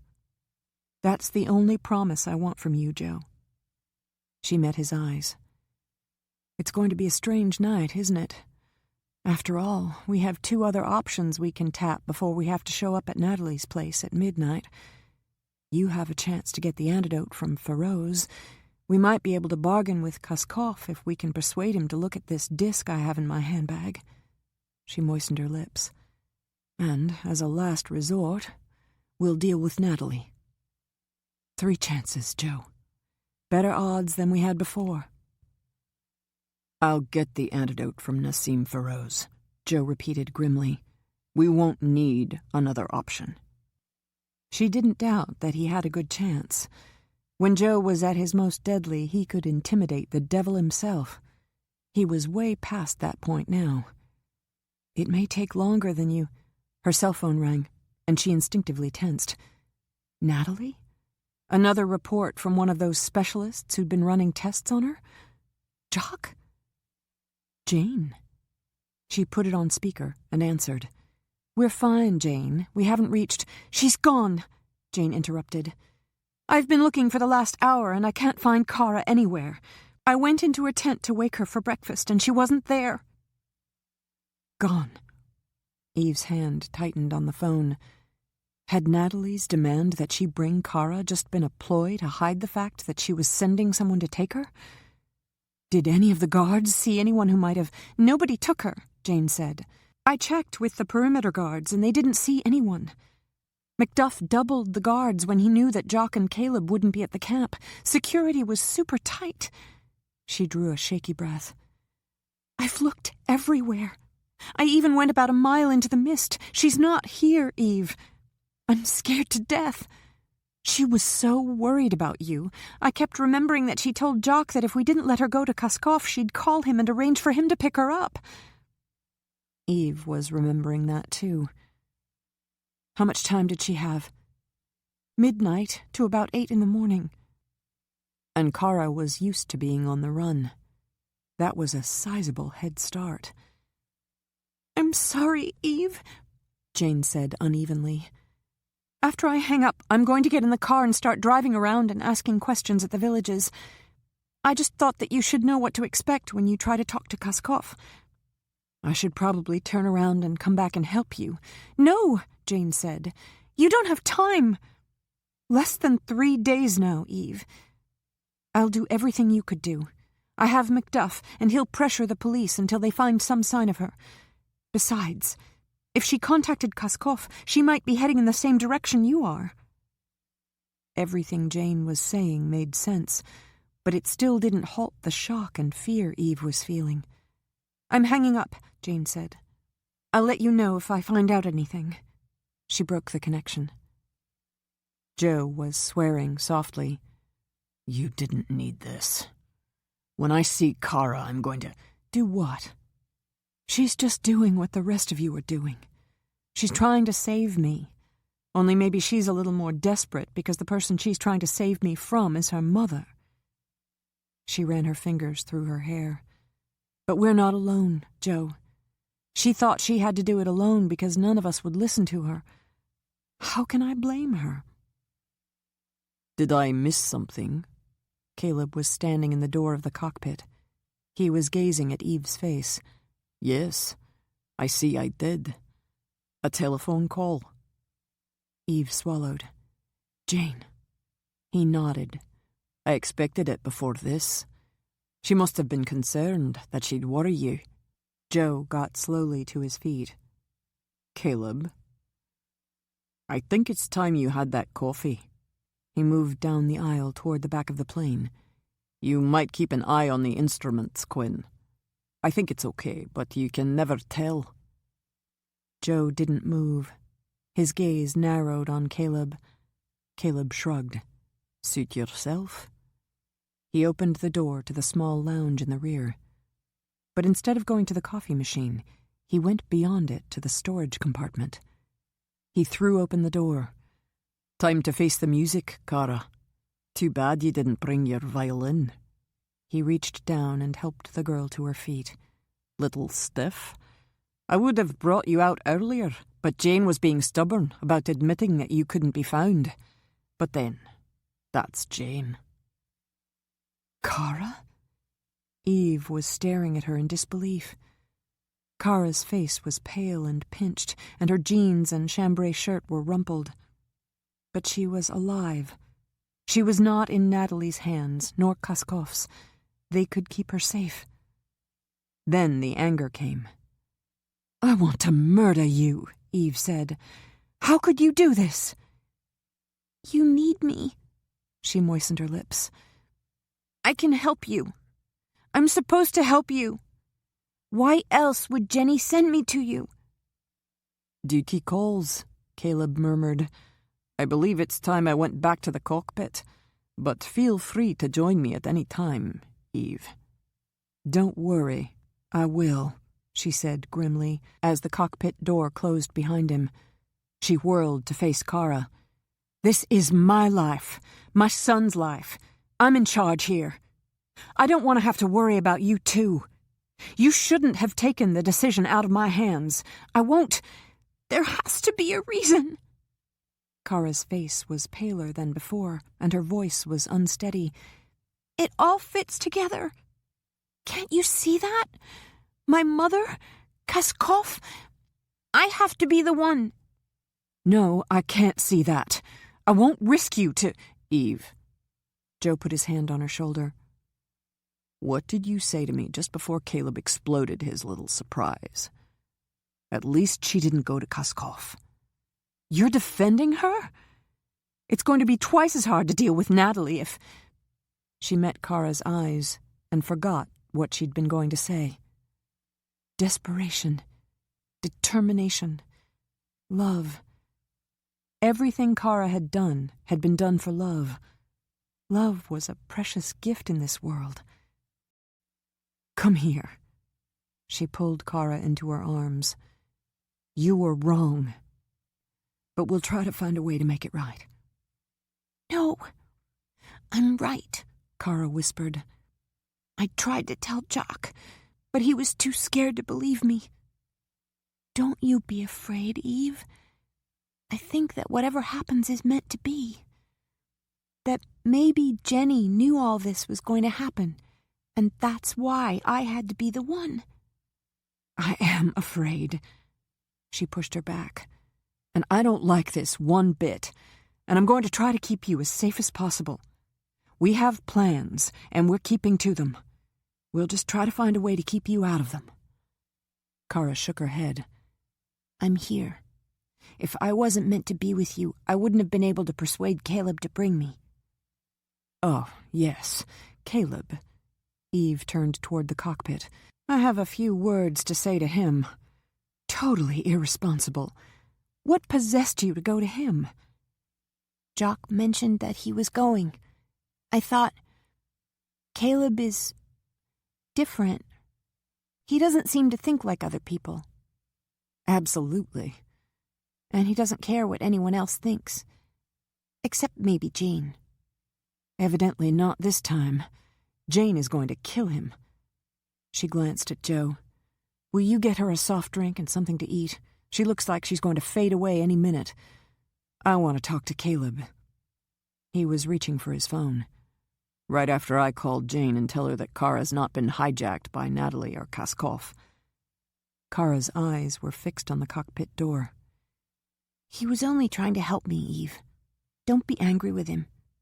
There's no telling what Caleb's agenda is at any given time, Eve said as she opened the cockpit door, and I don't promise that I'll be as easy on him as I was with you. You're a child. He's supposed to be mature. I heard that, Caleb said as the cockpit door closed behind her. I take it that you're a little irritated with me. Sit down. You might as well be comfortable while you're taking me to task. More than a little. She dropped down on the co-pilot's seat. Whatever possessed you to let Kara talk you into smuggling her onto this plane? You know that it put her in danger, that it's the last thing we all wanted for her. He nodded. She made that clear. She didn't lie or try to convince me that it would be all right with anyone in the camp. She told me that she was out on a limb all by herself. I respected that honesty. I would rather that you'd respected our wishes in the matter. She's only 12 years old. 12? He smiled. Age is only a number. Remind me to tell you all the wickedness I was up to when I was 12. I like Kara. I felt obligated to listen and judge for myself if you should have tossed her out on that limb. And you decided? I brought her, didn't I? Why? She's right, he said simply. If anyone can move Kaskov, it could be her. Since the situation is so critical, she should have the opportunity. And something else occurred to me. You were worrying about not having Kara with you when you arrived as Natalie demanded. Now, anyone watching at the airport will see Kara and believe you're complying. He glanced at her. If Kara wasn't so young, you'd probably admit that she has a better chance than you or anyone else to save you and your son. She is that young, and she's a target. We've already discussed my attitude toward unnecessary sheltering of the young. And she has you and Quinn and Jock to protect her. I might even join in if it became necessary, though I rather doubt it. Cara is very intelligent. She was silent. Joe is calling Jane right now. She's going to want to kill you. More than likely, but that's no loss. She was in the mood to do that anyway. Why? He shrugged. I got a little impatient. When that happens, my true colours tend to come to the forefront. She has a conflict with whether she wants to accept them. Is this bit with Cara an example? Perhaps. If I'd had something to lose, I might have done the conventional thing instead of following my instincts. You have incredibly bad instincts. No, they're excellent. They're just not like anyone else's. That's what Cara said about you. He chuckled. I told you that she was intelligent. How can I regret going along with a girl who has judgment like that? Why don't you ask Jock that question when he meets our plane and finds Cara on board? Jock, Caleb murmured. I admit, I had a few apprehensions about his attitude regarding the wisdom of my decision, but that may be interesting too. Kaskov Estate, Moscow. They're here. Ivan turned away from the phone to Natalie. I just received a report from Kaskov's men at Skovsky Airport. Duncan disobeyed you and brought Quinn. He smiled. But she also brought your daughter. Kaskov will be pleased. I'm not certain we should tell him Kara's here yet. It might be better to wait until we see how things go. Ivan shook his head. I know what you're planning. And I went along with you before, when Kaskov wasn't in the city. But now he's back on home turf, and it's too dangerous. He was actively involved in getting her back this time. He doesn't like to lose. She smiled sweetly. Neither do I. Give the kid to him for a little while. I'll take her out for you later. Maybe an accident. And in the meantime, I'd have to worry if she's telling him things that would cause him to doubt me. I won't risk having Kaskov doubt me, he said flatly. I've been there when he's decided that one of his men had broken his damn rules. It's not pretty. We're going to wait until it's safe for me. She was tempted to argue, but they were too close to getting the treasure. Agree now and take care of Kara herself. Along with Ivan Sabak. He was proving entirely too troublesome. It was frustrating that she couldn't control him with sex, and he wouldn't take orders. Whatever you say, I wouldn't want to cause you problems. She moved toward the door. Now I have to go and make sure that my father is still planning to go to that violin concert at the Novako Opera House tonight. I don't want questions about where I'm going when I head for the apartment we rented. When are you calling Duncan? I might not call her until the last hour or so before she comes to meet us. She smiled at him over her shoulder. Now that we know that she's here and ready to give me what I want, it won't hurt her to wait a little longer. Her voice became laced with pure malice. Do you realize that the entire purpose of that capsule I had inserted in her was meant to bring excruciating tension and fear? Nassim Feroz said he'd seen soldiers weep and beg for mercy. Oh, I do hope that Eve Duncan is prepared to do that. Skovsky Airport. Jock was standing, waiting, near the hangar where Caleb had parked the jet. Kara tensed as she saw him from the window of the terminal building where she was standing after she'd gotten off the plane with Eve. Fair hair shimmering in the cold sunlight, his features just as wonderfully perfect as always. but now they looked as if they were carved out of ice. He's angry. What did you expect? Eve asked. Do you want me to run interference? No. She jumped to her feet and headed for the door. I did it. I'll face it. That was easy to say, but her heart was beating hard as she walked toward Jock. He didn't move. He just waited until she was standing before him. She braced herself. I had to do it, Jock. Obviously. She moistened her lips. Caleb understood that it had to be me. Kaskov likes me, or the idea of me, or something. That means he might listen to me. Caleb could see that could be valuable. I may kill him. She shook her head. It was all me, Jock. You wouldn't take me, and I had to come here. She took a step closer. But I don't want to fight you anymore. I have to go see Kaskov. The hell you do? I believe I can make him listen. He's used to having his own way. Eve will have trouble if I don't sort of pave the way.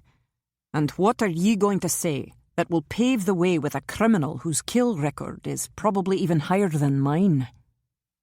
She flinched. I don't know. I'm hoping it will come to me, she said simply. Because I have to do this. I can't let you stop me. No matter what you do, I'll find a way to get to him. It will just mean I'll have to run away from you and do it alone.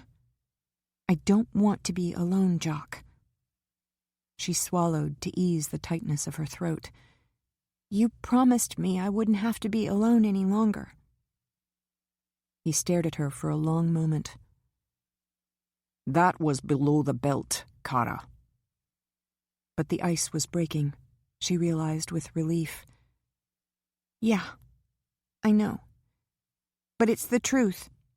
And ever since you said it, you've been trying to push me away. Being with someone doesn't mean only in the good times.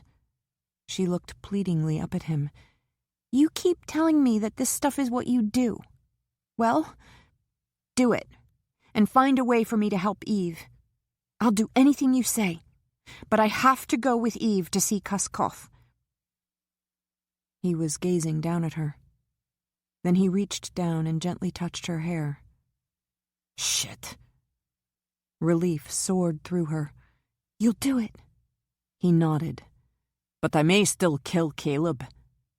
She hugged him, then stepped back with a luminous smile. I won't be any trouble. You'll see, Jock. Just like you weren't any trouble on that plateau when the helicopter landed. But he was smiling. And Eve won't be any more pleased than I am about this. You'd better have Caleb convince her to his way of thinking. I'm so glad you're not angry any longer. When I saw you standing there, I was so scared. I was more terrified than angry. You'll have to learn to tell the difference. His lips twisted. Or maybe not. I'll need every weapon in my arsenal with you. He turned to Eve as she came out of the terminal. It appears we have a problem. I may have to make a few adjustments to what I was planning. Kara is entirely too happy. Eve was frowning. I don't like that. You're not planning on giving in to her on this. She offered me an ultimatum.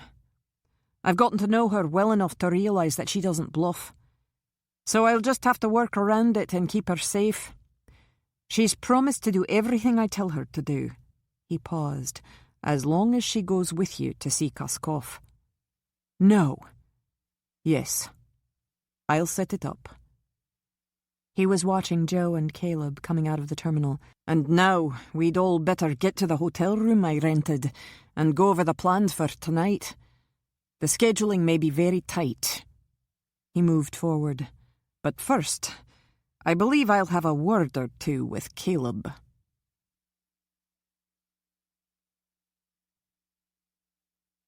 Chapter 16. Burroughs Hotel, 5:45 p.m. In spite of Kara's protests, Eve deposited her in a hotel room next door to the one where Jock had arranged for their meeting. You got your way with Jock, but I'm not going to let you be present for the rest of the planning, she said grimly. "You're out of this, except for talking to Koskov." "But, Eve, what difference?" Kara broke off and nodded her head. "Okay, whatever you say." She opened the door and went into the hotel room. "I did promise Jock." "Congratulations, you won that battle," Jock said as he unlocked the room next door. "She's 12. She shouldn't be hearing all this." "Nassim Feroz," Joe said as soon as the door of the room shut behind them. "You know the address, Jock? You said you'd have it for me." "I have it." Jock took a small notebook from his jacket pocket. "And I had Pollock scout the area. It's a brick house with a wrought iron fence in the Arbat section of the city. Feroz has a fellow countryman, Hassan Maynard, acting as his bodyguard. We're not sure if he's protecting Feroz from us or from Natalie and Koskov. Pollock said that there are 2 of Koskov's men on guard there too." "So Koskov is fully involved in this?" Eve asked. "At least to the extent of providing Natalie with the Iranian doctor who could give her that damn capsule. And I'd bet that those 2 guards are insurance that Feroz gave Natalie the right poison and antidote for Koskov's money." His lips twisted. "But you told me yourself that Natalie is trying to keep him in the dark about Syra's gold. She still thinks she can have it all her own way." "MI6 told Joe that those Iranian agents often had more than one antidote in their possession," Eve said. "At times they sold the extra ones to the highest bidder." Jock nodded. "It's possible." He turned to Joe. "But it's not a sure thing. That's why we have to explore the other 2 options. Koskov or Natalie. We tried to convince Koskov that we can offer him whatever he wants for the antidote. If that doesn't work, we follow through with getting Natalie to give it to us. Though God knows I hope we don't get down to having to trust Natalie to do anything but betray us." "That won't matter," Joe said coldly. "She'll give it to us, or she won't live through the night. She may not anyway." He bent down and was scrawling Feroz's address down. "But first things first. If we get the antidote from Feroz, we can forget about Natalie and Koskov and get the hell out of Moscow and rush Eve back into that Glasgow hospital." His lips tightened. "We don't have much time." Jock nodded. "I know. It's going to be close, even if... Forget about Natalie." Caleb suddenly straightened from where he'd been leaning against the wall. "You just said she was the last resort. But you'll have to hit Koskov and Feroz at approximately the same time if you don't want either faction to be on the phone yelling for help from the other." "No," Joe said instantly. "I need to be with Eve when she goes to Koskov." "No, you don't," Eve said. She had known how difficult this was going to be for Joe and had hoped to avoid it. "You have to do what you were planning and let us do what we have to do." "I won't let you go alone." "Jock isn't exactly a non-entity." She met his eyes. "And we've got to cover all the bases if we're going to protect Michael. Kara's managed to talk me into risking her neck, and I'll be damned if I'll hesitate about risking my own. You don't think about me right now, Joe. You think about Michael." "I can't let..." He drew a deep breath and whirled on Jock. "Where are you taking her to meet with Koskov? His estate? That's too far away from town. It will take me too long to get there after I finish with Feroz." "No, not his estate," Jock said. "Koskov's going to a violin concerto at the Novako Opera House this evening. That's probably why Natalie set up your meeting for tonight. She wanted to pick a night when she knew he'd be busy and not get in her way." He smiled. "I have a few more details to arrange, but Koskov may get more than his price of admission tonight at the Opera House." "He'll have bodyguards." "Yes, but not as many as he'd have at the estate. Leave it to me. I'll take care of them, Quinn." He glanced at Caleb. "But Caleb's right. We should coordinate our efforts. I'll call you when we reach the Opera House. You'll be glad to know that it's no more than 30 minutes from Feroz's house. Do you need Pollock to arrange for extra firepower for you, Quinn?" "I don't believe that will be necessary," Caleb answered for Joe. Strangers so often get in the way of the fun. I think I'll tag along and lend a hand. Between the two of us, I think we can handle it." "Why are you being so accommodating?" Joe asked dryly. "It's just a balancing act. I gave you Kara, whom you didn't want. Now I'm giving you my inimitable services, which will make up for anything I've done to put me in your bad books." He smiled at Eve, "and Eve will like the idea of your not being alone to face those guards surrounding Feroz. Isn't that right?" She couldn't deny it. Caleb was a force to be reckoned with, and she wanted Joe to have every advantage. "I'm still angry with you, Caleb, but you'll get over it." He turned back to Joe. "And you know how persuasive I can be when I want something. It may save us a good deal of time." He added softly, "And the more time we save, the sooner you can get to that opera house. You don't have to push it. I'd take the help of Satan himself if it got me to Eve sooner tonight." He turned to Jock. "What time?" "The concert starts at 8. 9 should give me enough time to set up Kaskov. If you can get rid of Feroz's guards so that I have time to work and not have anyone calling Kaskov to set off an alarm." 9 it is. Come on, Caleb. Let's go and see about reconnoitering that area around Feroz's house. Joe turned back to Eve. He kissed her long and hard. "I hate this," he said hoarsely. "And if Jock doesn't take care of you, I'll—" "Hush." Her fingers covered his lips. "We'll take care of each other. And we'll all take care of Michael." She kissed him again. "Stay safe, Joe." He nodded jerkily and turned away. "I'll see you later. I'll be there as quick as I can." The door closed behind him and Caleb. Eve drew a shaky breath and, with an effort, tore her gaze away from that door. Don't think of what Joe and Caleb might be facing. Just think about what she and Kara had to face in just a few hours. "Kara," she turned back to Jock. "I'm so scared for her. Isn't there any way we can keep her out of it?" "You think I'm not scared?" he said roughly. "If it makes you feel any better, I'll kill anyone in that opera house who even hints at being a threat to her." "It doesn't make me feel any better." She closed her eyes for an instant. "Keep Kara safe. Keep my Michael safe. Maybe the rest of us can take care of ourselves."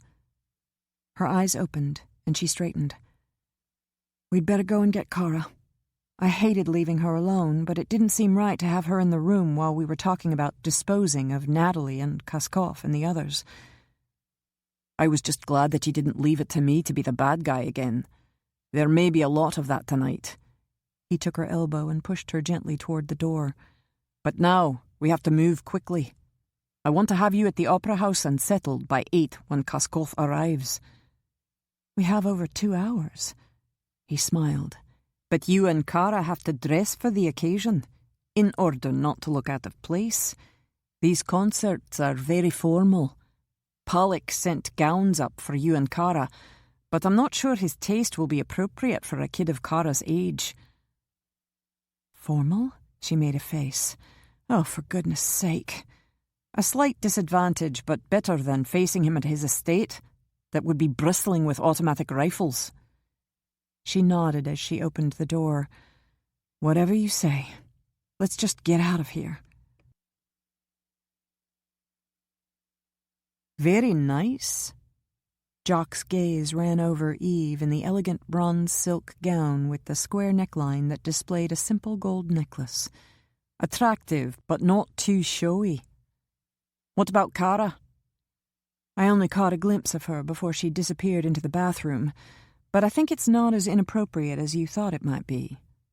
She tucked a small computer and the disk into her brocade evening bag. Then she was quickly running a comb through her hair. "It's sort of ivory, and the neckline isn't low like mine. Maybe Pollock has a young girl in his family." "I never inquired." Jock was checking his watch.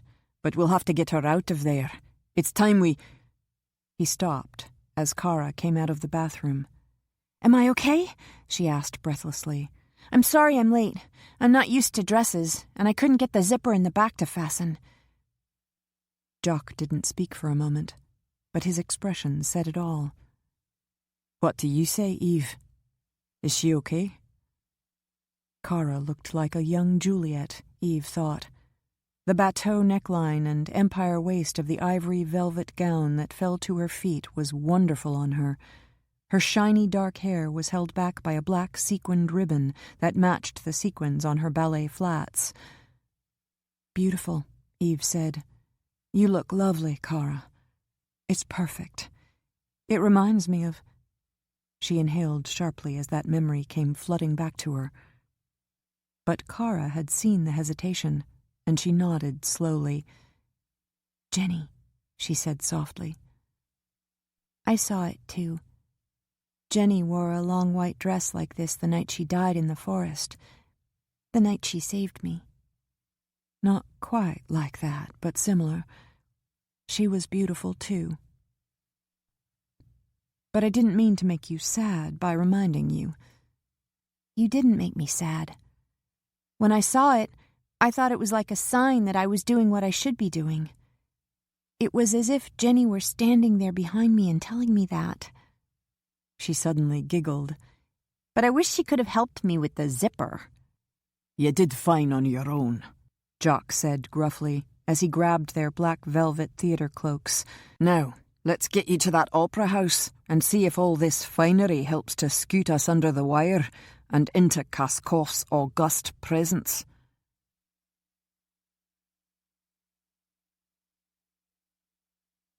Nassim Feroz residence. Arbat, Moscow, 8:10 p.m. 2 guards on the perimeter, Caleb said. "Do you take them out, or do I?" "You're giving me a choice. I thought it would be polite. After all, you have a greater commitment, and there's a certain satisfaction to—" "I'll take them out. Then I'll go in and get rid of Hassan Maynard, Feroz's personal bodyguard, if that's all right with you. I'd hate to step on your toes." "Fine." He turned and moved toward the wrought iron back garden gate. He was on edge. Sometimes Caleb's mockery grated on him, but there was no one that he'd rather have in his corner in a situation like this. Forget about Caleb. Concentrate on the man at the gate. Novako Opera House. Crowds of elegantly dressed people milled around the huge lobby of the 19th century opera house. An enormous crystal chandelier cast a mellow amber glow over the crimson-carpeted grand staircase that dominated the lobby. The strains of the Mendelssohn violin concerto poured out of the speakers on either side of the arched 20-foot entrances. "That's Hans Finster playing tonight." Kara's eyes were suddenly shining with excitement. "I heard him play on PBS last year. He's only 22, but everyone thinks he's wonderful. You didn't tell me he was the one who—" "I don't think Jock regarded it as a detail on which he had to focus," Eve said. "Though, of course, you would, Kara." "Straight up the stairs," Jock murmured. "Kaskoff has a huge box with velvet-cushioned seats and privacy curtains. It even has an adjoining lounge where he's served drinks during intermission. Nothing but the best for him." "He probably doesn't even notice all that stuff once the music starts," Kara said. "It means too much to him." "Let's hope he doesn't notice anything but the music tonight," Jock said grimly, "because I'm going to furnish a few distractions." They had reached the top of the staircase, and he nodded toward 2 gold-leafed doors a few feet away.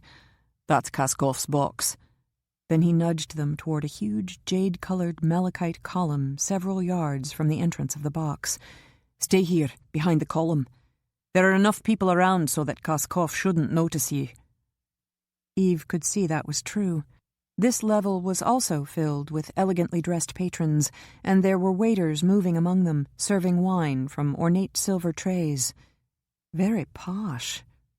Kaskoff could care less.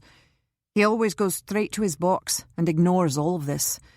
I'll come for you as soon as the performance begins and Kaskov is settled." "Where are you going?" Eve asked as she pulled Kara behind the column. "You told me that this place is safer than Kaskov's estate, but a man like him will have bodyguards surrounding him. Some of those guards must have seen Kara while she was staying at the estate. All it would take is one of his men to recognize Kara and drop a word to Kaskov." "That's why you're staying away from the box until I'm ready. I guarantee that none of Kaskov's guards will be strolling around the theatre once he's ensconced in that box. He'll be their first priority." "Where will they be?" Eve asked. "You want their usual locations?" He shrugged and rattled them off. "According to Pollock, one man stands outside the door to prevent attacks from the rear. One is inside in the lounge, waiting for Kaskov to come out during intermission in case he needs something. Kaskov never goes to the downstairs public bar. It's too dangerous for him to be in a crowd.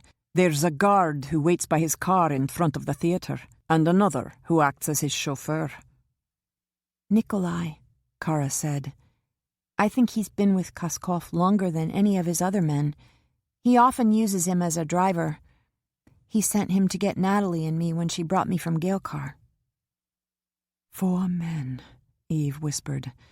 "And you're supposed to take care of all 4 of them before I'll be able to reach Kaskov?" "I will take care of them," Jock said. "You'll get your chance."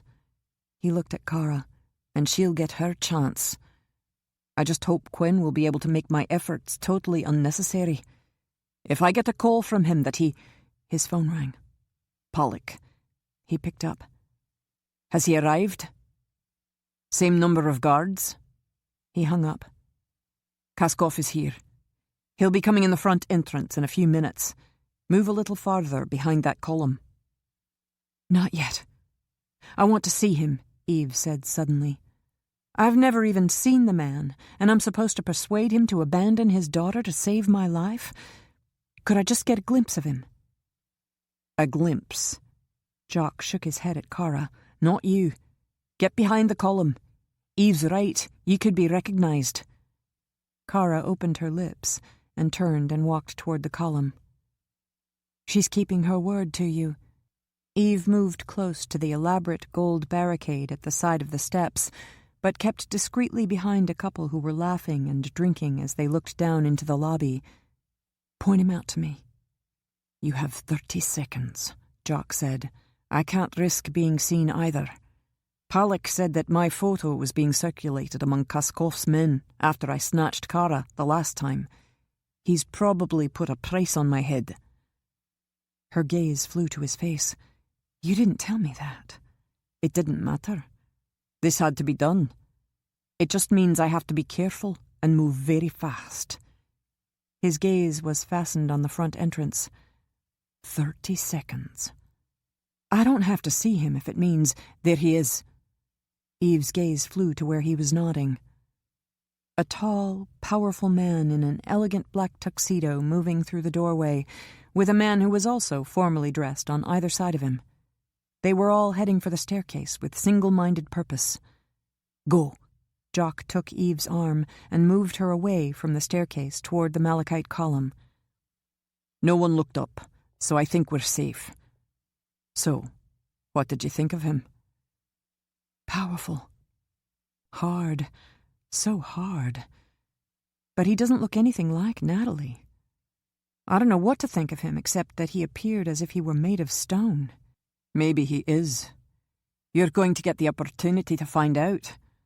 He grabbed a wine glass from the tray of a passing waiter and handed it to Eve. "Look like you're enjoying yourself." They had reached the column, and he moved behind it and gazed down at Kara. "The action is about to start. Change your mind? Eve and I can do this." She shook her head. "It has to be me, Jock." She drew a shaky breath.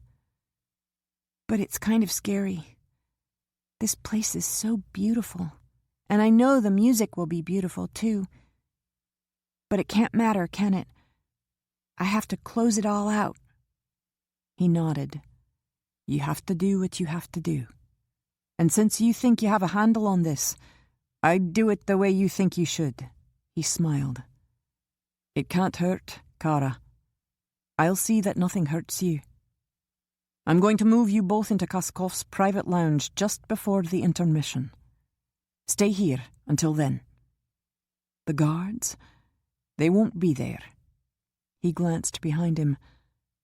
"Koskov has gone into his box. His guard standing there at the door and looking very grim and efficient.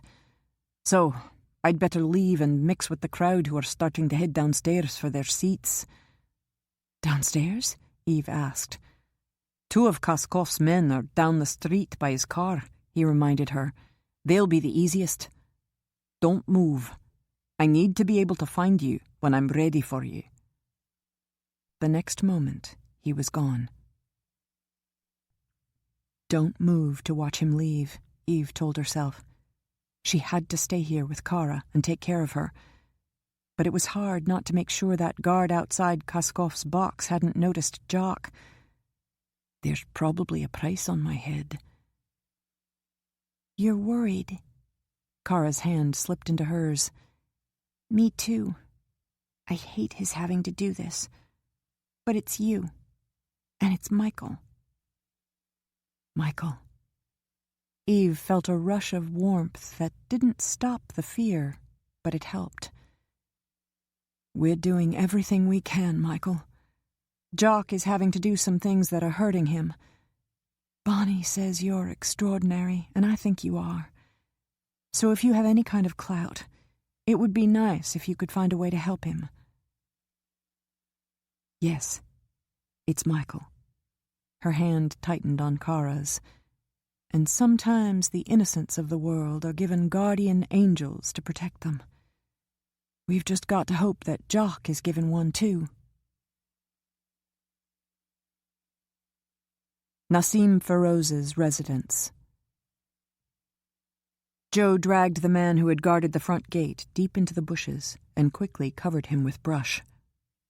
Good enough. He'd already disposed of the other guard Koskov had sent to protect Feroz. Now to head for the library and see if Caleb had disposed of Maynard, Feroz's personal bodyguard, yet. It was dark in the library. He warily slipped over the windowsill and stood there in the dark, listening. "It took you long enough," Caleb said from the darkness across the room. "I grant you that you had two to take care of, but Where's Maynard?" "About 3 feet from you. Unfortunately, he fell down and broke his neck. Don't stumble on him as you come toward me." "I'll be sure and watch out." He moved across the room. "And why am I coming toward you? Because the door in back of me opens to a hole that leads to the lab where Feroz is working. He's there right now." "Are you sure?" "Relatively. Maynard told me he was there before he fell down and broke his neck." "And did you ask Maynard about the antidote?" "He didn't know anything about it. He said that he was paid to guard Feroz, not help him in the lab." He opened the door. "I thought we'd go ask the son of a bitch himself. This time I'm not going to be polite. I really don't like what Feroz did to Eve. Very ugly. You have to fight to keep me from doing something equally ugly to him." "You don't do anything to him until we know whether he has an antidote other than the one he gave to Natalie." He strode quickly but silently down the hall, and if he doesn't, how long it will take him to create another one. After that, you can do what you want to him, while I get to Eve at that opera house. He stopped a few yards from the laboratory door. "I don't hear anything. Are you sure you didn't?" "No, I'm totally innocent," Caleb whispered. "I waited for you. Not that I wouldn't have." The laboratory door was thrown open, and Joe glimpsed the barrel of an AK-47. He hit the floor. Down! He rolled forward into Feroz's knees, knocking him sideways as the Iranian let loose a spate of bullets that nearly tore apart the wall where Joe had been standing. He saw Caleb moving with gun drawn out of the corner of his eye. "Don't shoot the bastard! I told you that he has to—" His hand closed on Feroz's wrist, holding the weapon, and he twisted it. Then he butted his head into his stomach, knocked him down, and wrestled the weapon away from him. He savagely struck Feroz's jaw with the butt of the gun. Feroz took one look at his face and stopped fighting. his dark eyes wide with fear. "Don't hurt me," he said frantically. "I have money. I will share." "And I wonder where you got that money," Caleb said as he strolled into the lab. "And you're speaking English. Have you been expecting us?" "Perhaps," he moistened his lips. "She said that I might have a visitor." "Natalie?" "I don't know her name." Not a good answer. "I hardly saw her." "But you were on intimate enough terms that she told you that you should shoot anyone who tried to talk to you." "You startled me." He was suddenly defiant. "You don't know whom you're dealing with. I have powerful friends. You hurt me and you won't live another day. In fact, I have men to protect me outside this house. I expect them to rush in here at any minute." "You'll be disappointed," Joe said. "You're bluffing," Feroz said. "Who do you think gave me that gun? I'm important to them. I'm not going to let you tell me what to do." "Yes, you are," Caleb said softly. He turned to Joe. "You don't have time for this, do you? He appears to have gotten a small injection of courage, and it may be difficult to filter the truth from lies. We'll have to call Jock and tell him what he has to deal with." He paused. "And it has to be the truth." "It will be my pleasure to make certain," Joe said. "Yes, but I'll be quicker." Caleb gazed appraisingly down at Feroz's face. 5, 10 minutes tops. You may need those minutes." Joe gazed down at Feroz, the rage pounding through him. This was the man who had deliberately created the poison that had put Eve and his child at risk. In the past, the man had been not only a conscienceless torturer, but also a killer. Now that killer for hire had targeted Eve. Never in his life had he wanted more to kill a man. "No time," Caleb said. "Leave it to me." And Caleb was angry too, and would not be easy on Feroz. Joe got to his feet and picked up Feroz's gun. "Get those questions answered," he said harshly. "And make it 5 minutes, Caleb." "I'd prefer to stretch it out as he did with his victims, but if you insist." He dropped to his knees beside Feroz and put his hand on Feroz's chest. "Your chest a little tight?" "Yes. Your heart is starting to beat harder. I can feel it." "Get your hand off me!" Feroz's eyes were bulging, his lips drawn with agony. "What are you doing to me?" "We're going to have a little talk. I'm going to ask you questions, and you're going to answer. And if you tell me the truth, it won't hurt. Excruciatingly. No, that was a lie. I really do want you to suffer, but you might live a few minutes longer, or I might be kinder and let you die. Now, let's talk about the antidote."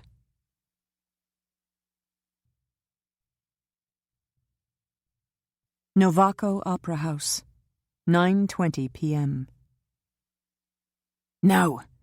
Jock was suddenly beside Eve and Kara behind the column. "Intermission is in 5 minutes. I want you in that lounge anteroom when Kaskov leaves the box." He took Kara's hand and was pulling her across the luxurious stretch of crimson carpet toward the door of the box. "Eve, intermission is only 20 minutes. We have our best chance of leaving this place undetected if we mix with the audience before they return to their seats. I have an exit strategy through the rear of the bar on the first floor, but try to make that 20 minutes work for you." "Nothing like a little pressure," Eve said. "Have you heard from Joe yet?" "Not yet. It's just as well. I've been a little busy." She stiffened. There was no guard in front of Kaskov's box. "I can see that. Would you like to tell me where that guard is now?" "In a stall in the men's restroom.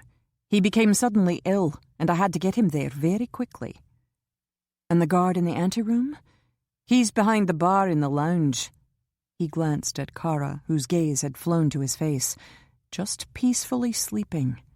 I didn't believe you'd like anything more permanent at close quarters. He opened the door. Sit down, and I'll go get your host.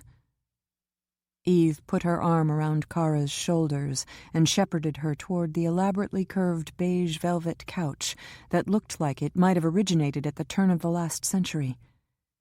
It's going to be all right, Kara. No matter what happens, you're not responsible for anything or anyone. Yes, I am. Kara's voice was a little breathless. Because I chose to do this. Jock told me once that I had my own soul that had nothing to do with Natalie, and I was responsible for my choices. I think this is a big one. She tilted her head as she heard applause break out. I think it's intermission. Kaskov will be here soon. I'm a little scared to face him. She took Eve's hand. But I won't be for long. It's like playing the violin. You're a little afraid to break the silence, but then everything comes together. I'm a little afraid, too. Eve smiled, but only for Michael. It will be Eve Duncan, I presume. Sergei Kaskov was standing in the doorway of the box with Jock close behind him, a gun in his hand. Kaskov's cheeks were faintly flushed, his eyes glittering. You do know that you'll be a dead woman even sooner than my daughter planned after this little scenario. His gaze shifted to Kara. Or are you trying to trade your life for Kara? It's too late. You've caused both me and my daughter Natalie a good deal of trouble, plus threatening to kill my granddaughter. No one takes anything from me without paying for it. He looked over his shoulder at Jock. You're Jock Gavin. You have to be very talented to take out my men and corner me like this. She must have paid you well. I'll pay you double to point that gun at Eve Duncan and pull the trigger. No, Jock gestured for Kaskov to enter the lounge. But if she'd asked me to point the gun at you and pull the trigger, I would have done it. It appears that Eve just wants to have a talk with you about the antidote. I'm not interested, Kaskov said curtly. Natalie said that we'd get Kara back if we held that capsule over Duncan's head. It appears that she was right. He turned back to Kara. You're safe now. Natalie told me all about how Duncan is trying to hurt you. She can't hurt you any longer. Eve was never trying to hurt me, Kara said. She just wanted to keep me safe from Natalie. Kaskov's brows rose, and he glanced at Eve. A little selected brainwashing? I don't like that. I may not let Natalie negotiate for that antidote. Now that Kara is back in Moscow, the power is all on my side. I never brainwashed Kara, Eve said. I just wanted to keep Natalie from killing her, as she did her sister, Jenny. Liar. I'm not a liar, Eve said. I can prove it if you'll listen to me. If you'll listen to her. I'm not interested in your lies. You've done everything you can to hurt Natalie and her daughter. That means you've tried to hurt me. I won't tolerate anyone who does that to me or my family. Because it's all you have? Eve asked. I understand about families and how you have to protect them. I'm carrying a child that Natalie is trying to destroy as she did her own children. I have to protect my son. She held his gaze. Please, let me protect my child. All you have to do is listen to this disc I have in my evening bag. He didn't speak for a moment. You're very convincing. Natalie said you were clever. He shook his head. But I won't waste my time. I think you'd better call my daughter and tell her that you're in town and ready to negotiate. I'm sure she already knows. You're the only one who didn't know that I was coming to Moscow tonight, Eve said. Ask yourself why. More lies. His lips tightened. I'm finished talking with you. You think you have me? Your Jock Gavin may be lethal, but at occasions such as this, I always have an arrangement with a friend in the local police department. If my personal guards don't check in every 30 minutes, they send someone to make sure that I'm not having problems. You could kill me, but you can't force me to do anything, and no one will give you that antidote if I'm dead. Now I'm going to take my granddaughter home, and if you try to stop me, there will be no antidote coming from any source. He smiled coldly at Eve. Tell me, how much time do you have left? No! Kara was suddenly on her feet and running across the room to him. You listen to her!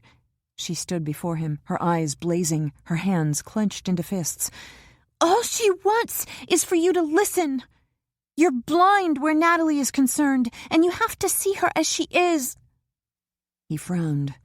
Don't be disloyal. She's your mother. No, she isn't. A mother doesn't kill her children like she did Jenny. Brainwashing.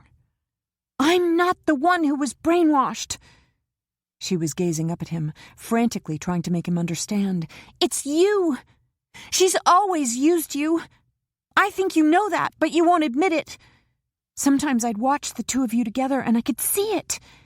You had no one but her, and that's the way she liked it. You had Jenny. Jenny died. You had your son, Alex. Alex died. How long do you think I'd last if you made me come with you tonight?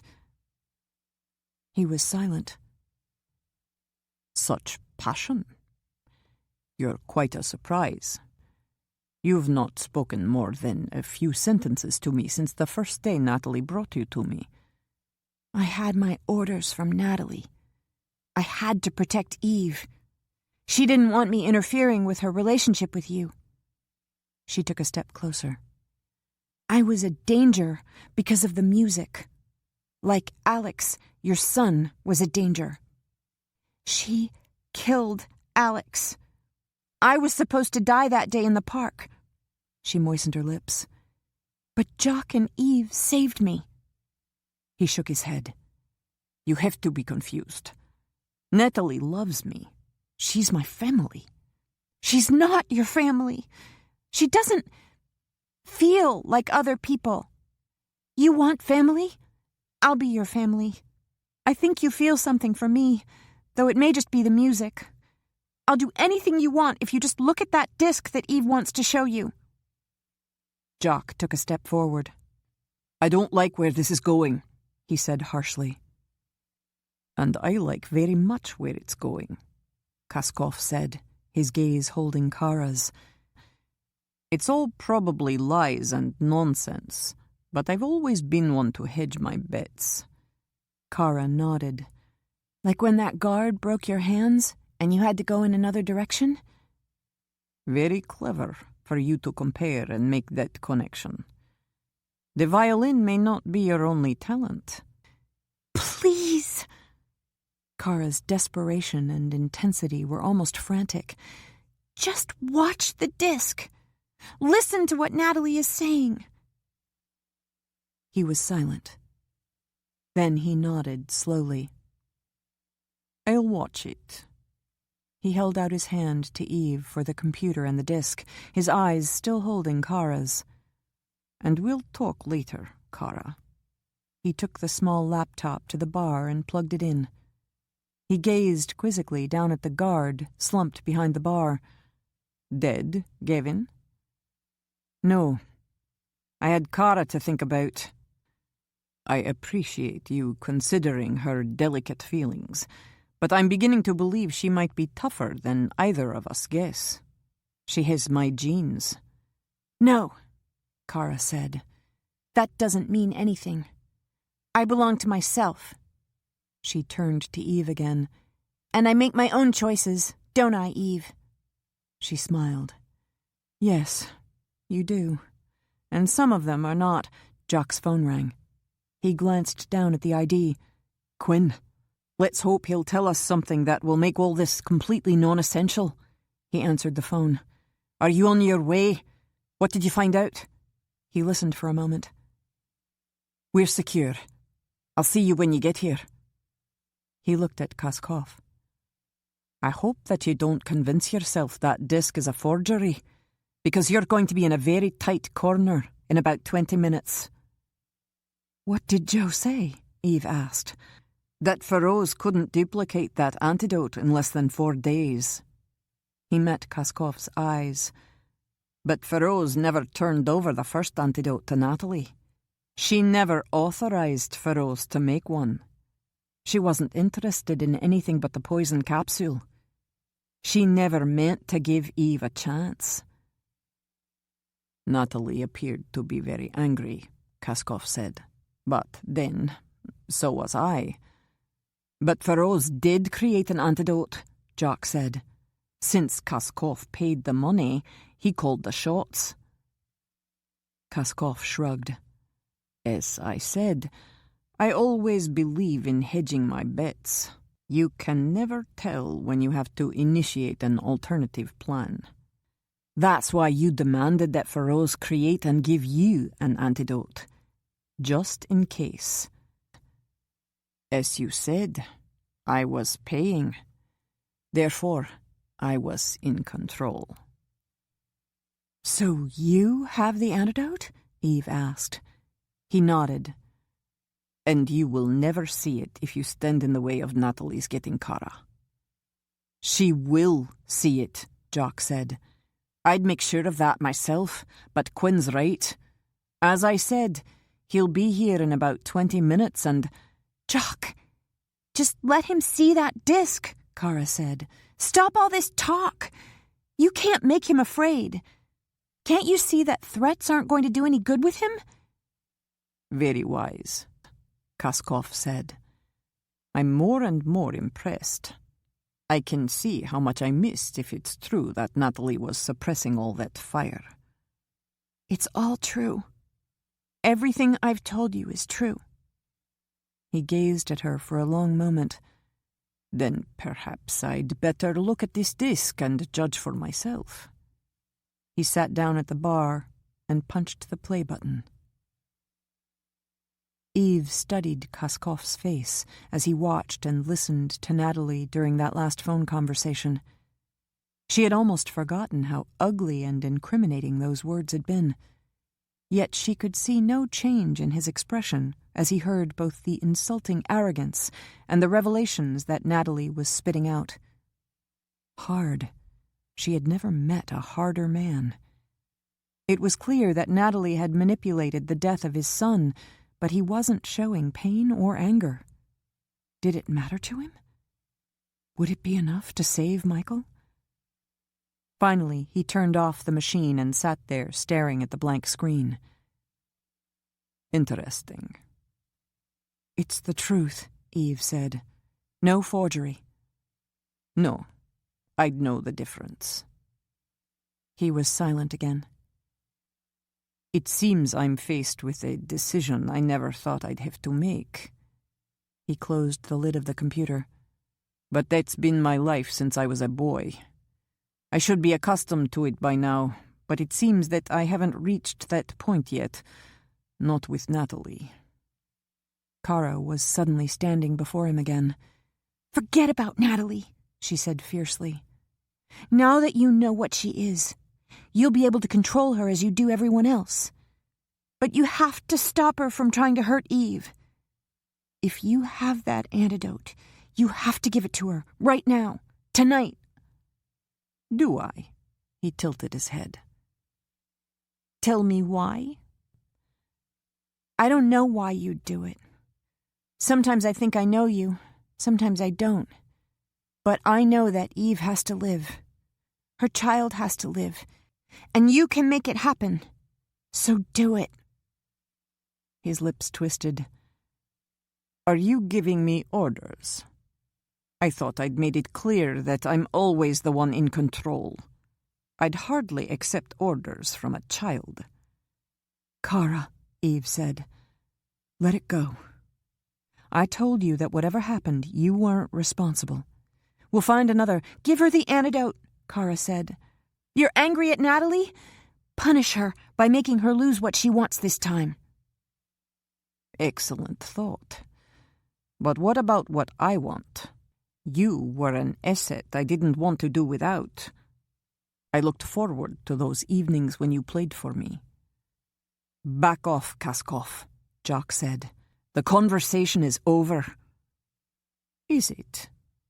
His gaze was fastened on Kara's face. I'm not a generous man, but I do keep to my bargains. Perhaps we could come to an agreement. Give Eve the antidote, Kara repeated. You have to do it. She has to live. Her son has to live. He was silent again, staring speculatively at her. Then he shrugged. Perhaps this isn't the time for negotiations. I have too many other things on my agenda at present. He glanced at Eve. This appears to be your lucky day. My granddaughter is determined, and I find myself reluctant to disappoint her. Very strange. He turned away from the bar and looked at Jock. The antidote is in the safe at the library of my estate. Suppose you and I go and retrieve it. Then I'll drop you off at the airport to meet with the rest of your party. Don't do it, Jock, Eve said. You'd be walking into a trap, directly into the lion's mouth.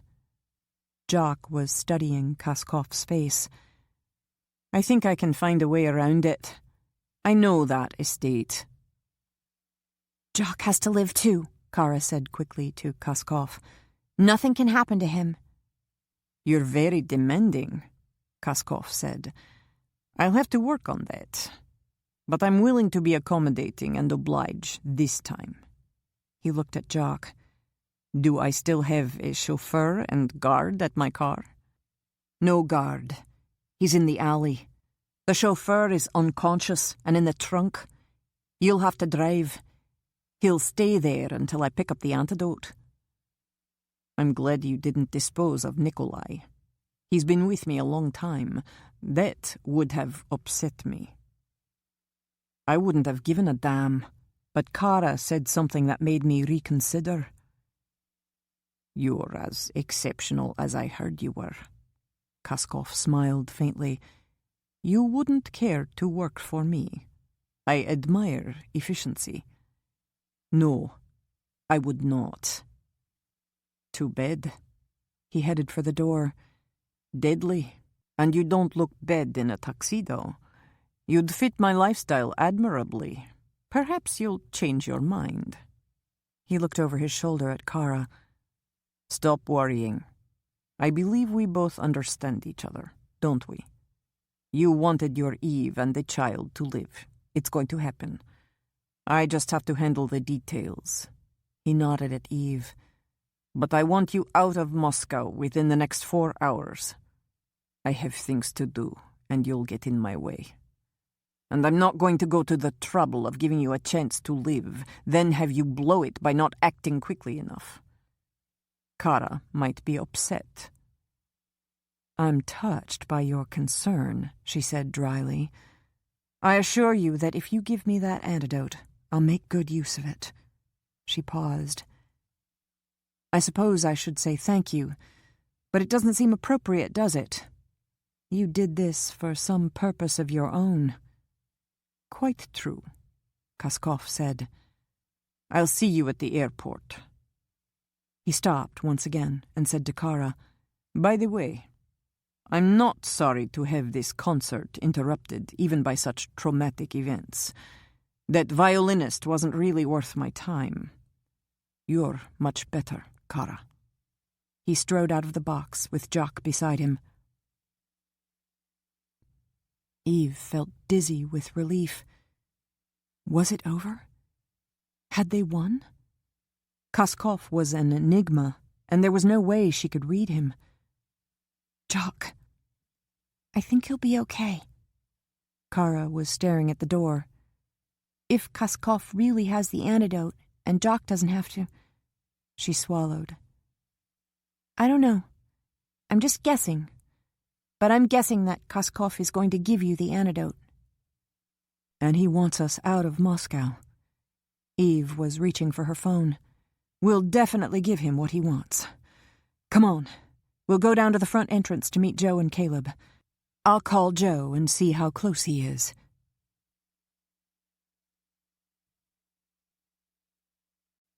Chapter 17. Skovsky Airport. It's been over 2 hours. Kara drew her velvet wrap around her to block out the cold as she moved closer to Eve by the hangar. The wind was sharp, but that wasn't why she was chilled. Jock. The lion's mouth. Why had she thought that she knew Koskov well enough to be able to know what he would do, what she could make him do? Because that's why she'd been sent to help Eve and Michael, she thought desperately. This had to be the reason. I did what you wanted, Jenny. But you have to help bring Jock back safely. Let Koskov have kept his word and given Jock the antidote. Let everything go right. I know what's coming. I'll do the rest. Just let Jock come back safe. Eve's hand touched her arm. Get on the plane, Kara. There's no use standing out here in the cold. He should be here. If he doesn't come soon, I'll go after him, Joe said grimly. And that antidote. It's not been that long, Eve said. We're just... Headlights pierced the darkness. A sleek black limousine was coming toward them. Kara took an eager step toward the approaching car. Jock! Eve grabbed her arm. Wait. We hope it's Jock.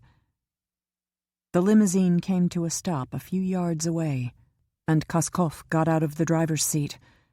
Hello, Eve. Are you a little nervous, perhaps? Of course.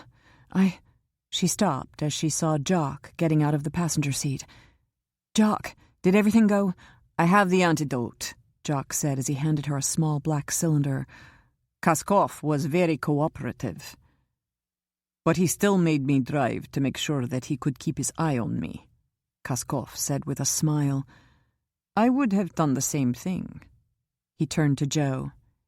You're queen. You'd better have a very good doctor to administer that antidote. Feroz was too afraid of me not to give me what I asked for, but he didn't expect me to use it. I would trust Feroz to make a poison, but he could have been careless with the antidote. Eve has an entire hospital of good doctors, Joe said. Nothing is going to go wrong if you've given me the right thing. If you haven't, I'll come back for you. Oh, I've done what I promised. He looked at Kara, who had drawn closer to Jock. You were concerned about him. I'm learning more about you all the time. You seem to have an entire circle you care about. Jock went still. Get on the plane, Kara. She shook her head and said to Koskov, He's my friend. All these people are my friends. I do care about them. We're like a family. She paused. We take care of each other. A family. He stared at her for a moment. I understand about families, but I suppose sometimes family members aren't so loyal or loving. He turned away. I'll be in touch soon, Kara. I know you will, she said quietly. Jock's hand was on her elbow and pushing her toward the plane. What the hell was that about? He muttered. She was looking over her shoulder as Koskov got in the driver's seat and started the car. He gave Eve what she needed. Everything she and Michael needed. He could have made it difficult. He didn't do it. You're not answering me. He's not like us. Nothing is free in his world. Someone always has to pay. But this time it's not going to be Eve, and it's not going to be Michael. And it's not going to be you, Jock said harshly. Not now. I don't have to worry about it now. I can have time to make certain Eve as well. It's not going to be you, he repeated. She smiled at him as she started up the steps behind Eve and Joe. The moonlight was shining on his fair hair and those wonderful features, and he was safe, and she would treasure every minute with him. Maybe it won't be. Koskov said he had a lot on his agenda. Why would he want a kid around to get in his way? She went down the aisle. Come on, Jock. Sit down and buckle up. We're going to take Eve back to that hospital in Glasgow, and she's going to come out of it as shining as Cyrus gold. 11:25 p.m. Eve's phone rang as she watched Caleb go up the aisle toward the cockpit. "Natalie," she said to Joe as she glanced down at the ID. She must be getting impatient. "What a pity." "It's almost 11:30, Joe said. "Another 30 minutes before we were supposed to walk into the trap." Eve's phone was still ringing. "Are you going to answer it?" Joe asked. She had been thinking about it. She would have loved to do a little taunting of her own now that they had the antidote. Natalie had caused them all so much suffering during these last weeks. But Michael wasn't safe yet. It wasn't the time for spite or malice. It was time for hope and prayers until that capsule in her body was safely dissolved. No. She turned off the ringer. I want to concentrate on Michael's future, not revenge. She leaned her head against his shoulder. I'm going to try not to think of Natalie again. I believe Michael will help me out there. He's usually all for serenity and happiness, though he did get pretty upset when he knew that she'd slipped me that capsule. He wasn't the only one, Joe said as he pulled out his phone. I'm going to call the specialists and see if we can get that antidote in to be examined the minute we land. Okay. She leaned there against his shoulder, listening as he made the calls. She was full of hope, but there was still that element of sheer terror at the thought that something could still go wrong. We're on our way, Michael. I don't know what those doctors are going to do to us, but Joe and I will make sure that we'll be safe. There was a vibrating on the phone in her lap. Natalie was calling again. She's not answering! Natalie's voice was shaking with rage and incredulity. That bitch Duncan is ignoring me. How does she think she can get away with that? She's going to die. I've beaten her. Anyone else would be desperate to get me to give her that antidote. Her finger was stabbing the numbers on the phone again. I'll make her beg. Do you hear me, Ivan? I'll make her beg to give me that treasure. I hear you. Ivan hung up his own phone. But we may have to chase after her to get her to give you anything. I didn't like that she wasn't answering and just called Nassim Feroz. He's not answering his phone either. She may already have what she wants. She shook her head. I told him I didn't want him to create an antidote. And Feroz would do it anyway if he thought he could sell it to a higher bidder. His phone rang again, and he picked up and listened. Yes. I want you to head for the airport, you fool. You have to stop them. He cursed and hung up the phone. Feroz is dead. Duncan won't be coming to give us that gold. He headed for the door, but we might be able to stop them at the airport. Since they brought that gold to negotiate, then it may be on that plane going back to Scotland. Coming? Of course I'm coming.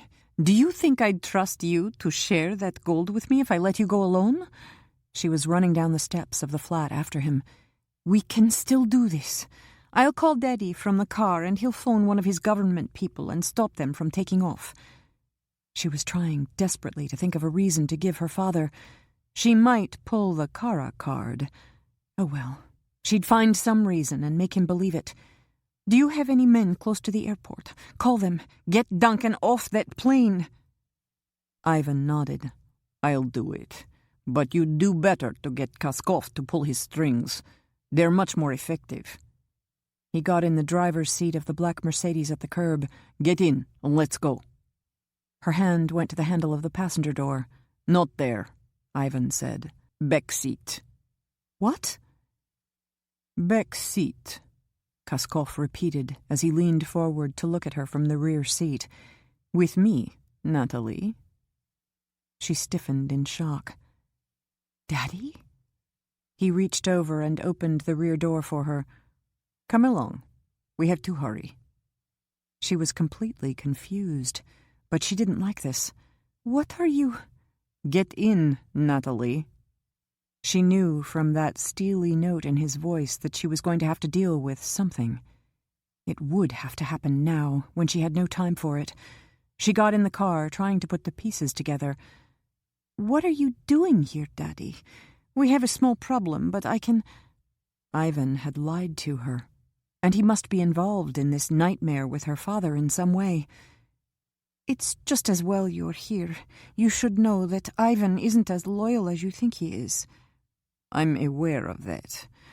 But I'm going to give him a chance to make reparations. He looked at Ivan's reflection in the rearview mirror. He's always been a person who knew what was in his best interest. When I called him tonight, he realized that he really didn't want to go out on his own when I furnish him with everything he could ever want. Drive, Ivan. Ivan started the car and pulled away from the curb. Betrayal. He lied to you, she said quickly. Did he tell you about the treasure Duncan was supposed to have found? I would have mentioned it to you, but I knew it was lies. All she wanted to do was hurt me and Kara. She put her hand on his arm. But we can see if there's any truth in it, if you like, she smiled. We could do it together. Do you know, Natalie, I'm not particularly enthralled at the idea of that gold. He smiled back at her. I have more than enough in my accounts to give me anything I could conceivably want. These days, I'm more interested in control and power. She couldn't believe he could be that stupid. It was so clear to her. But power would come with that kind of treasure, she said gently. Surely you can see that, Daddy. I see many things, Natalie. He leaned back in the seat. A few that I've been ignoring because I didn't want to admit that they might be true. He took her hand and looked down at it. Such a beautiful hand. You've always been exquisite. You really take after my mother, you know. Her face was almost as beautiful as the music she played. Did I ever mention that? You never talked much about her. Because you never seemed interested. Your brother, Alex, was more intrigued about family matters. He paused. He even had an affection for you, Natalie. He betrayed you. No, he said gently. He did not. You found Alex expendable, and you framed him. She inhaled sharply. Bad. This was bad. How had he... That's not true. Tears. There had to be tears. But she was so shocked she was having trouble bringing them to her eyes. How could you ever believe something so terrible? Because you told me. He dropped her hand. As you told me about Jenny and Kara. You're crazy. I would never have told you. It was Ivan, wasn't it? I suppose you might say he had a part in it, he added. But it was you and Eve Duncan. That bitch, she said viciously. Lies! All of it lies!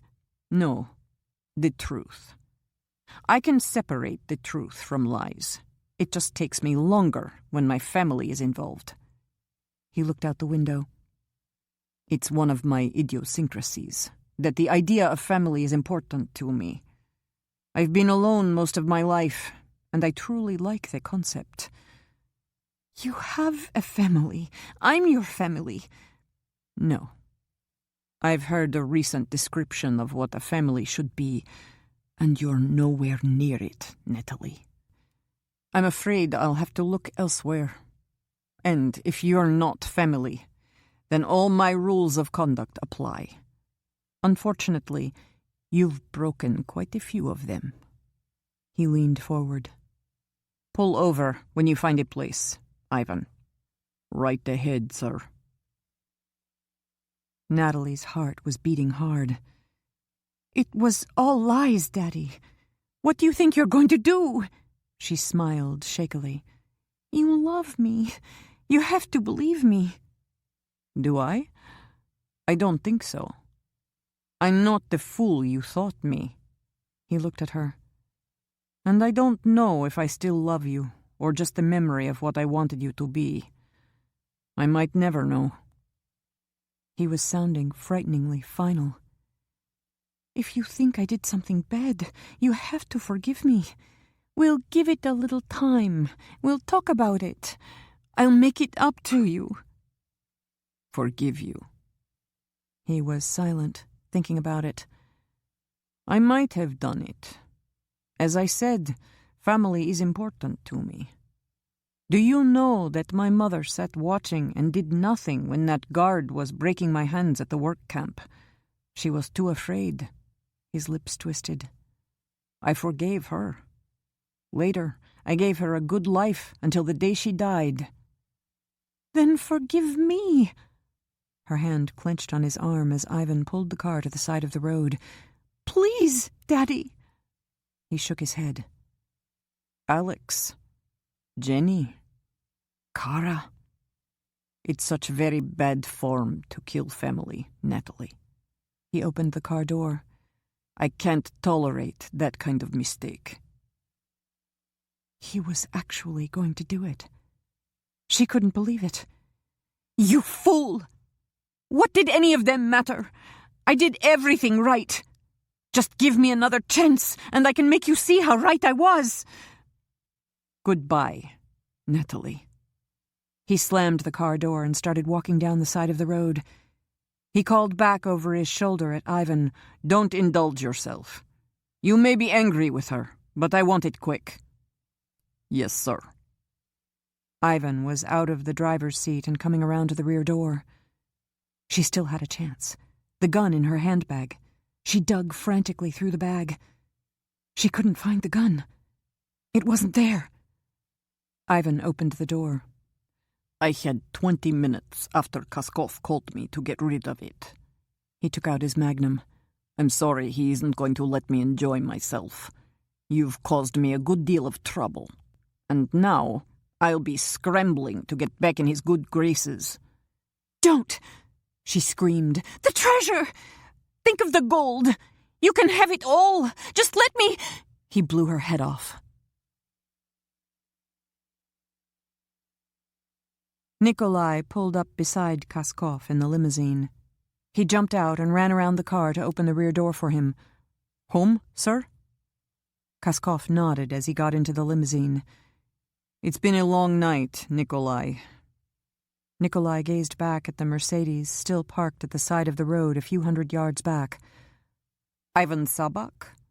He did break your rules. Yes, let it go. Not right now. He could still hear the sound of that shot. Would he always hear it? No, he was stronger than that. Block it out. Tomorrow will be soon enough. Nikolai nodded as he got back into the driver's seat. He hesitated before he started the car. May I say that I'm sorry about your daughter, sir? Daughter? Kaskov leaned wearily back on the seat. I have no daughter, Nikolai. South Glasgow University Hospital. What was the report?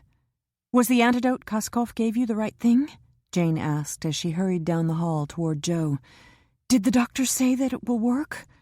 She stopped in front of him, trying to read his expression. We're so close to saving her. Give me some good news, Joe. Slow down. They think it will work, Joe said, but there are still problems. They want to do some more testing, but Eve's run out of time. If they don't administer that antidote in the next 6 hours, the capsule will release its dose. His jaw was set. And it's not only the capsule. They have to keep the blood flow from picking up micrograms of the poison after it's dissolved and carrying it to her vital organs. He paused. And Michael. A complete blood transfusion would be safest, but controlling and isolating the poison in the bloodstream while that's going on could be a nightmare. 6 hours? Then they can do some more tests, can't they? They've got all these high-powered doctors and specialists here. They can find something to make it safer for her. Eve's made it a little more difficult for them, he said huskily. She's already told them that if it comes down to choosing one of them, it's going to be Michael. Jane inhaled sharply and closed her eyes. Of course that would be Eve's choice. They were so close to saving her, and she wouldn't be saved if it meant Michael was going to die. She opened her eyes and went into Joe's arms. She could feel his pain as well as her own. It will be so hard for him, Eve had told her. She had given Jane the task of taking care of both Michael and Joe that day in the hospital, but only if Eve wasn't around to do it herself. Eve had to be around, damn it. She pushed Joe away and gave him a quick kiss on the cheek. They're both going to live, Joe. We're going to see to it. She turned away. Talk to those doctors and see what you can do. She walked away from him, and she would see what she could do. Loch Gaelcar. I need to talk to you, Caleb, she said jerkily as she walked toward him across the bank of the lake. It would have helped if you'd been at the hospital with the rest of us instead of making me track you down. I was expecting you to be too busy to notice the lack of my humble presence at the family gathering. He tilted his head. Much less have you come to find me. What do you need? Need? Yes. I'm the outsider here. No one generally seeks me out unless they need something. How could she argue? He was right. He was too dangerous, too different. But there have been times when you've offered to help. We didn't have to ask. When it suited me. His gaze was narrowed on her face. What are you trying to say, Jane? Eve may have trouble when they administer that antidote. They're afraid the blood will still transfer some of the poison to her vital organs, or to Michael. She moistened her lips. You know all about blood. Could you keep that from happening until they manage to do a complete blood transfusion? It would be difficult. He thought about it. But possible. It would be a matter of regulating, filtering, and blocking the blood flow at the same time. Difficult balance, but I believe I could do it. Thank God. She had been terribly afraid that even with Caleb it couldn't happen. How certain are you that no poison would get to them? No promises. As I said, difficult. I have to have a promise. She took a step closer to him. They have to live, Caleb. I know you told me from now on that there would always be a price. I'm okay with that. I'll do anything you want. Anything. He went still, then stood there, gazing at her. Motivation? Not just assuming I'd do it anyway to help Eve. His lips twisted, and then he smiled recklessly. No, of course not. That would be what you'd expect of someone like Trevor. Not me. There was something in his expression. Had she hurt him? She could never tell with Caleb. Anything I want, he savored the words. That's too tempting to pass up. True motivation. He turned and started up the slope to the road. If it's at all possible, I'll save your Eve and her child. Call Quinn and tell him I have to be in the operating room during the entire procedure. He may have trouble convincing her doctors that I have any business there. He glanced at her over his shoulder. And you might stay away from me while I'm taking care of doing this. You're a distraction. All that motivation. South Glasgow University Hospital, Glasgow. The first thing Eve saw when she opened her eyes after the transfusion was Joe looking down at her. His face was pale, but there was no pain. Michael, she whispered. The doctors think you both made it through with no bad effects. He took her hand. They won't commit to the long haul. We'll have to wait until Michael is born before we know for certain that no poison reached him. Months. That's a long time. She smiled unsteadily. But maybe Michael will let me know before that. I've got a good feeling about this, Joe. Me too. He bent down and kissed her cheek. She could feel a faint moisture on her cheekbone when he raised his head. I've got to go to the waiting room and tell Jane and Kara that you're going to make it. There were a few doubts floating around. I had a few myself. She looked at the chair across the room where Caleb had been sitting during the entire transfusion. But not after Caleb showed up.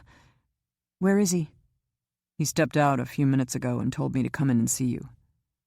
I think Michael owes him, Joe. His hand tightened on hers.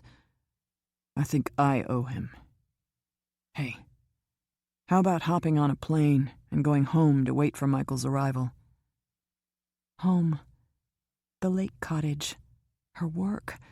Her life. That sounds wonderful. She frowned. But what about Toller? We'll still have to deal with him about Kara. He paused. But Pollock says that there's been no sign of Natalie since yesterday. No one is even talking about her. It's as if she didn't exist. Kara may be missing an acceptable legal guardian in the eyes of the Justice Department. I don't believe Kaskov would qualify. Missing. Eve had been too busy with worries about keeping Michael alive to even think about Natalie. I can't believe she's out of our lives. I wasn't sure that Kaskov would forgive and forget. Maybe he did and she'll show up later. I don't think she will. Pollock said that Ivan Sabak was found dead in a wrecked car on a railway crossing a few hours ago. He kissed her again and turned to the door. Stop thinking about Natalie. I believe she may be history. Eve watched the door close behind him. No more Natalie. She could feel the tension gradually leaving her. Home. Michael. We're going home, Michael. You're going to like it there. You'll have Joe and Kara and sometimes Jane. And me. Always me. Family. None of the conflict and problems that you've been going through lately. Smooth sailing. Warmth. Strength. Love. And laughter, she realized. Michael was laughing at her words of comfort, as if he knew that smooth sailing would not happen. Maybe he didn't want it to happen. We'll see. She closed her eyes. Right now, just concentrate on keeping well and kicking any stray ugliness away from you. We'll settle the rest when we get home. It's done. Caleb stopped in front of the chair where Jane was sitting in the waiting room. Quinn will give you the details, but I did my part. They want to keep an eye on Michael when she delivers him, but the chances are that they'll both live with no harmful effects. Thank God, she said fervently. And thank you, Caleb. He shrugged. No thanks necessary. You chose to take this out of the realm of a favor. I kept my word, and I know you'll keep yours. He smiled. I look forward to it. You promised me anything, and my interpretation of that is both intricate and erotic. She stiffened in her chair. You're right. I won't break my word. When? He shook his head. It would be a pity to hurry things when anticipation can be so exquisite. I think that I'll trade it for an IOU that I can redeem at any time. Perhaps when we're absolutely sure that Michael is completely fine. He smiled. Or before. Or afterward. My choice. Caleb. You may get to like the anticipation. I'll make it very intriguing. He turned and headed down the hall. But now I have to get back to Eve to make sure everything is going well. I'll see you later, Jane." She watched him walk away from her. Sleek, graceful, totally sexual, completely dangerous. She was aware that she had made him angry, and there was no telling how he intended to punish her. Or maybe she did know. Only time would tell. "Jane." Kara had left Jock across the room and come to stand beside her. "Is Eve okay?" "She's very okay." Jane stood up and put her arm around Kara. "Caleb said he thought they would both be fine. They're going to watch closely when Michael is born, but Caleb's not worried. And he probably knows more than those doctors about what's happening with her blood supply. You can trust Caleb about things like that." "I knew it!" Kara hugged Jane exuberantly. "See? Everything is going the way it should. All it took was a little help from us. Where's Caleb now? I've got to thank him." "He's with Eve." "Then I'll wait for a while." Her gaze flew to Jane's face. "But you thanked him, didn't you?" "You saw fit to take this out of the realm of a favor." "Yes, I thanked him." "That's good. Sometimes you don't seem to—" "He likes Eve. He saved her. He helped all of us." "He also smuggled you onto his plane and put you in danger, and still you're prejudiced in his favor." She nodded. "Because I wanted him to do it.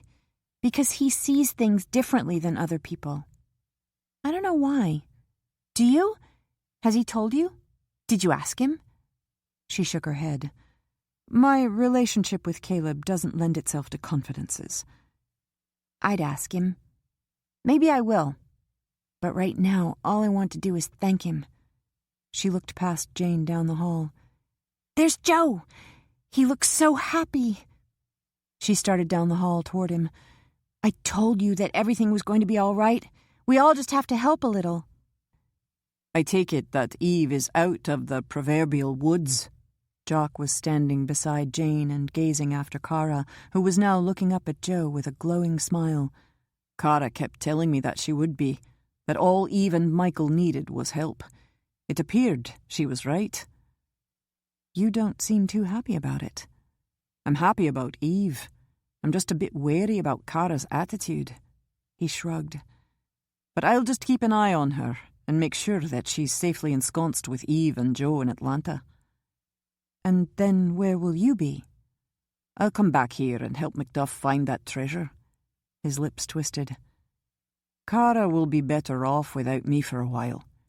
She has a new family, and she'll be making friends her own age. I won't be needed. The healthiest thing would be for her to forget about me." "Maybe," Jane said bluntly. "But this is Kara. That's not going to happen. The bond is too strong. You abandon her and she'll come after you to make sure that you're all right." "I won't abandon her." "Then don't make her think you are. Strike a balance. Just let her know that you'll be there for her."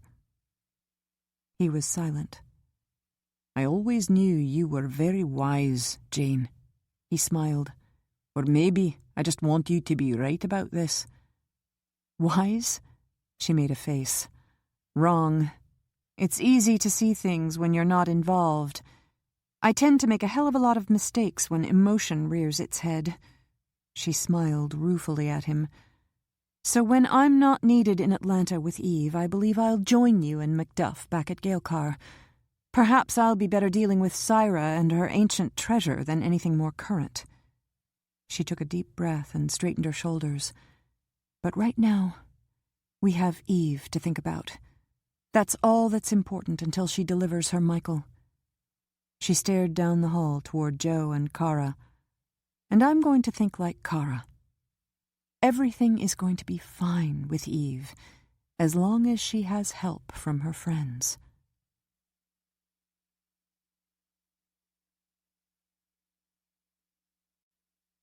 Epilogue. Emory Hospital, Atlanta, Georgia. 7 months later. "How is she?" Jock asked Cara as he strode into the waiting room. "Where's Quinn?" "With Eve. He hasn't left her since she went into labor. They wouldn't let me be there." She jumped to her feet and went to the door to look down the hall at the delivery room. "It's that kid thing again." "Imagine that," Jock said. "Or it might be that this is an experience they don't want to share." She nodded. "I thought of that. But what if she needs me and I'm not there?"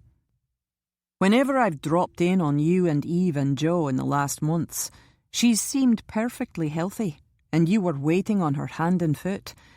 I believe Joe and Eve can handle it from here." "She wouldn't let me do very much." She looked away from the delivery room. "You got here awfully fast. I only phoned you and Jane a couple hours ago when we left the lake cottage. Jane said that she wouldn't be able to get here for 6 or 7 hours. "I was a little closer. The last time I was at the cottage, I thought that you might need me sooner rather than later." "How close?" "I checked in at a hotel in downtown Atlanta 3 weeks ago."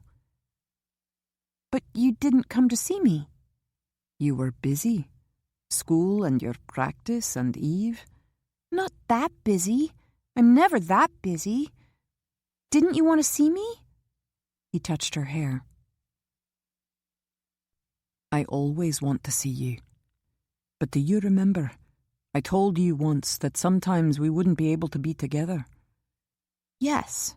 I thought it was stupid." He chuckled. "I got that impression. But you're in the minority, Cara. You need all the experiences these years will bring you, but I'll always be here when you need me." She gazed at him. "Like now?" "Aye. Like now." He smiled. "Now, may I get you a cold drink or something to eat?" She shook her head. "I just want you." She plopped down on a chair. "I've been telling myself that everything's going to be okay with Michael. But I'm a little scared." "I'm not." He took her hand. "You convinced me, and I'm going to stay convinced." She looked at him.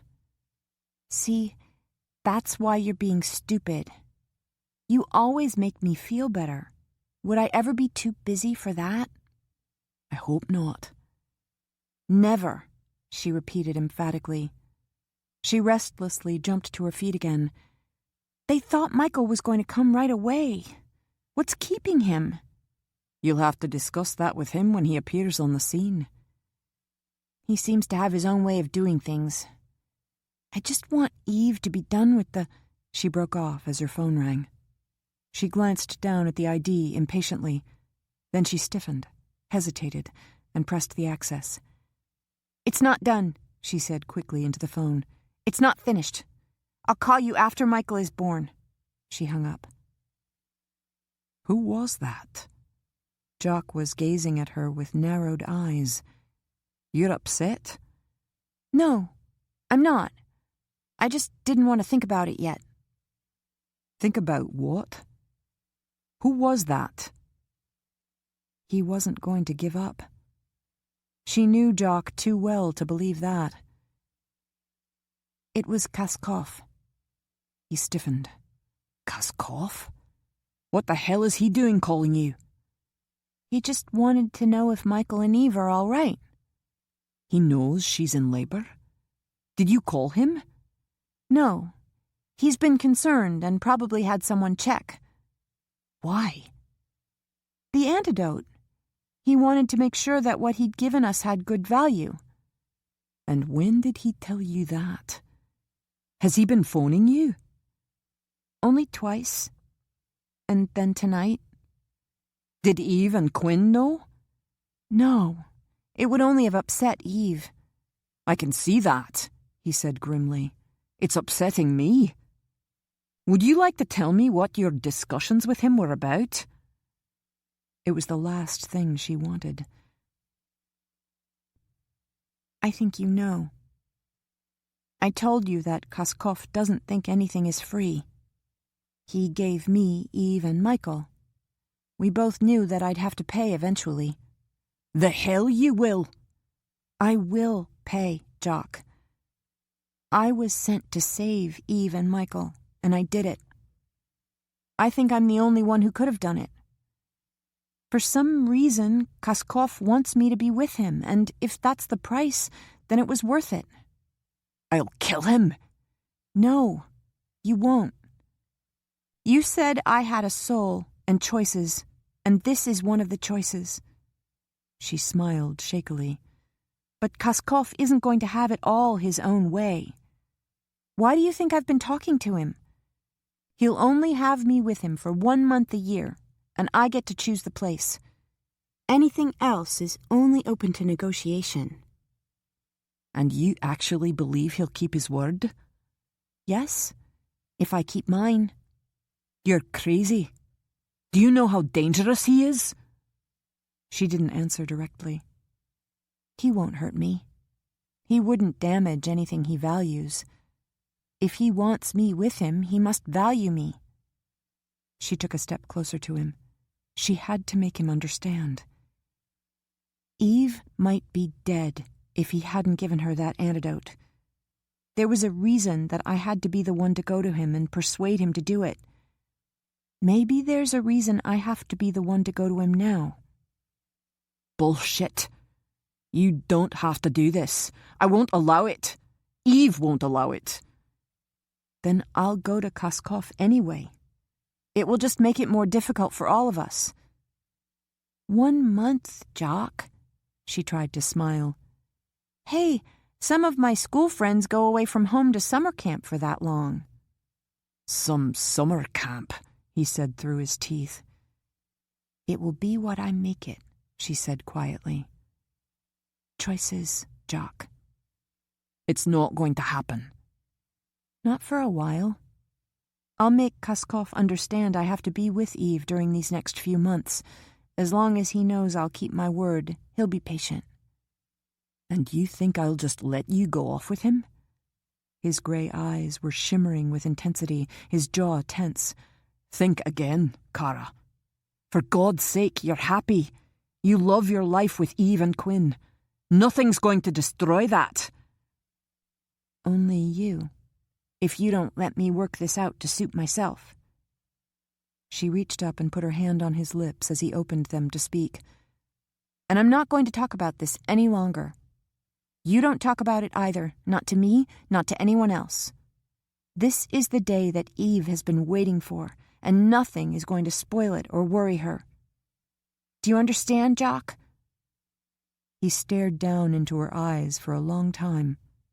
Then he reached up and took her hand from his lips. Oh, I understand. You'll have your grace period, Kara. He lifted her palm to his lips. Because when you're not being totally irrational, you're full of grace yourself. And this day is important to you, too. I came here to share it with you, and I'll even promise that I'll try to handle this particular insanity without involving Eve. He smiled. Let's call it a birthday gift to Michael.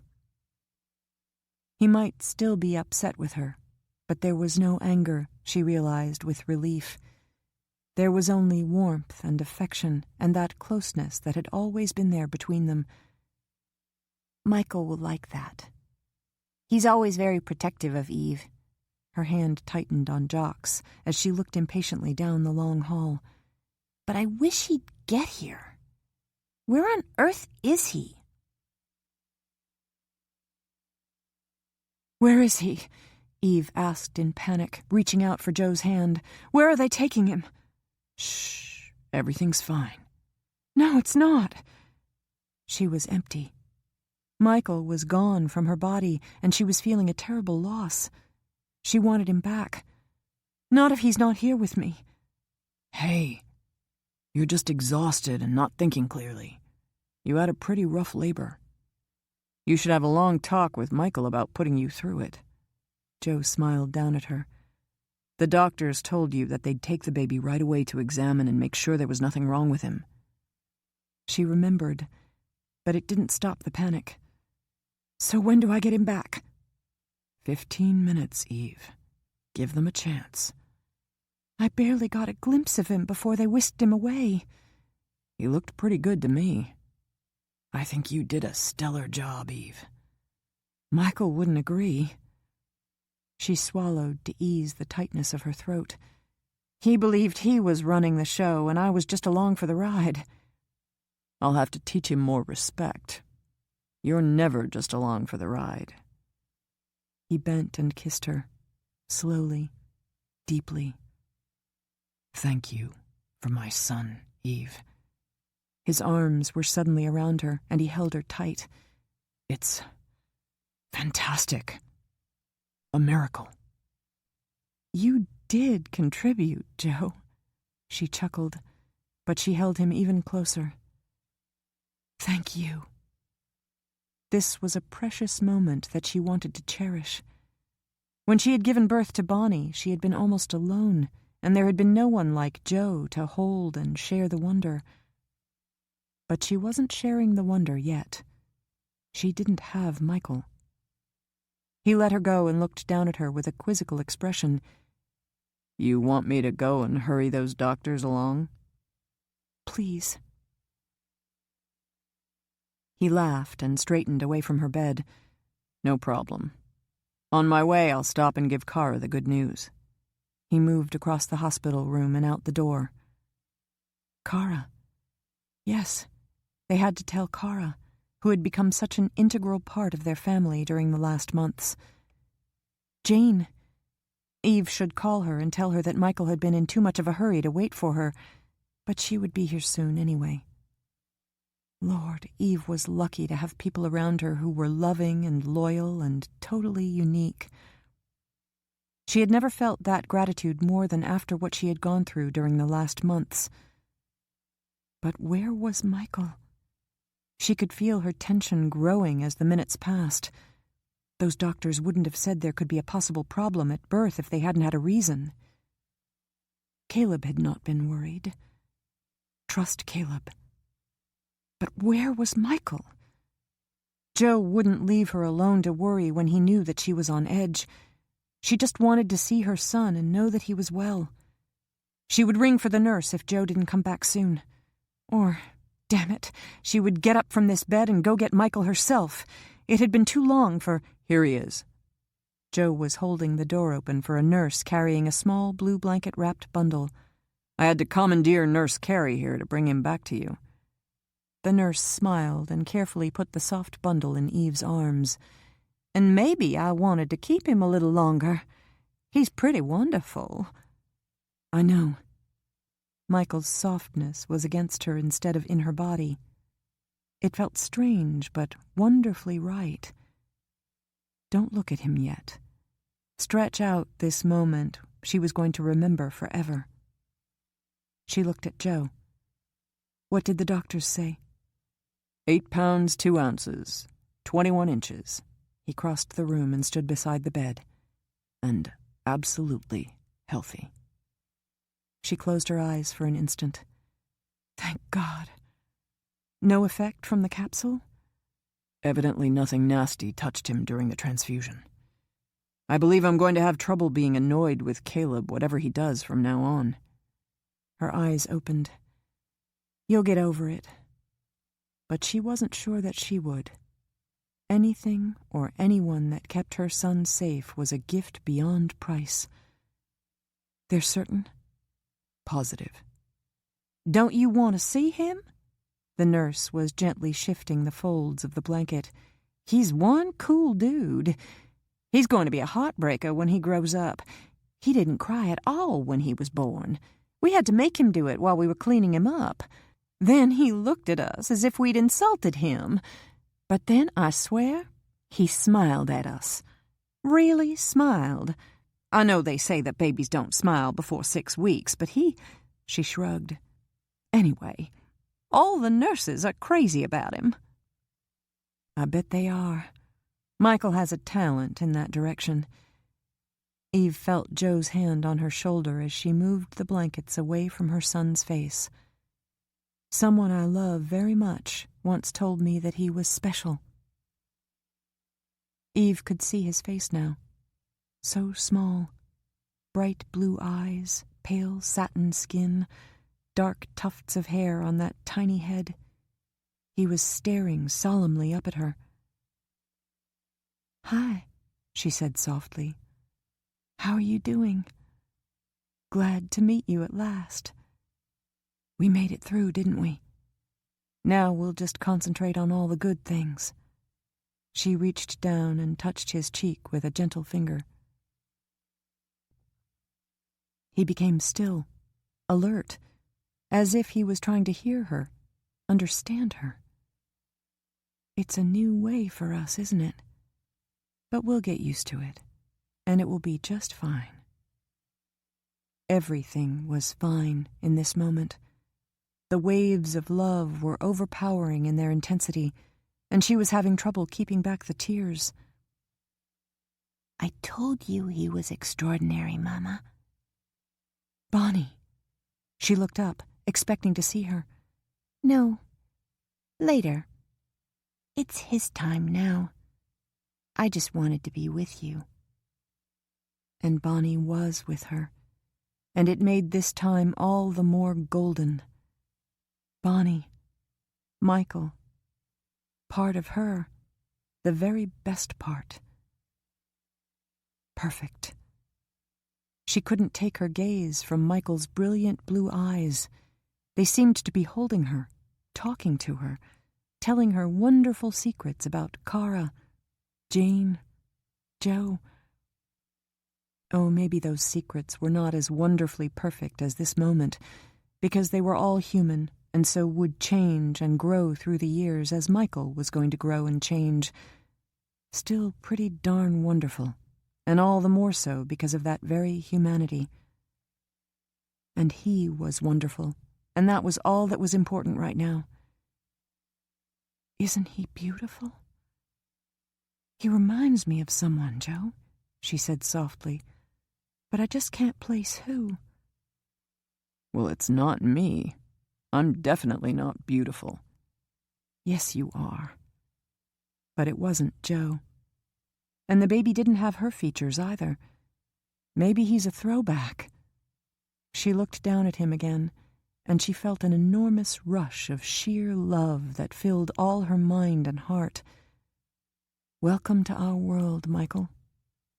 Warmth, comfort, love, all flowing toward her in an eternal stream from this tiny individual she was holding in her arms. And then Michael smiled at her.